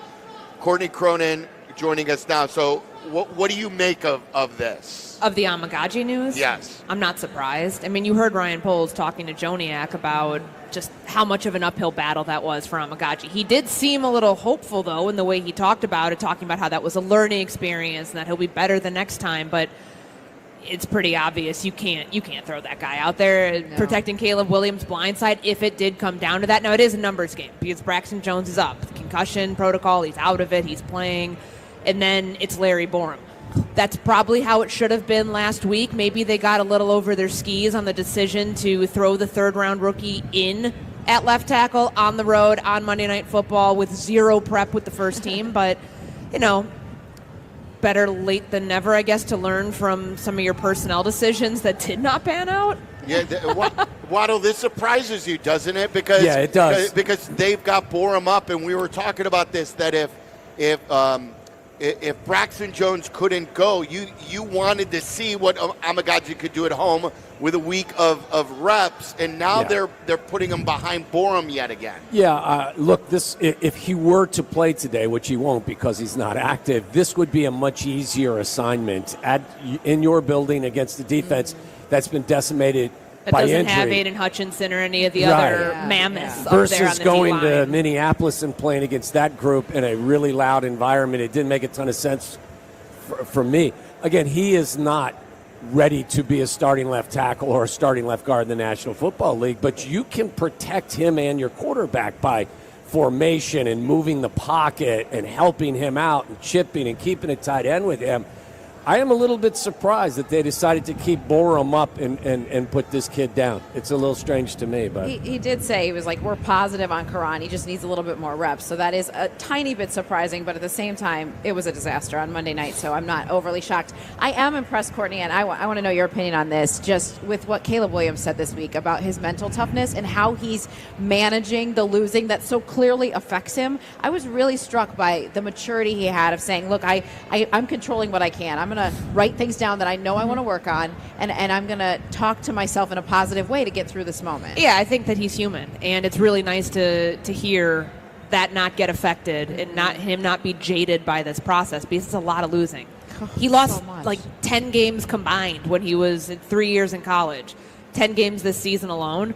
That's tough. And for somebody who came in when the expectations were so high, and he even fed into that a little bit. He wasn't saying anything out of pocket. He was talking about the strength of this team, throughout the offseason, about what the goals were. He wanted to make the playoffs. You're never going to come in and say, oh, yeah, I hope that we just can field a competitive team. That was a legitimate goal of his. So for this team, for him to fall short of that, he realizes that his own play is part of the problem here. There are things that he has to work on. The 5 to 8 things he talked about being on his list currently. It's all, whether it's pre-snap stuff, route concepts, things that he wants to work on with his personal quarterbacks coach in the offseason. I think it just shows you not only the competitiveness of him, that he wants to kind of get right back at it and pick up where he left off, but the fact that he's cerebral enough to know that it is on me too to fix some of these things. It isn't just that the offensive line's terrible or that, me and my receivers aren't on the same page, it's on them. No, he realizes it's on him, and him talking about it, the inaccuracy issues, I think pointed to that too. That's not normal for him. That's not something he's really struggled with all that much. The deep ball accuracy at USC, yes, we knew that. But the other stuff, the routine things, not seeing guys the way that he might have in other concepts, in other situations, I think it's jarring for him. So for him to call it out and not try to be like, well, it's not a problem, is mature. Yeah. It's really hard to get a feel for who you think this team is going to be on a week-to-week basis. You're up there every day. Both of you are. Do you feel like you have a feel for what you'll see today? These are character games. There's nothing to play for in terms of the postseason, but there's a lot to play for a lot of these guys. Yeah, I thought it was interesting when Ryan Poles talked about for the younger players and the free agents. How about talking about DJ Moore? How about talking about all the other guys, Montez Sweat, Jalen Johnson, the people who are under contract, who should be proving it too? That to me is what I hope to see in these games, because there's been a lot of times the fact that we are questioning effort. I know. And Thomas Brown doubling back on it on Monday, saying, I know I was asked about this last night. I watched the film again. I didn't see quit in my guys. The fact that we're talking about it, that it's being brought up, at thoughts being triggered. If it wasn't, you wouldn't even give credence to it. But that's what we've seen in these moments. You don't get extra credit for effort. No, and Right. it's frustrating, I think, for Bears fans to watch. I mean, just last time we were here, think about how different the season felt at that point. Like, it's still, even though they were on a losing streak, I don't even know, what was it at that point, 4 or 5? 5, yeah. It still felt like, okay, maybe one or two things go differently from an execution standpoint in this game. Get off to a fast start. Not have the same situations where you're constantly playing from behind. That at least you could be in the hunt down until week 17, week 18. You could maybe back your way in, but it just feels like it's a different team from that last point, that time we were here at Soldier Field. So there is a lot to play for from the sense of, do you guys care? And I really do think that they do. It's just you have to see it in order to believe it. Just like anytime we talk about can they get past these first quarters that are miserable, you have to, at this point, I'm not even going to you have to see it in order to believe that they actually can. Well, that's why it was so striking to a lot of people when DJ Moore mentioned vacation, right? I mean, he has been, you and I have talked about, he's been a truth teller through a lot of this season. And for him to mention, I'm thinking about vacation in the offseason, I think it was a little bit taken out of context, but at the same time, kind of jarring to hear one of your leaders saying that out loud with 3 games to play. I get it, and this is what frustrates me, because fans are always irritated when they're like, oh, these guys are robots. They don't say anything. They don't tell you what's really good. For him to say that, and it wasn't a flippant comment, but it was kind of just because he was asked about, what do you think about the Bears offseason? What do you want him to say? Right. He's not going up to Ryan Pohl's office being like, hey, here's A through F. Let's get through these things. That's not his job. That's above his pay grade. So I get really irritated when fans look at that and say, he's checked out. He's checked out mentally. People have been on him all season long for body language, for things he said. He can't do anything right for this fan base in terms of how he's presenting himself. I don't fault him for the delivery, because that is authentically who he is. Could you maybe not use the word vacation when there's 3 weeks left? Probably something that he can learn from. Well, look, I said this during the week too, and I'm a defender because we went through the Cutler stuff. Could Cutler have played better? Of course. Could DJ play better? Yes. Caleb could play better. I'm defending Caleb on the body language stuff that he was put through this week. I've defended DJ on the body language stuff.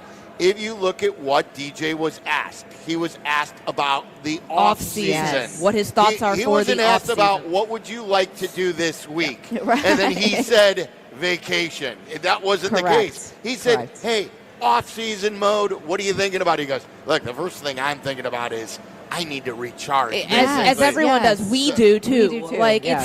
You think about the grind that these guys have gone through. They've been in this since July 19th. And for it to play out this way, where it's been a complete disaster based on how they thought the season was going to go, I can't fault anybody for being like, I need a break from this, because it's feeling pretty toxic right now. We don't know about if they're going to nail the head coach search or not. We don't. There's all these questions about whether Ryan Poles is going to be retained or not as the general manager. There's questions about the roster.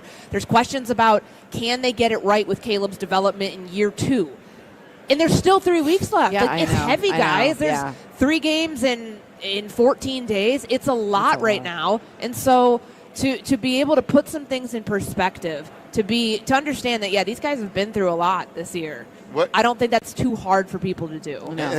You led me into my next question, because I thought it was interesting that Poles did offer, hey, we're real busy, where we've got a lot of time, or we don't have a lot of time, we've got a lot to do in a short amount of time, and that he is really focused on the coaching search. As he should be. I still don't understand the dynamic that's out there of thinking he's not going to be leading that coaching search. Right. The only thing you could say that would make any sense at this point is, well, what if there's a head coaching candidate who isn't kosher with what if there's no contract extension for the general manager?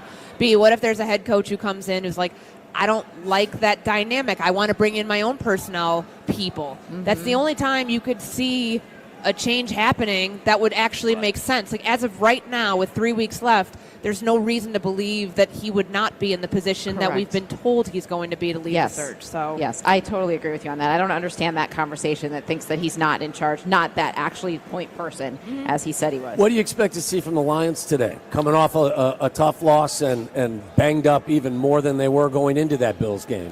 I think they've got a lot to prove with the weather because there's this dynamic around this team that they can't play when it's like this. They have trouble when they come to Soldier Field. These have been some close games in years past. So I think they're going to try to prove a point with that. With Jared Goff, whether he's going to be wearing gloves or not, is what we're looking for in the early part of this game. Last week, when there's more injuries, of course, David Montgomery goes down, just the team, I felt like they were kind of due for that. Yeah. I didn't know if they were going to be able to run the table and go undefeated for the rest of the way. But I expect a fight out of them. This seems like one of those Dan Campbell galvanize the team moments. Go, one seed still in sight. Go get it. And even when they're down, got 21 guys on injured reserve. Yeah. Basically all of their defense right now. I still think that they will put up quite a fight. Again, to reiterate the injury report, it's brought to you by Maurice Longo and Associates. Personal injury and workers' compensation lawyers. If you've been injured at work or in an accident, visit MauriceLongo.com. Travis Homer is out again, as we mentioned. Jervon Dexter is out as well with that knee injury. Inactive with not an injury is Karan Amagaji. And do you believe that they made Kramer inactive because of the mishap from last? Well, he has a shoulder injury. Oh, the shoulder. That's what he popped up yesterday. But still can't wrap my head around that one. So then Amir Speed is out too. Yeah, how that pops up. Anybody else you're looking for with it? We're always looking at Tevin. Mm-hmm. And then he's playing through. So he went through a pregame warm-up today. He's had I think Bears fans really got to give him a lot of credit because he's had a lot of injuries this season, has been listed as questionable, and has ended up playing through the majority of those things. So looking for him today. And I think just with Caleb, can the accuracy stuff not be as stark? I feel like we look at a lot of that and what did you see on this? And yes, there was the tip ball, that the pass to Rome Odunze that Keenan Allen got in the way of, more or less. Being able to take your layups when they come, getting the ball out of your hands more quickly. That's on Caleb, that's on Thomas Brown, and it's on the entire offense to help him do that against a pass rush that doesn't, at least on paper, doesn't have the teeth that it normally presents with. He needs to change his speeds a little bit like a good pitcher does as well, and don't just throw 102-mile-an-hour fastballs. He used to do that. Yes. Yeah. So, these are all things he's going to have to learn, but changing speeds is something that young quarterbacks struggle with at times.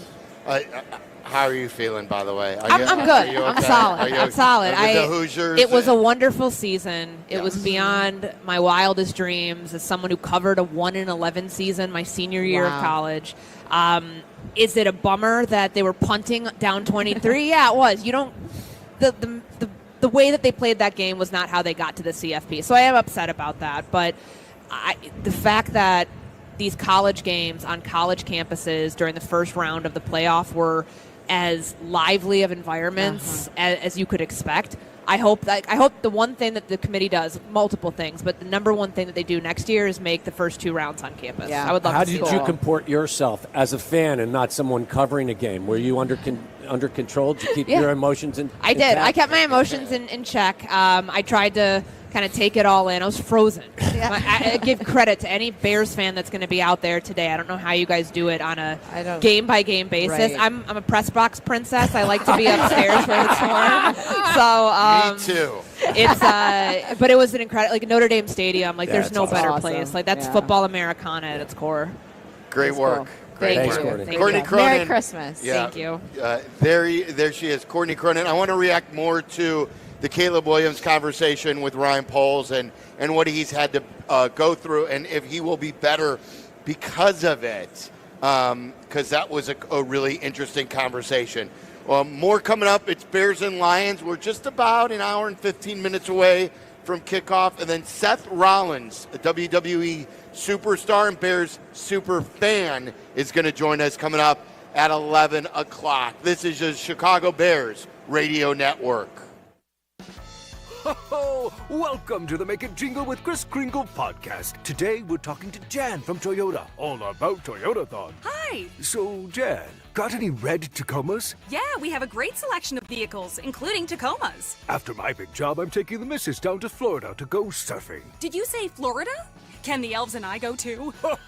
Dealer inventory may vary. Offers are subject to change throughout Toyotathon, which ends on January 6th. See your participating Toyota dealer for details. Toyota. Let's go places. Right now at Old National, we have a $450 checking bonus. Sign me up. But why is that hockey player standing there? I'm here for the checking. Well, for a bonus that big, bring on the checking. Sir, no need to brace yourself against the wall. It's bank checking. I knew that. Earn up to a $450 bonus when you open a checking account and complete qualifying activities within 90 days of account opening. Another reason to get old. Old National, where relationships and results matter. Member FDIC. Additional restrictions apply. Offer valid through January 31st, 2025. Visit oldnational.com/checking. Hi, this is Dave Musial, owner of Four Seasons Heating, Air Conditioning, Plumbing, and Electric. Do you have a plumbing emergency? Call Four Seasons. An electrical emergency? Call Four Seasons. A heating or cooling emergency? Call Four Seasons. Same-day hot water tank installation needed? Call Four Seasons. Need a whole home generator? Call Four Seasons. We guarantee same-day installation on all heating, cooling, plumbing, and electrical needs. And no extra charge for nights, weekends, or holidays. For all the right reasons, call 866-4 Seasons. Your heart. You'd never think of purposely stopping it. I'm Tara, and when my team at Northwestern Memorial Hospital found a malformation in my brain, my cardiologist and neurosurgeon said the only way to save me was to stop my heart, which they did. 12 times. Nationally ranked for neurology and neurosurgery by U.S. News and World Report, Tara's team collaborated to temporarily stop blood flow, allowing a catheter to reach your brain and permanently obliterate the malformation. Northwestern Medicine. Better. Whether you're ordering wings for the game, whipping up a 7-layer dip, or ordering pizza, there's something about football that makes you want to eat. And this football season, Uber Eats has the best deals on game day food. No matter what you're craving, from 2-for-1 pizza to buy one, get one wings, Uber Eats will be dropping new deals each week, all season long. Uber Eats, official on-demand delivery partner of the NFL. Order now. Terms and conditions apply. See app for details. $2 million. The Verdoliak Law Group wins again for their clients. That's right. The Verdoliak Law Group recovered $2 million for a client who was injured due to negligent lighting. If you're injured, make sure to call the Verdoliak Law Group. Playing professional football and being on the radio for many years, I've had the opportunity to endorse many products and companies, but this is special. The Verdoliak Law Group, owned by close friends, has been helping people for 60 years. They've even taken care of my neighbors and close friends. I truly believe in them. When you need a doctor, you look for the experience and the skill. The same goes when you're choosing a lawyer. The Verdoliak Law Group has recovered over $9 billion for clients and served more than 40,000 people. Whether it's personal injury, auto or truck accidents, wrongful death, or medical malpractice, call my friends at Verdoliak Law Group.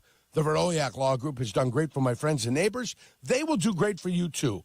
Call them today at 844-4VLG-LAW. Hey, this is ESPN's Courtney Cronin. We're all obsessing over football right now. You need the latest news, the replays. You're talking about it on the shows. I get it because I live it. But guys, let's get on offense and tackle that holiday list with amazing deals on jewelry that Rogers & Hollins has going on right now. Go to rogersandhollins.com, chat with one of the online pros, or visit your local Rogers & Hollins. That's Rogers & Hollins, a Chicagoland staple for over 100 years. Extend your patio season with a luxury pergola or add fully automated solar shades and screens to your existing pergola or covered patio from BHS Outdoor Spaces. Visit bhsoutdoorspaces.com.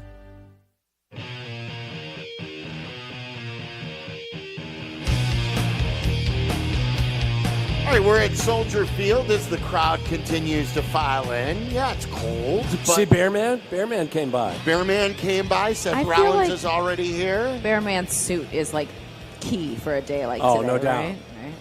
Yeah, look, a lot of the usual suspects are here who come by. And if you've never been here, come on by. We're at the Dr. Pepper patio, and that's just inside Gate O. And again, like we said this earlier, it isn't that windy of a day. No. And it could be a lot worse. So Ryan Poles earlier was talking about Caleb Williams, and, you know, he spun it as Caleb's not fragile, and he'll put it in his Rolodex. It's a double-edged sword, guys, because this is the last thing that Ryan Poles wanted Caleb Williams to go through, a different offensive coordinator, 9 games in, a different head coach, 11 games in. But I do believe that 3 years, 4 years from now, Caleb Williams will tell stories about how that first season for him taught him more than he could ever learn. Because I don't think he will be broken from this, but it's not what you wanted him to go through. No, not at all. Look, and Caleb, there's so much to like about him. He's very self-aware. When he's not playing well, he'll tell you. He won't run from it. He won't make excuses. And he hasn't been perfect. We've talked about his, some of the accuracy issues and hanging onto the ball a little bit too long, and that has enhanced the sack totals. But look, they really haven't given him a whole lot to work with in a lot of ways. And I'm a true believer that, especially for young quarterbacks, consistency is tied directly to stability. And when you have the instability of 2 offensive coordinators, 2 head coaches, you do have an offensive line that has struggled the majority of the year. That doesn't allow you to be consistently good. Again, I'm not telling you that all of his issues are somebody else's fault. And he'll tell you that he needs to be better. But I just can't. We talked about it this week. I thought coming into this year, this may be the best situation a first overall pick has ever found himself in. And now, 14 weeks later, this may be the worst situation a first overall pick has found himself in. So it just changes quickly. I've learned that Caleb Williams is built to handle a lot more than we thought. I mean, the look on his face on Monday night and the pressure he was feeling and all of that stuff, it just felt like he might be broken. It felt like that might happen. But then you hear him talk on Wednesday. It was so different. He has an awareness about him and a toughness about him that I did not realize until we've gotten through this moment. Now, I know he's got a lot to learn. He knows he's got a lot to learn, as Courtney pointed out, but he's willing to learn it. And even he knows it can't be worse than this. It has to only get better from here. And how they bring in the right coaches for him. And I hope they get to a point where he is involved in those conversations and connecting with these coaches that will help him truly develop. I know we've said it before. We said it last January. They've got to get this right. But gosh, you've got to feel that pressure even more so to get it right around him now, because it does feel like you've got the quarterback. Different even, we talked about Justin Fields' toughness, right? Like he was sacked a bajillion times as well. And he kept getting up and his toughness. But I feel like Caleb has a mental aspect to him that is advanced beyond just the reality of what he's going through right now and able to see a bigger picture and find reasons to be optimistic. Yeah, he's tremendously mature as well as tremendously talented. And I don't think this will break him. I think it will ultimately make him a better player going forward. Yeah. And like a sort of a similar situation where we're talking about great situations like Caleb Williams, and like this was to even a different level. How many people were talking about not only was C.J. Stroud's first year great, but then they added to the skill positions, and he was going to be even better this year. But if you can't protect, and C.J. Stroud, if you watched the game yesterday against Kansas City, he's running for his life. He's throwing a couple more interceptions. He had a quarterback rating yesterday of 73. He's the second most sacked quarterback in the league behind Caleb Williams. So, he's not having the year he had in his rookie year. If you can't protect a guy, you're not going to get that productivity that you want. So, correct, yes. All right, let's talk about the cocktail of the day. Tito's, my favorite Tito's cocktail. Tito, brought to you by Tito's Handmade Vodka. It's America's favorite vodka for a reason. Distilled 6 times till it's just right. Tito's is known for great vodka, giving back, and doing good for dogs. 40% alcohol by volume, namely 80 proof, crafted to be savored responsibly. I had a couple of martinis this weekend, Tito's Dirty Martinis. That is not the cocktail. What is today, Dion? Well, it is the week of Christmas. Tito's 'Tis the Season Rita. If you're dreaming of a snowy holiday season, and who isn't, just add white cran and coconut to your Tito Rita. Festive, refreshing, like a snow day in a glass. So here's how you make it. 1.5 ounces of Tito's handmade vodka, 3/4 of an ounce of orange liqueur, 2 ounces of white cranberry juice, 1 ounce lime juice, 1 tablespoon of coconut cream. Add it all to a shaker with ice. Shake, strain into a sugar-rimmed glass with fresh ice. Garnish with a cranberry and a lime slice. It is Christmas in a glass. I love it. And it sounds good, doesn't it? It sounds terrific. I don't know if we've had a bad one. They all sound No, good. they're all great. Let's all take 10 seconds to pause for all of our stations to identify themselves. This is the Chicago Bears Radio Network.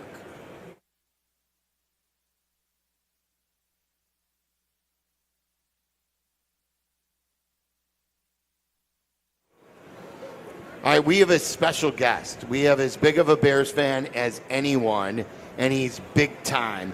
And Seth Rollins is going to join us coming up next here on stage in person. It is Bears and Lions on the Bears Radio Network.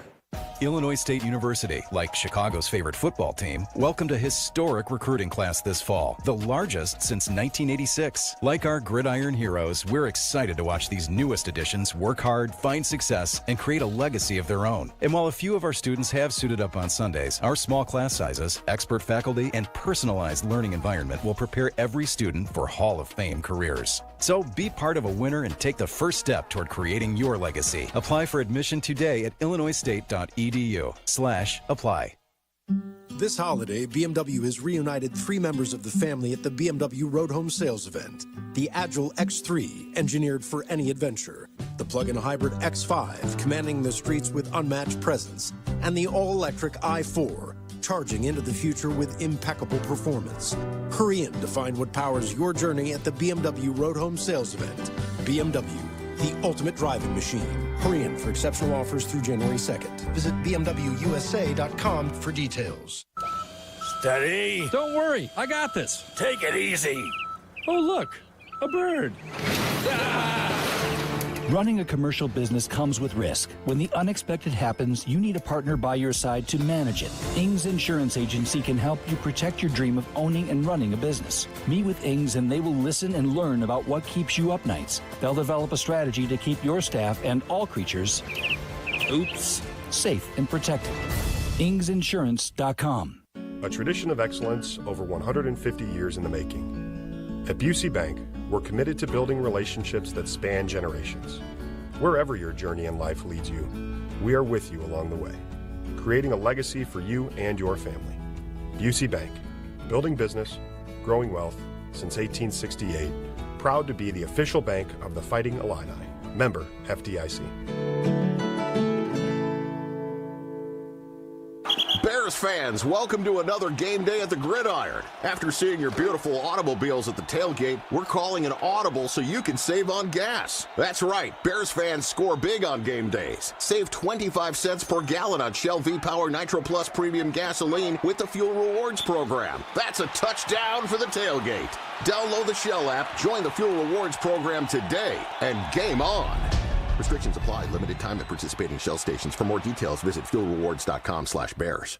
UI Health believes everyone deserves exceptional care. Their care teams are leaders in managing and treating complex diseases and conditions, utilizing the latest innovations and minimally invasive surgery.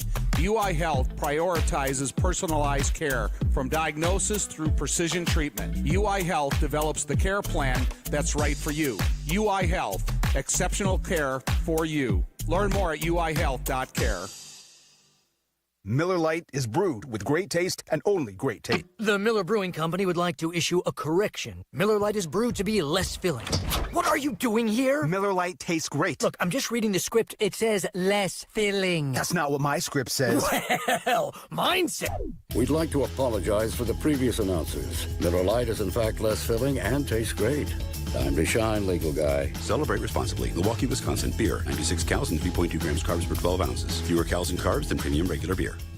Hi, this is Jeff Joniak here to tell you about Ego Outdoor Power Equipment. Did you know that all Ego 56-volt batteries are universal? I love that my lawnmower, string trimmer, and blower all share the same powerful 56-volt Ego Arc lithium battery. With over 90 Ego tools to choose from, you can build a powerful collection. Plus, Ego delivers the power of gas without the noise, fuss, or fumes. That's why Ego is the #1 rated brand in cordless outdoor power. Learn more at egopowerplus.com.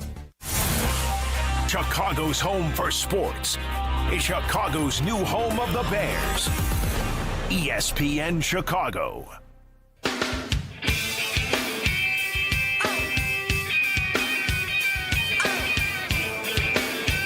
It is my pleasure to tell you about a new addition to the Bears Radio Network.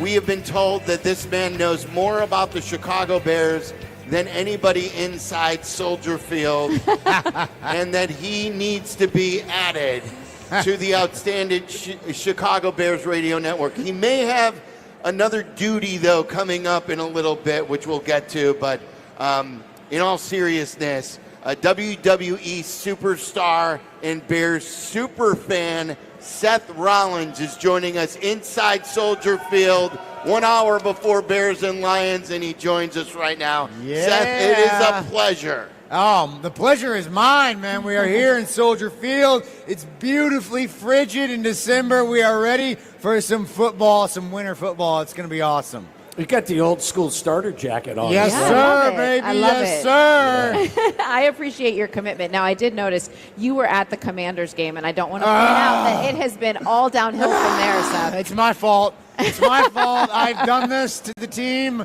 Oh my God, what a heartbreaker. I know. I wasn't even mad in the moment because it was so insane. I couldn't believe what was happening. It was like it was a surreal moment. I was living in slow motion, and then everything after that. I mean, what a decline. It's been a rough year after that Hail Mary, man. It's like all Bears fans. That's sort of the way it went. We were watching. I was on my couch. I got back, and you're just sitting there in disbelief. My heart just saying, I didn't yell, I didn't do anything, and it was just disbelief, isn't it? It was insane. I remember, so the first half of that game was horrendous, as most of the first halves have been this season. But then, bam, we start pushing back in the second half. Defense is making stops. Caleb's taking the team down the field, making plays. And I was in the box with the Commanders, kind of like brass and stuff like that. So first half, they were, walking around, peacocking out,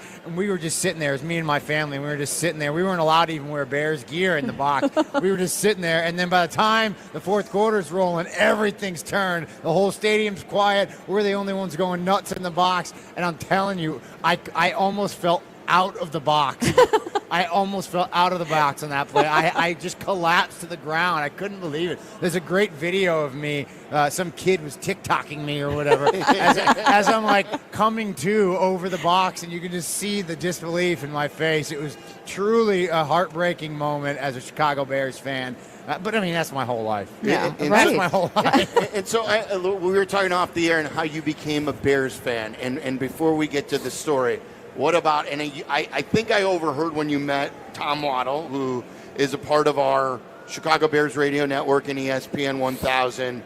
You remember him playing for the Chicago Bears, don't you? Yes. So I was born in '86. My love for Waddle actually stemmed from the video game Tecmo Super Bowl. Oh, yeah. That is This Waddle was sick in Tecmo Super Bowl. I had such better speed in that game than I did in real life. Dude. Yeah. I would just sit and wait, and then I would just bomb it to Waddle over the top. Harbaugh was your quarterback. Yes, sir, man. That is awesome. So, yeah, that was my love for Tom Waddle. Now, that's where perfect. it began. That's where it began. That is great. And so you grew up in Davenport, Iowa, Yes, right sir. on the border. So how did you become a Bears fan? It was a generational thing, correct? Yeah, generational. I mean, we're in Iowa, so we don't have any pro sports teams, so we just kind of get to pick and choose, right? In that space, the Quad Cities, you can go up to Minnesota if you want. You can go down to Kansas City, but it's primarily Packers, Bears. Those are really your two options. And my family were Bears fans. I got no explanation for why. I would suggest probably the '85 Bears really is what, but I believe my grandfather was a Bears fan before that. My dad, my uncles, my aunts, every Sunday after church, we'd sit in the living room, and my grandpa would just holler at the TV. I never understood it, and then I became an adult, and now all I do, my wife, my daughter, they watch me holler at the TV on Sundays. So what are your thoughts, though, about this current Bears team? Obviously, the 8-game losing streak, but your thoughts on Caleb Williams and what they're trying to build here? I love Caleb Williams, man. I love him. I think he's fantastic. I think, he's a rookie, right? Yeah. I think that's the one thing. The expectations on him are so high. Yeah. And I think when you step back and you look at the season in encapsulation after the fact, you're going to see that, oh, wow, this kid played really good ball as a rookie. Really good ball. And then you're going to look, okay, is he going to be able to make the steps in his second and third year? Are we going to put the coaching staff around him that's going to help him succeed, help the team get where it needs to go? But you look at the squad and you look at the people that are under contract and you feel like there's a really good core of players here if you can just kind of get the right mixology, you know? If you can just kind of get the right person in there to lead the charge, there's a chance that you can compete in this division, which is a stacked division and seems like it's going to be a stacked division for years to come. Are you going to be sitting out in the elements taking in the cold weather, or are you going to be upstairs? I may or may not be upstairs. I spent many a Sunday afternoon or nighttime game out in the elements. I'll sit upstairs and, Smart move. and enjoy the warmth today. No doubt. So, what are some of your favorite memories here? Do you, most memorable games you've been to here? Man, I hate to say this. I don't know that I've been to a game where the Bears have won. I know. In over Today's the day. The tide turns. Hey, today. Wow. You know what? People would say maybe not, right? We're playing against the Lions. They're a great team, big favorite, but this weather, I feel like anything can happen. Yeah. You just don't know what, this, it's chaos. So they're going to be without Dave Montgomery, obviously, with the MCL injury, and that's going to, hinder the running game. They've got Gibbs, who's fantastic, but that two-headed monster is really what pushes that thing forward. So we'll see. We'll see what's going to happen today. I feel good. I want this for you so bad. I know. I want it for my wife. I brought my wife into the Bears family, and she has never been to a Bears game where they've won on the road, at home either. So we need one. We need one. Sounds like you're not just a big Bears fan, but you follow the NFL very closely as well. It is my favorite sport. Yes, I love football. I do. I love it, man. It's just, I dig it. I get into it, man. It's one of my favorite things. Obviously, pro wrestling, my first love. NFL, number 2. I love it. Did you play any football back in the day? I did. I was no good at it. Shockingly enough, I didn't like to get hit. Really? Well, you'd think, I fall down quite a bit for a living. Right. I would have somehow adjusted to it, but no, I just didn't like it. Didn't like not knowing who was going to hit me. Yes. Yeah, I was like, I don't know where the hits are coming from. I'm not into this. Let's go where I can figure this out. Waddle didn't like getting hit, but he still got hit. And I didn't know where it was coming from either. It's amazing. Yeah. So, and then you were talking about the Lions and everything like that, and so you are so well connected and understand this. Dan Campbell is an amazing leader. He's a leader. And he's not a specialist in this regard or that regard. He's just a football guy. He's a former tight end. He leads that way. He's got Ben Johnson, who's their offensive coordinator, who could be the next Matt LaFleur, like they've got up in Green Bay, or the next Sean McVay. Or you've got a guy out there in Mike Vrabel, who's like a Dan Campbell. Oof. Someone like you who is involved in sports. Yes. Do you like more of a leader like that, or do you want a guy who has the playbook and could be the next offensive guy for Caleb? So who's to say that you can't have both, right? Who's to say that the leader can't be the guy that pushes the offense forward? Now, I don't know. I think you look at these kind of archetypal guys and you say, okay, Ben Johnson, he could be an offensive genius. He could also be Mark Trestman. Right. Remember, we brought Trestman in. Trestman was supposed to be this guy that was going to be an offensive genius, but he couldn't lead a team. Right. So you want, I think, ideally, you want someone that can do both. That's going to be able to take this offense, lead it into the future, kind of like unlock Caleb Williams and these weapons around him, and you want a leader at the same time. I would say if you were to pick one or the other, if you felt like, we can't get both in one guy, I go with the leader. To me, I think you've got a guy who needs to be in charge, a football guy who delegates responsibility. That's my feeling, and it could be just my background, where I come from in my world, where I feel like if you've got someone who's a strong leader, they're going to put strong people around them to, they're going to delegate those responsibilities, and they're going to get good people around them to do those jobs. But that's my personal perspective. I'm not doing the hiring here, so that's just how I feel, where I'm coming from. I think ideally you want one guy that can do all that, but I don't know if you can find. I mean, that's a unicorn. Yeah. That's a unicorn out Sure. there. Yeah. So who But knows? it's about time we get a unicorn, Oh, right? God, we need a unicorn.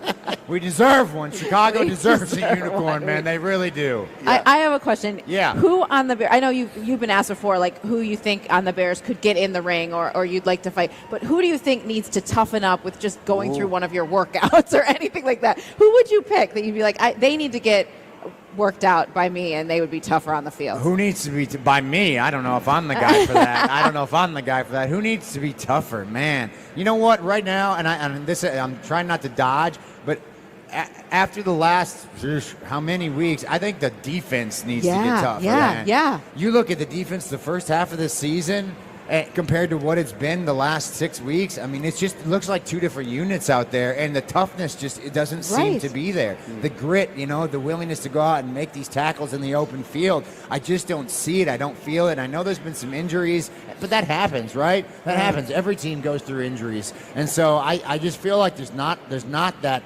Bam! We want to smack them in the mouth. We want to get these turnovers. We want to stop them in their tracks, 3 and out every single time. I just don't get that vibe. And so, if I had to, like I said, not dodging.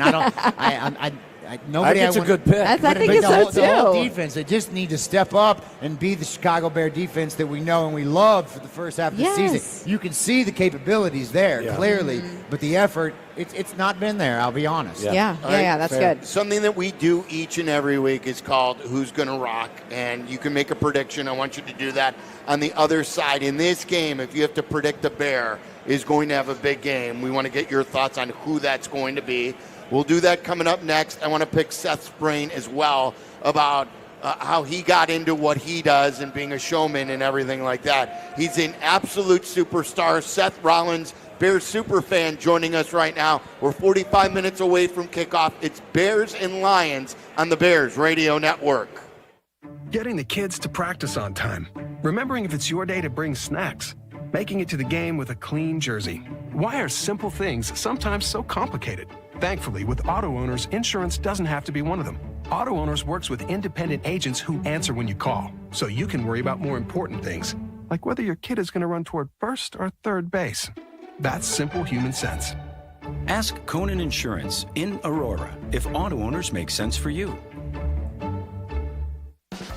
Ho-ho! Welcome to the Make It Jingle with Chris Kringle podcast. Today we're talking to Jan from Toyota, all about Toyotathon. Hi! So, Jan, got any red Tacomas? Yeah, we have a great selection of vehicles, including Tacomas. After my big job, I'm taking the missus down to Florida to go surfing. Did you say Florida? Can the elves and I go too?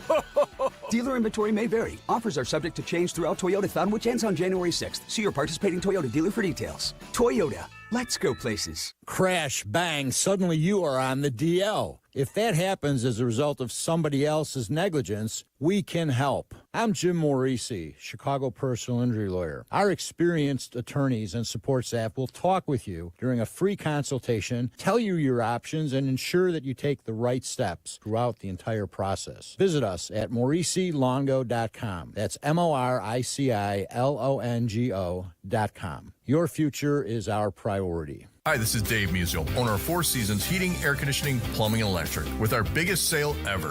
Furnaces from $39 a month. Furnace and air conditioning combos from $59 a month. Plus 72 months interest-free financing and up to a $4,000 system rebate. Four Seasons guaranteed to beat any competitor's price by up to $1,000 guaranteed. So call today for your free in-home estimate and same-day installation. For all the right reasons, call 866-4 Seasons.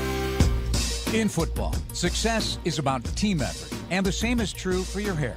At Great Clips, they save your haircut details in clip notes, so every member of the highly skilled team knows exactly how to create your signature look. And with our easy-to-use app, you can check in from anywhere and get a ready next text when you're up next for a cut. It's the confidence of a great haircut, delivered by a team you trust. Download our app today. Great Clips. It's gonna be great. Hey, Bears fans, Steinhoffel's is a proud partner of the Chicago Bears. Steinhoffel's newest 100,000 square foot furniture and mattress superstore is now open in Orland Park at Orland Park Place, with furniture stores in Vernon Hills, Crystal Lake, Downers Grove, Harwood Heights, Schaumburg, and Orland Park. Steinhoffel's is Chicagoland's furniture and mattress leader with the largest selection to fit every style and budget, and is 100% employee owned. Shop in-store and online at steinhoffels.com. Westfield Ford is your hometown Ford team. For nearly 40 years, Westfield Ford has been treating customers right and saving them more. Decades of terrific service has built the loyal following that Westfield enjoys today. Customers can count on a terrific inventory of over 300 new Fords and quality pre-driven vehicles. And big-time savings without all the hassles and games every time they visit. Often imitated, never duplicated. Westfield Ford on LaGrange Road in Countryside and westfieldford.com. It's cold outside, but you ain't feeling it. You're sitting on a Zippo heated seat powered by your Zippo heat banks. You know Zippo, the iconic brand of lighters. Zippo has now created next-generation hand warmers. They keep your hands warm, can power your cold weather-defying heated seat, and charge your other USB devices. Imagine going to the games this winter and being nice and toasty when you're sitting and on your walk back to the heat. Zippo heat banks and Zippo heated seats are available now at Zippo.com and Bass Pro Shops nationwide. The new home of the Chicago Bears. Hungry Chicago, finally champions on this January day in New Orleans. ESPN Chicago.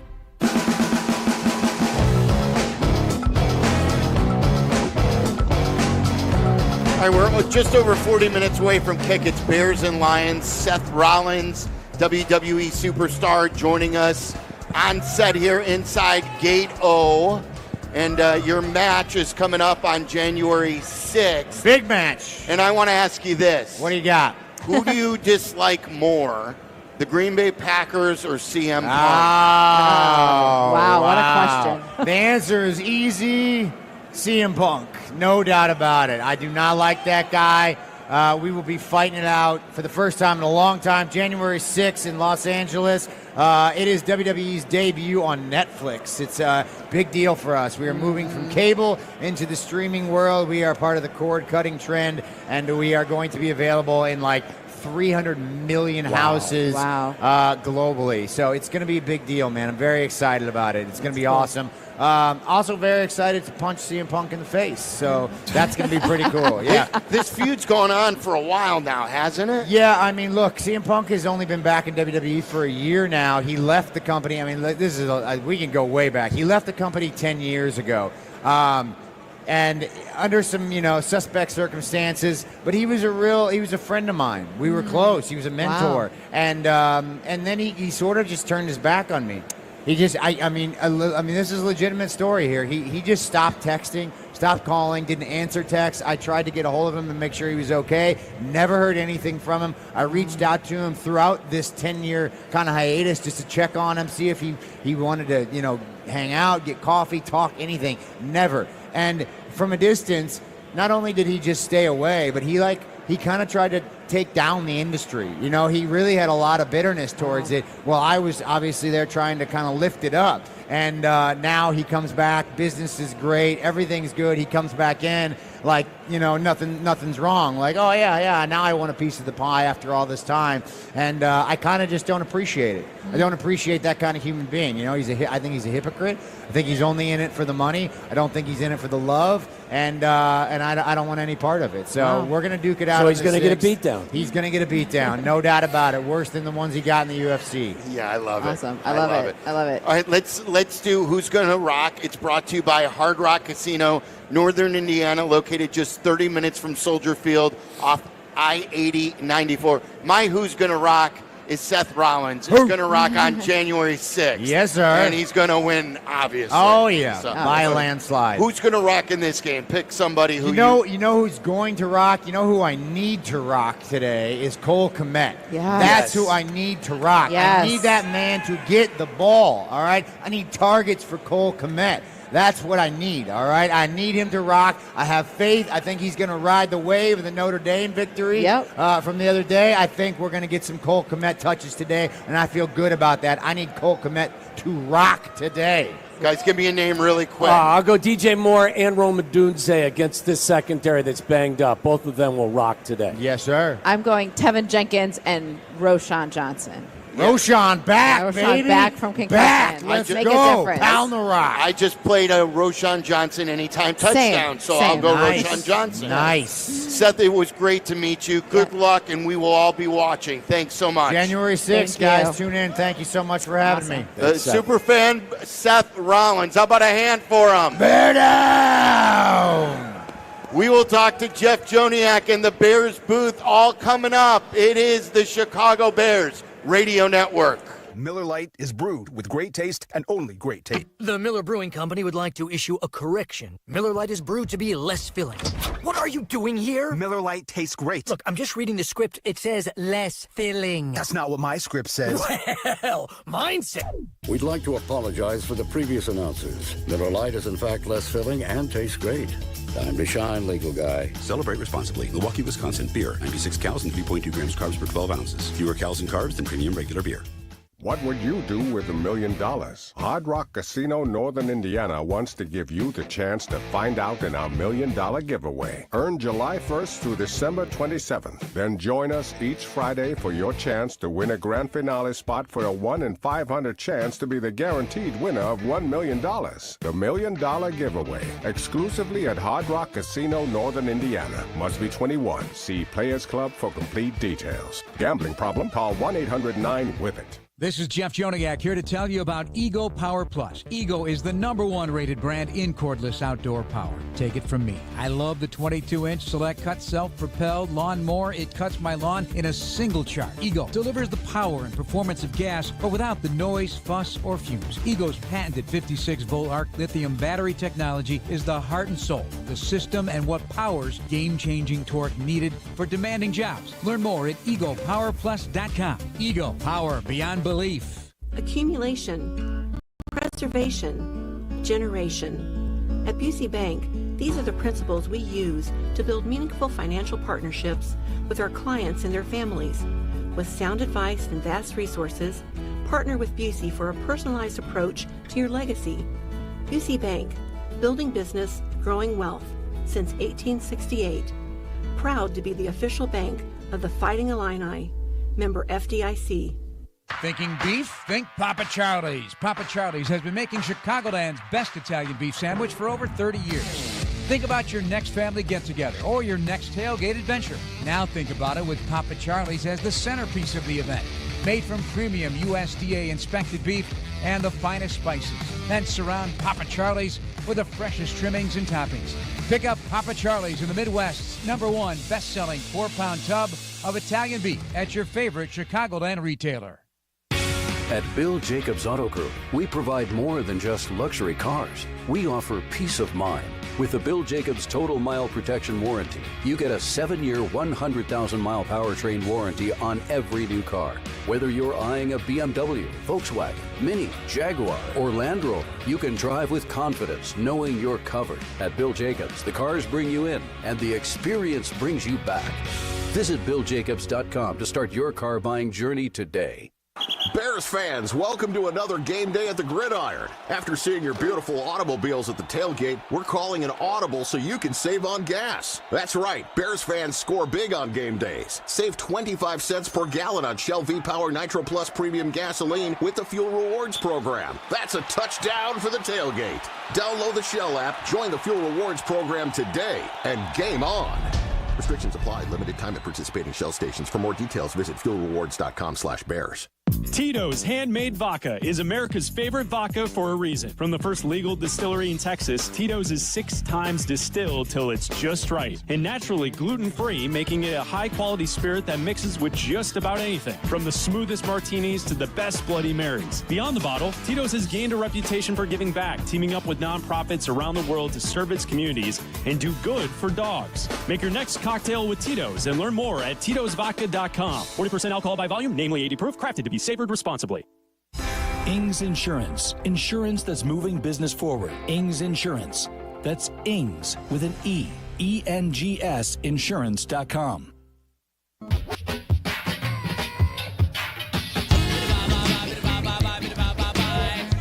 All right, it's time to talk to the best booth in the business. Joniak's Journal is presented by Steinhoffels. Their newest furniture and mattress superstore is opening soon in Orland Park at Orland Park Place. Shop in-store and online at steinhoffels.com. Jeff, I'm sure you are Team Seth Rollins as well in the big match coming up on January 6th, correct? Well, it's not my sport, but I know this man is a big Bears fan. I got the rundown from Waddle before this pregame show got going. So, Seth, thanks for being in the house, buddy. Maybe it'll be a Bears victory. If he can complete one of the C's, I feel like I'm stealing from Thayer because play clean, play a complete game, Caleb, and use the cold weather to your advantage. 4 C's to Chicago victory today. Take advantage of this Bear weather. And Caleb be Caleb. Let's get it done. My second thought, you got 16 important players on IR for Detroit defensively. That's the most by a lot. Down their top 2 sackers, obviously. They have 1 takeaway in the last 4 games, so destroy their depth. That's my key on that one. My third degree, 1 more C for you. How about close? Win a close one because that figures it's going to be a need today. Win a 1-score game. Show the mettle. Show the resolve. Do it at home. You haven't been here in 3 weeks, so it's time to make this thing pop. And fourth and short, it happens, okay? It happens. These losing streaks for number 1 overall quarterbacks. We mentioned the Aikman before, 11 back in 89. Trevor Lawrence, 8 in 21. Jared Goff had 7 losses in a row in 2016. Not going to ruin the guy. Get a win today. Stop the bleeding. A quick journal for you all today. Tom, I don't know if you heard what Seth had to say, but he's thinking like you. He wants more Cole Kmet. Yeah, thanks. Thank you, Another Seth. C. Say it, preach it loud, and I know Danny says he's got 50 million lookers at his Instagram, and put it on there as well. So we need the support of Cole Kmet because I think he's the fastest way to support the offense. And I think that he can have the most opportunity to change the entirety of this offense by including the other guys as well. So, and it's got to happen early in the game, Sylvie. If we're going to sit here and talk about the lack of production in the first quarter and the first series, then Cole's got to be a part of it. Hey, J-Mac, I know it's not Saquon Barkley coming back, but Roschon Johnson will be on the field today. What impact can he have for this offense? Well, when Roschon's in the game, he sets the tone in terms of his physicality, the way he runs the ball. So he's going to be huge in critical situations, right? 3rd and short. We want to go on 4th down like we did last week. You got a guy that's going to get that ball. He's going to run downhill, and he has the opportunity to get you that positive yardage that you need in those critical situations. Tom, I wanted to ask you about Tevin Jenkins coming back and obviously getting Braxton Jones back. What can this do for the offensive line today, and what are your expectations for them knowing they're going against this depleted Lions D? Dion, when you're playing at home, you got to use the snap count as a weapon. So if they can get in out of the huddle a little bit quicker and then have a little bit of time for Caleb to evaluate what the defense is offering them, and then get in a stance, get in an explosive stance, use the snap count that better than what the defense is kind of falling into the rhythm of a silent count, and then take advantage of it. If you're going to have anything to help that's going to benefit this game plan, it's going to be a punishing running game. And what J-Mac said with Roschon back and DeAndre Swift and the rest of the guys they have here, put the offensive line in a most comfortable position as possible and then try to get some explosiveness out of their stance. Jeff, let's start with you, and I want all 3 of you guys to weigh in on this. Because, Jeff, you brought this up with Ryan Poles about stopping the run and Billings and missing Billings. Last game against the Lions had their way running the football. Then they sort of stopped doing it in the second half. No David Montgomery today, but Gibbs can do some damage with the outdoor game that, Goff seems to struggle. Do you expect to see a heavy dose of Gibbs today? I do, because this offensive coordinator likes running the football. They're not 50-50, but they're as close as you could possibly get. They love running on first down. That was Montgomery's thing, but they also believe in Craig Reynolds at the running back position. So outside of that, that's the punch. But interesting, and it's a stat I found, when you talk about how this team loves play-action pass, they thrive on it with that running game with no Montgomery. A lot of outside zone, obviously, with Jahmyr Gibbs. Coach Washington mentioned he gets 6 yards of carry outside zone, but 8 of Goff's 10 interceptions, and he hasn't turned it over much, have come with Montgomery off the field.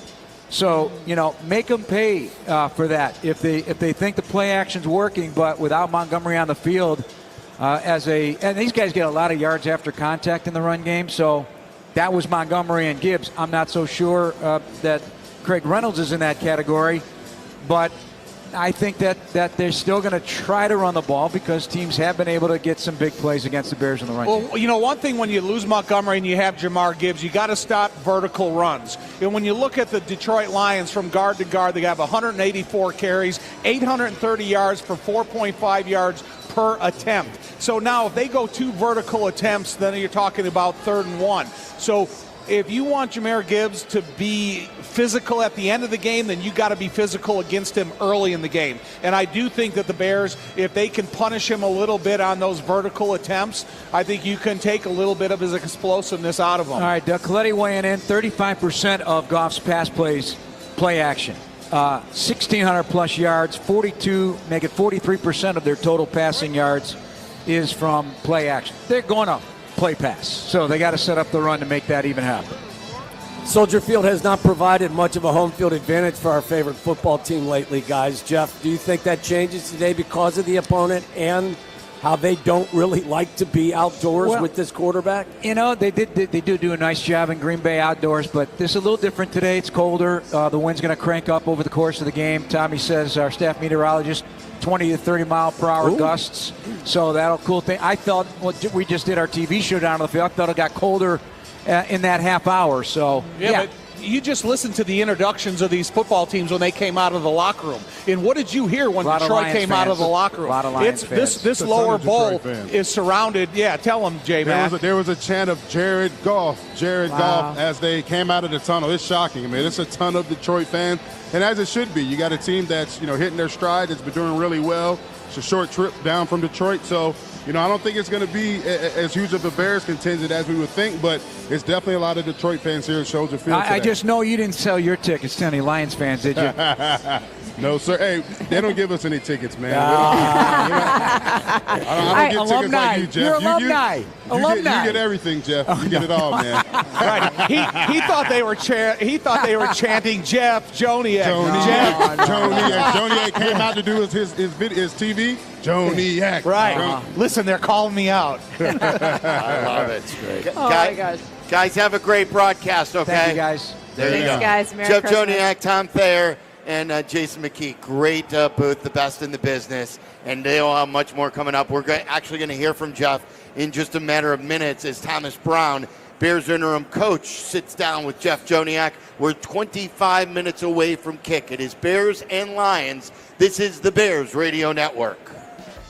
Ho, welcome to the Make It Jingle with Kris Kringle podcast. Today we're talking to Jan from Toyota, all about Toyotathon. Hi. So, Jan, got any red Tacomas? Yeah, we have a great selection of vehicles, including Tacomas. After my big job, I'm taking the missus down to Florida to go surfing. Did you say Florida? Can the elves and I go too? Dealer inventory may vary. Offers are subject to change throughout Toyotathon, which ends on January 6th. See your participating Toyota dealer for details. Toyota. Let's go places. Right now at Old National, we have a $450 checking bonus. Sign me up. But why is that hockey player standing there? I'm here for the checking. Well, for a bonus that big, bring on the checking. Sir, no need to brace yourself against the wall. It's bank checking. I knew that. Earn up to a $450 bonus when you open a checking account and complete qualifying activities within 90 days of account opening. Another reason to get old. Old National, where relationships and results matter. Member FDIC. Additional restrictions apply. Offer valid through January 31st, 2025. Visit oldnational.com/checking. Roofers and Waterproofers Local 11 provides quality value and service in all facets of the commercial, industrial, and institutional roofing and waterproofing industry. Promoting skilled craftsmen and craftswomen through apprenticeship training, Local 11 members are trained in the application of the latest roofing and waterproofing techniques. They are at the forefront of design and installation of environmental friendly solar, green, and garden systems. To find a highly skilled roofing contractor today, go to ChicagoRoofingContractors.org. $2 million. The Verdoliak Law Group wins again for their clients. That's right. The Verdoliak Law Group recovered $2 million for a client who was injured due to negligent lighting. If you're injured, make sure to call the Verdoliak Law Group. Playing professional football and being on the radio for many years, I've had the opportunity to endorse many products and companies, but this is special. The Verdoliak Law Group, owned by close friends, has been helping people for 60 years. They've even taken care of my neighbors and close friends. I truly believe in them. When you need a doctor, you look for the experience and the skill. The same goes when you're choosing a lawyer. The Verdoliak Law Group has recovered over $9 billion for clients and served more than 40,000 people. Whether it's personal injury, auto or truck accidents, wrongful death, or medical malpractice, call my friends at Verdoliak Law Group. The Verdoliak Law Group has done great for my friends and neighbors. They will do great for you, too. Call them today at 844-4VLG-LAW. It's cold outside, but you ain't feeling it. You're sitting on a Zippo heated seat powered by your Zippo heat banks. You know Zippo, the iconic brand of lighters. Zippo has now created next-generation hand warmers. They keep your hands warm, can power your cold weather-defying heated seat, and charge your other USB devices. Imagine going to the games this winter and being nice and toasty when you're sitting and on your walk back to the heat. Zippo heat banks and Zippo heated seats are available now at Zippo.com and Bass Pro Shops nationwide. Attention, all last-minute shoppers in Chicago. The Wayfair store in Wilmette has everything still on your list, all at amazing end-of-year prices. Whether it's a stocking stuffer or a sofa, bring home just what you need today and get the big stuff shipped fast and free to your door. So grab a hot cocoa from the Wayfair store cafe and shop away. You're not late. You just saved the best part for last. Hurry in. Shop holiday deals now, online or at the Wayfair store in Edens Plaza in Wilmette. Wayfair, every style, every home. In football, success is about team effort, and the same is true for your hair. At Great Clips, they save your haircut details in clip notes, so every member of the highly skilled team knows exactly how to create your signature look. And with our easy-to-use app, you can check in from anywhere and get a ready next text when you're up next for a cut. It's the confidence of a great haircut, delivered by a team you trust. Download our app today. Great Clips. It's gonna be great. Extend your patio season with a luxury pergola or add fully automated solar shades and screens to your existing pergola or covered patio from BHS Outdoor Spaces. Visit bhsoutdoorspaces.com.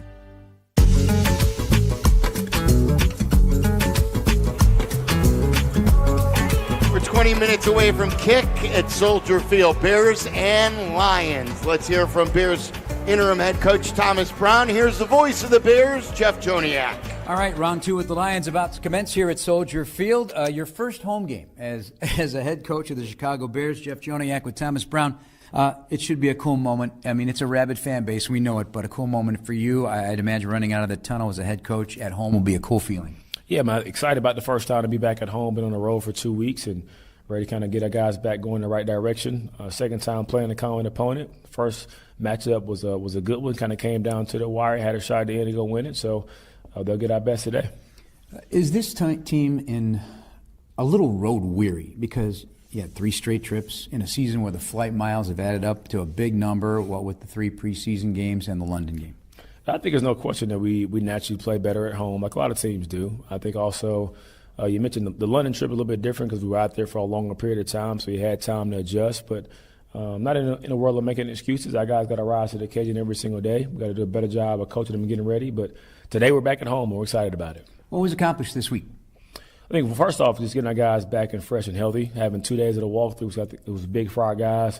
Some guys coming off an injury, but also some guys banged up. So being able to keep them fresh by getting their mental work. And then Friday was a fast Friday. Guys were flying around making plays. So that'll pay well for us today. All right, got a bunch of guys that'll be game time decisions. Does it look good for Braxton Jones at left tackle? It does look good. So I think Brax will be good to go today, which would be big for us to get a veteran leadership back in that from an O-line standpoint on the left side. So get our best 5 out there ready to rock and roll. And Roshan Johnson back. His last game, he did get the head issue in the Detroit game. So what does he bring to the table? Because he's been outstanding on goal line for starters. He's got 6 touchdowns. Yeah, I'd say 2 main things. One, just a physical approach from a running back standpoint, kind of being a one-cut downhill runner. Kind of just pairing with Swift is kind of just 2 different type of players to kind of get to keep the balance offset there from the Lions standpoint. But you mentioned before, right, short yardage, goal line has been almost automatic all year. And you need him. Travis is not looking like a go today. Yeah, so Travis will probably be down. Unfortunately, had a hamstring injury early on Friday's practice, so may try to work him out before the game starts, but definitely good to get Roshan back. All right. Tom Thayer and I pulled together a bunch of quotes this week from the coordinators and came up with this and the hopes for the performance today. Just work with me here. We got the cold. Oh, yeah. So that's you own that. No question. Play clean, play a complete game. Caleb equals Chicago. We got C's across the board here. So how you feeling about that? Does that work for you? Feels really good. I think, again, it's all about us kind of playing comprehensive football. I think being able to get all three phases playing well at the same time. I think we play well at different times. Like defense has been on, offense has been on, special teams have been pretty consistent, but all three phases going in the right direction today is going to be big for us. I'll throw another one in there. Close. No question. Go finish. Learn how to finish. So start out fast and close the game out. Offensive opportunities that await, are there some against a defense that, not to minimize anybody who's out there, everybody's in the NFL, but they have lost a high volume of high-profile defensive players? Yeah, we never try to take advantage of some matchups. Again, obviously, with those guys, have some guys out. But again, like you said before, still the NFL, still NFL players, a well-coached defense. And so it's going to be important for us to sustain drives, keep their offense off the grass, but also find some matchups on their defense to exploit. This may be in the dumb question category, but I love this thing, when somebody says you leave a little meat on the bone. Do you feel that has been the case this year in the run game? Yeah, I'll say overall for us offensively, look back at just a couple opportunities where there's some missed throws, didn't make a catch, or the protections at times breaks down, but also in the run game, just being able to have more efficiency, understanding of how the O-line and the running back strategy to go play together, but also being able to kind of start fast, be efficient so we can get it going. All right, Caleb home, and that means he owns the snap count, the weapon. It's a weapon. Do you feel he does that well at home? Definitely. I think obviously being able to use, like you mentioned, cadence as a weapon, also being able to use motion as a weapon. So I think when you're at home versus being on the road, it's easier to time stuff up from a motion timing standpoint. So both of those things would be a big weapon for us today. The use of change of passing strip motion to get man zone indicators before the ball snaps, but also to use cadence to slow the rush down. All right, let's talk defense because now you've had an opportunity to get to know defensive players in a little different way. How cool has that been for you? And at its best, I always feel a loud defense is a nasty defense, and they have been loud at times this year. Obviously, things haven't gone exactly the way everybody wants, but do you get a good sense of their mindset as a defense? Absolutely. I think the guys are in a really good spot, kind of rebound and bounce back and played well last week, especially at the beginning of the part of the game as far as being able to hold the Minnesota Vikings to some limited scores, limited opportunities. But I think those guys will be revved up, good to be back at home.